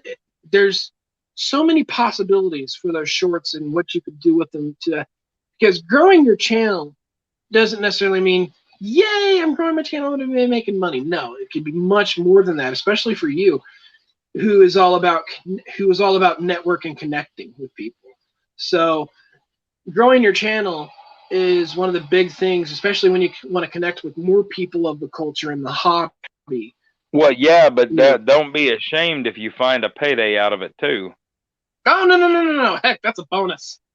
That is a bonus. I look at it as a bonus. It's like if they're paying me for it, fabulous. But I'm still going to See, continue what I'm doing. I agree with the Ethan Van Sciver philosophy. We all should strive to make money on what we love to do. Yep, sorry. Yep, what he said. I keep forgetting. Mm. I'm done, I guys. I'm at will 4%. think that. I Oh, will dude, think yeah, on all 4%. of You gotta go. Peace out, everybody. Love you all. Have a good one. Night. It's been real. Bubba, thanks for coming. Thanks for coming Later, on. man. Yep. I will see you Hey, guys. better late than never. Oh yeah. Peace out, guys. Exactly. Better late than never, guys. But I agree though. I listened to both the ideas and I do like them. And you are correct. You guys are right. I do need a marketing team because I am only one person. I am only one person who's done all of this. And unfortunately, it's getting to where I might need some help. I have thought about How many years old is your channel? uh 2-3 years maybe, somewhere in there. You start in 2018 or 2019? 2018, I believe. I didn't start doing Yeah. this till later, so Well, I'm still, yeah. but I have thought about it for a while. It's just a matter of approach. Like, how can I do this? Because I don't mind the extra help, though. Because, like I said, word of mouth always helps. The likes, the comments, they always help. Views, I don't have to worry about because, like I stated earlier in the stream, I'm happy even if it has like 5, maybe 10 views at max. I'm happy either way because at least it got some attention. But I get where you guys are coming from, though. Yeah, I got a few figures I ain't opened yet. None of them are anime based, but as Hey, long that's as okay. yeah, as long as we're still in a show off mood, Yes. the See, Marvel Legends Maestro. that is badass, I dude. have the Toy Biz Maestro, the one from a couple of years ago, like 15 years ago, back when Toy Biz was still their own company before before Disney bought them out, and then you know Yeah. But outsourced to Hasbro. But that is actually pretty cool. Like I stated earlier, it doesn't have to be anime. It could be Marvel. It could be DC. It could be anything. I will well, happily let you guys show off. Be like, hey, show me your stuff. I would love to see it. then you're really gonna love this. I'm all for it. Oh, yes. We don't see him anymore. We do not see him. I never seen him. I mean, the Foot Ninja. Oh, who is that? Where are Bebop and they? Rocksteady, Walmart. I found these at Walmart for $35 a piece. But it's amazing we never. We've only seen them a few times in the anime in the animated series, but not in like the mainline stuff. Yeah, well, and that's the thing. Well, Bebop and Rocksteady in the original series that they were literally in every episode, but almost every episode. But yeah, no, I also I opened this one, and I'm gonna get around to opening those too. But I opened this one because I could not help myself. Well, It's fine. that happened. That happened. Anyway, um, It's fine, buddy. Etrigan the demon. Hey, that's badass, man. That is really cool. Man, I'm telling you, ever since McFarlane took over the toy lines for all these different or for DC, like I found them. I meant to buy them. I put them back down on the shelf and forgot about them earlier. Like we were in a hurry at the Walmart, so I'm gonna have to in a day or two go back and see if I can find them again. But McFarlane has been doing the toys for My Hero Academia, and there's a 2-pack. It's a $40 2-pack that has Midoriya and Bakugo in it, Sweet. and it looks like their fight when they were when they snuck out to go fight each other. That is actually pretty cool. McFarlane does some good job. I'm glad they took over because they know quality. Like the figures you just showed me, that is what I am talking about. That is pretty cool. Same with Max Factory. This is the company that made the Yeah. figure. It's stuff like this I can appreciate, or let's go even Ne- further back, like NECA always does a good job. yeah, or Viz Media Hmm. with Toy Nami. It's the quality of it that I love. And keep in mind, this is from 2005. Hmm. And I will forever regard that as what really. And also, I'm wearing the same shirt as I wore in the first episode. I figured a little throwback was needed. No joke. I I will probably put that as probably somewhere in my top 10. I have it. I had a I had a chance to get a very, I mean, the box was beat up as hell, but I had a chance to get that same exact Sashamaru figure, and I thought about getting him, and the only thing that stopped me was that, it was still a week until payday, and I needed to, eat for a week and, have gas in my car. Um, no, there are sometimes I wish I'd have just eat ramen and, and bought that bought that figure, but yeah, shit happens. Exactly. It does. I mean, I feel bad I lucked out on the Outlaw Star figures, but I got it. But it's a nice consolation with Shenua because I got her at a good price, and I was not arguing with it. The seller was really fucking cool. He was really cool and worked with me on getting it before the 100th episode. So my hats off to him. He did everything he could to make sure That this. is absolutely awesome. He did this person did everything they could to make sure this figure got to me before then, because I explained my case as to why I'm buying this, and they were intrigued. They were like, oh wow, that's actually pretty cool. And I told them, look, I just want this figure so badly because Shenua is one of my favorites from Black Lagoon, and to see a figure of her is a treat. So I wanted to Well, have. and hopefully they saw the episode and know that They will. no. I will link them that episode. I will link them this episode if I could get a hold of them. Hopefully, I Yeah. hope the mailing is still up. But I will get a hold of them and let them know how it went. Um, but other than that, though, the people from Macari, where I got most of my figures from, they too, the Cyborg 009 figures, the people I spoke with, they were really nice. Oh, They that's were really awesome. awesome. They were really awesome people, and that's why I loved doing business with them. It's because they I asked questions, I had my concerns, and they actually answered it and provided updates to the description. They will do that. If the description is very vague, it doesn't hurt to ask because they will have these people were more than happy to answer my question. Well, and And that's I'm the like, thing. It, uh, I just did a little bit of haggling today. I got the entire series. It was the all six omnibus trade paperbacks of The Boys. nice. Yeah, yeah. Have you seen the TV show? I've seen bits and pieces of it, but I have an idea what you're talking Yeah. about. Well, that's all.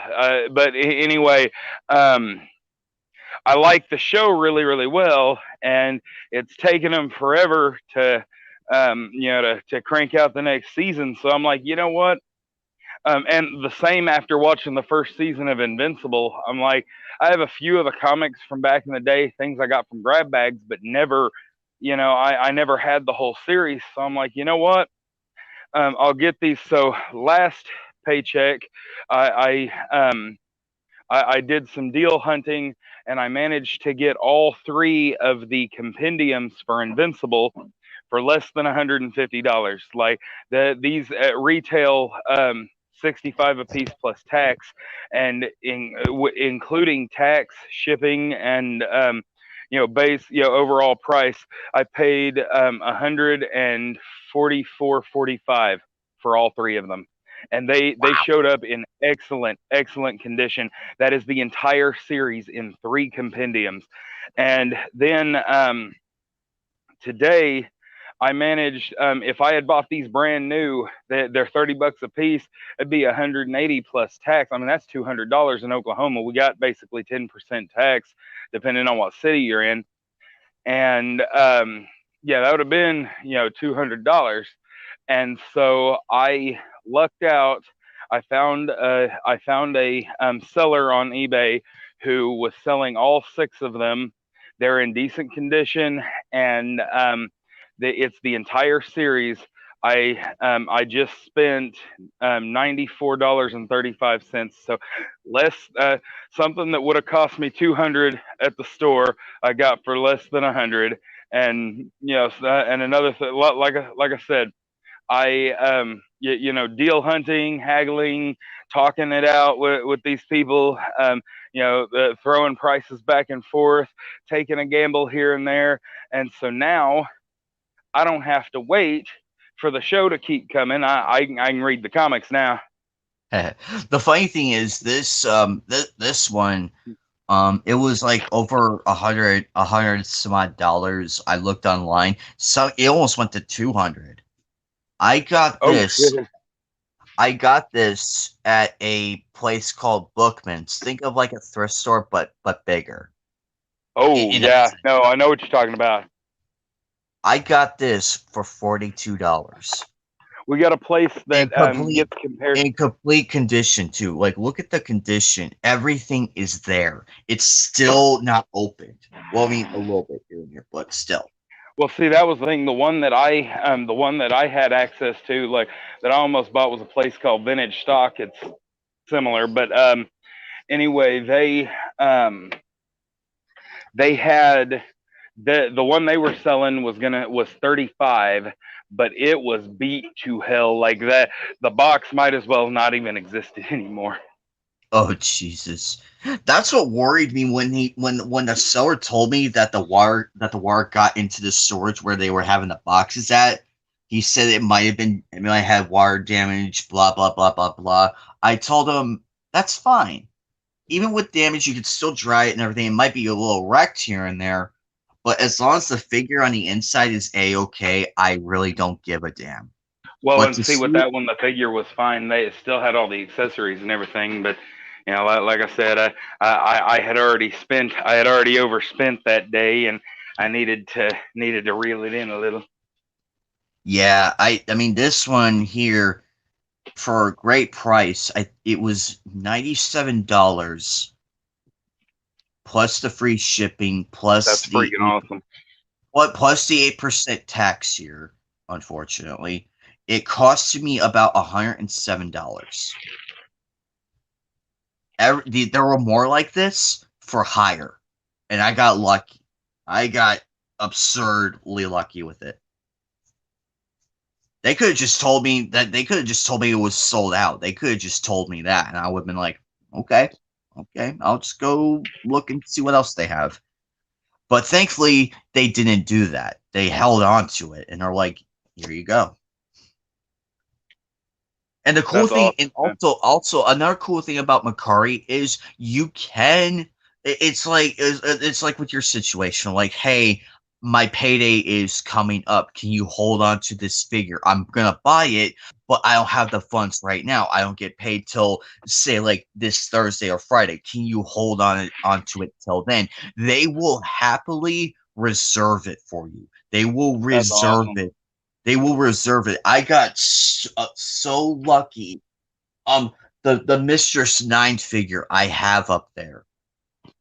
I Heck yeah. literally had I literally had to ask if they could reserve that for me because I was a little short on money because rent really kicked the fuck out of my funds. It really kicked the fuck out of it to where I couldn't even couldn't even afford that figure.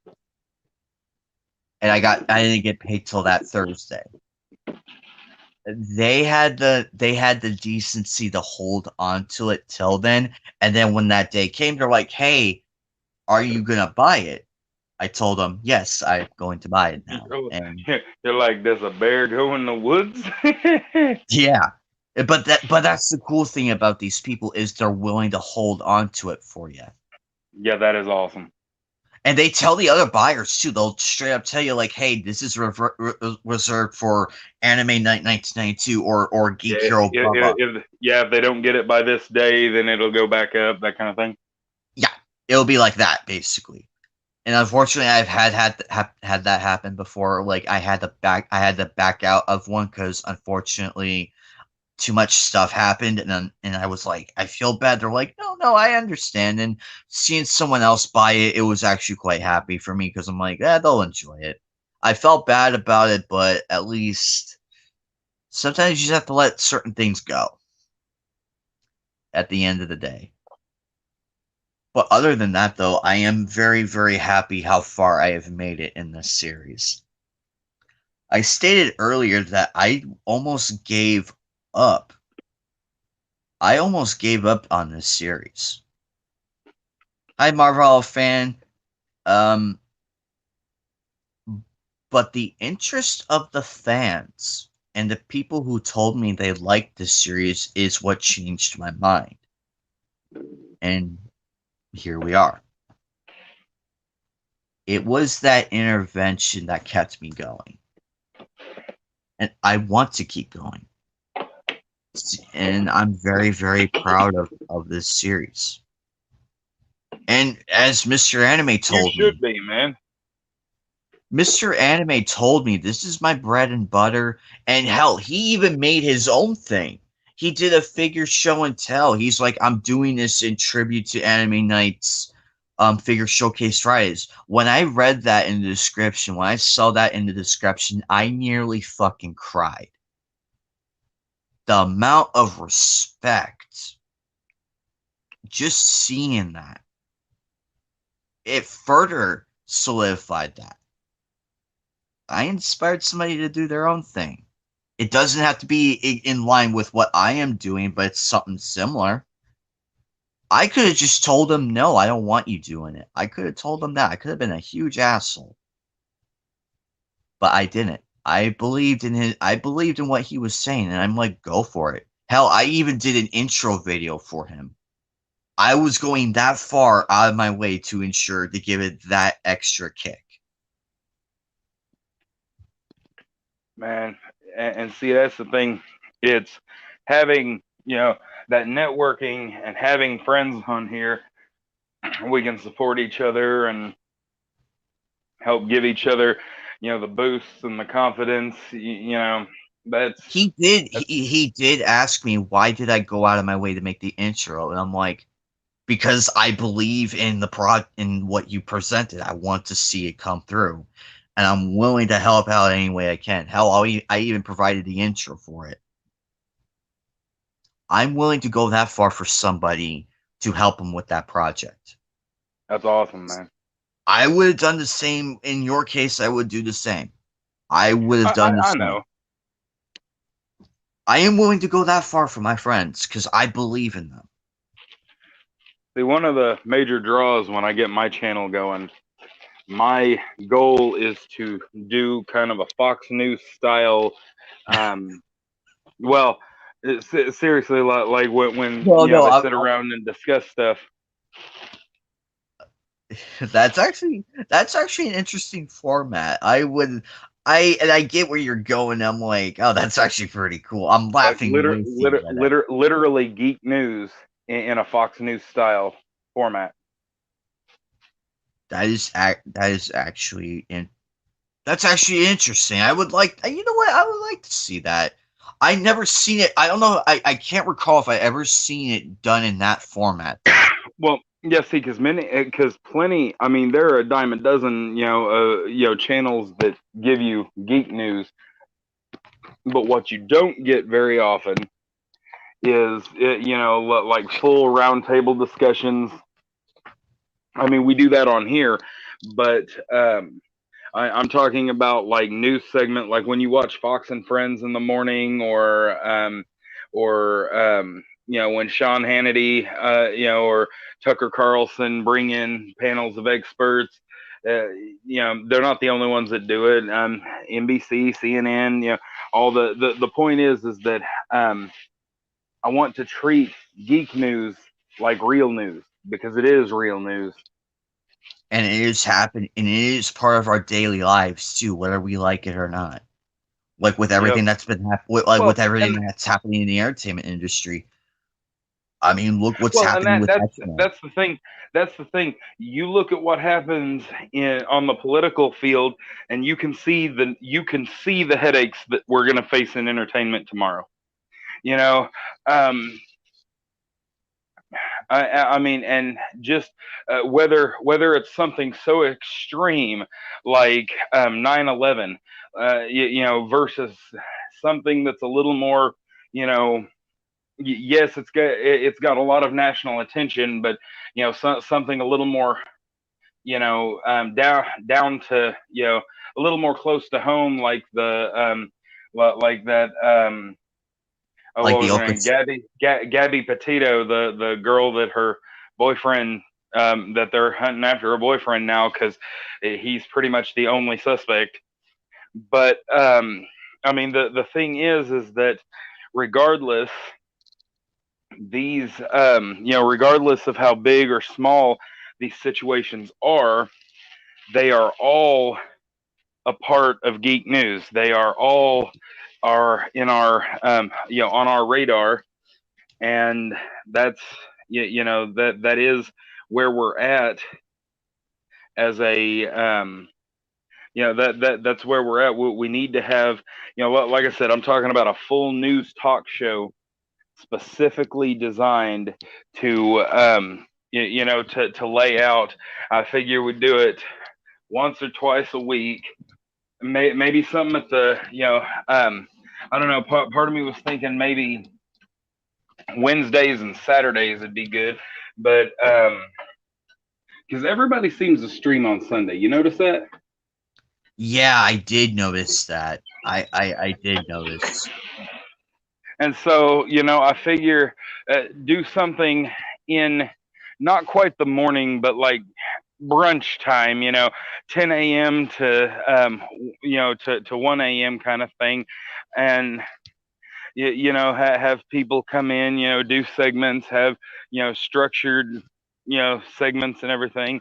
And, correspondence back and forth. And, uh, but something that little before lunchtime, starts a little after breakfast, goes into lunchtime, and it'd be on a Saturday, so people could watch it later.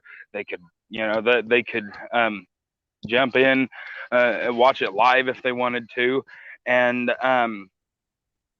on Wednesday, because you for instance, I don't want to step on your toes. You do your Wednesday afternoon. You know, I wouldn't mind doing a Wednesday morning or a Wednesday, um, noon to two kind of thing. Because my That original plan was, yeah, Hey, my that's original. actually that's actually a great idea. That's great. That would work. Well, see, and that's my thing. My original plan was to do something on Monday and something on Friday. Monday is, recapping what we saw over the weekend, and Friday is recapping what happened all through the week. And I mean, that would work just as easy. So I mean, that's, but again, like you, it would be nice to confer with some friends and figure out what would be best for the situation. This is your thing, my friend, and I'm just here to listen. But I like what I like what you are presenting, and I do like the idea of like having it like what has transpired over the weekend, and also what has happened in throughout the week or in the middle of the week or what have you. I like what you have in mind, and I fully support that idea because I have noticed people do stream on Sundays, which is kind of odd if you ask me, but I am not knocking anybody. You can stream however you wish. I am Well, just saying I find it a streaming on little odd. Sundays, streaming on Sundays actually makes a lot of sense when you think about it. Almost everybody's at home. almost everybody, it's Sunday evenings. So whether it's the video game channels or the comic book channels or whatever, it doesn't matter who it is. When the biggest reason why Sunday night is such a primetime hotspot for streaming is because almost everybody is at home. Because if you'll notice, even churchgoers are usually done with church somewhere around 7 p.m. and most of the streams start around 6 and go until around 11 or midnight, depending on your time zone. That's an interesting point. That is a very interesting point. And I can see that actually. Now that makes sense. I can actually see that. Um, but yeah, I wholeheartedly agree. I mean, I would like to see that come to fruition. I mean, I'll help out any way I can. I would love to see this come to fruition. I like your format and what you are presenting. I do like it, but how do you plan to go about it? I'm asking you. Well, if I'm being honest, I plan on I plan on using a lot of clickbait and cute animal pictures and restream videos. I'm not joking. I'm shameless. And then of course, you know, um, for every five of those will be or for every four of those will be one of my actual content videos, and then we move so on and so forth. Oh, and there is my alarm. Unfortunately, it is time to get out of here and go to work. Alrighty, my friend. But I'm about to end this stream anyway because I've reached my end over here. Um, I'm actually happy I managed to stretch this to 4 hours. I didn't expect it, but I'm happy regardless. But I'm happy everybody got to show their stuff and everything. And to those who have missed the stream, I understand. It's Friday night. We're all going out having fun, having drinks and everything. I get that. I'm not forcing anybody to come on, but I do want to thank those who had the chance to show up. And I'm pretty sure in the replay there will be a lot more viewers, a lot more comments than that. And yes, there will be because I plan on letting this episode stretch all the way to season 5 towards the beginning of season 5. This is the groundwork for it. I do plan on doing season 5. It's just a matter of when. But I am taking a break from Figure Showcase Fridays. This is not a goodbye stream. This is not anything in the between. This is just a little hiatus, a little close to season 4. Had a fun time doing season 4. I cannot wait to see what season 5 has in store for all of us. Knights of the Anime stream is still happening. That I can confirm with I'm confirming it here. In case if anybody asks, I'll direct it. I'll just say, hey, yes, it is a happening. But I want to thank Geek Hero Bubba for taking the time right now. I know he has to skedaddle and everything. I appreciate the time. Thanks to Fail for coming on by and everybody in between. I do plan on doing more streams like this for Figure Showcase Fridays on the big milestones. I've been thinking about it. I feel like with the 50th episode, the 100th episode, I feel like pushing it towards that monumental of those episodes. Everything else is just going to be as it was. All like the regular episodes, they're going to be like that. I'm talking like live streams for the big monumental, like tonight's episode was. I'm leaving it at that. I will need a marketing. I will need a marketing team though. I am planning on that. I need more details though as far as that goes. Anyway, guys, this is Anime Night 1992. I love you all. This is not goodbye. You will see me again, but Friday, I have no idea. You will be back. Yes, I will be back. It's a matter of when. But you will see me on the anime. You will see me on the night stream. You will see me from there. Anyway, guys, it's Anime Night 1992. I am signing off. Later, everybody.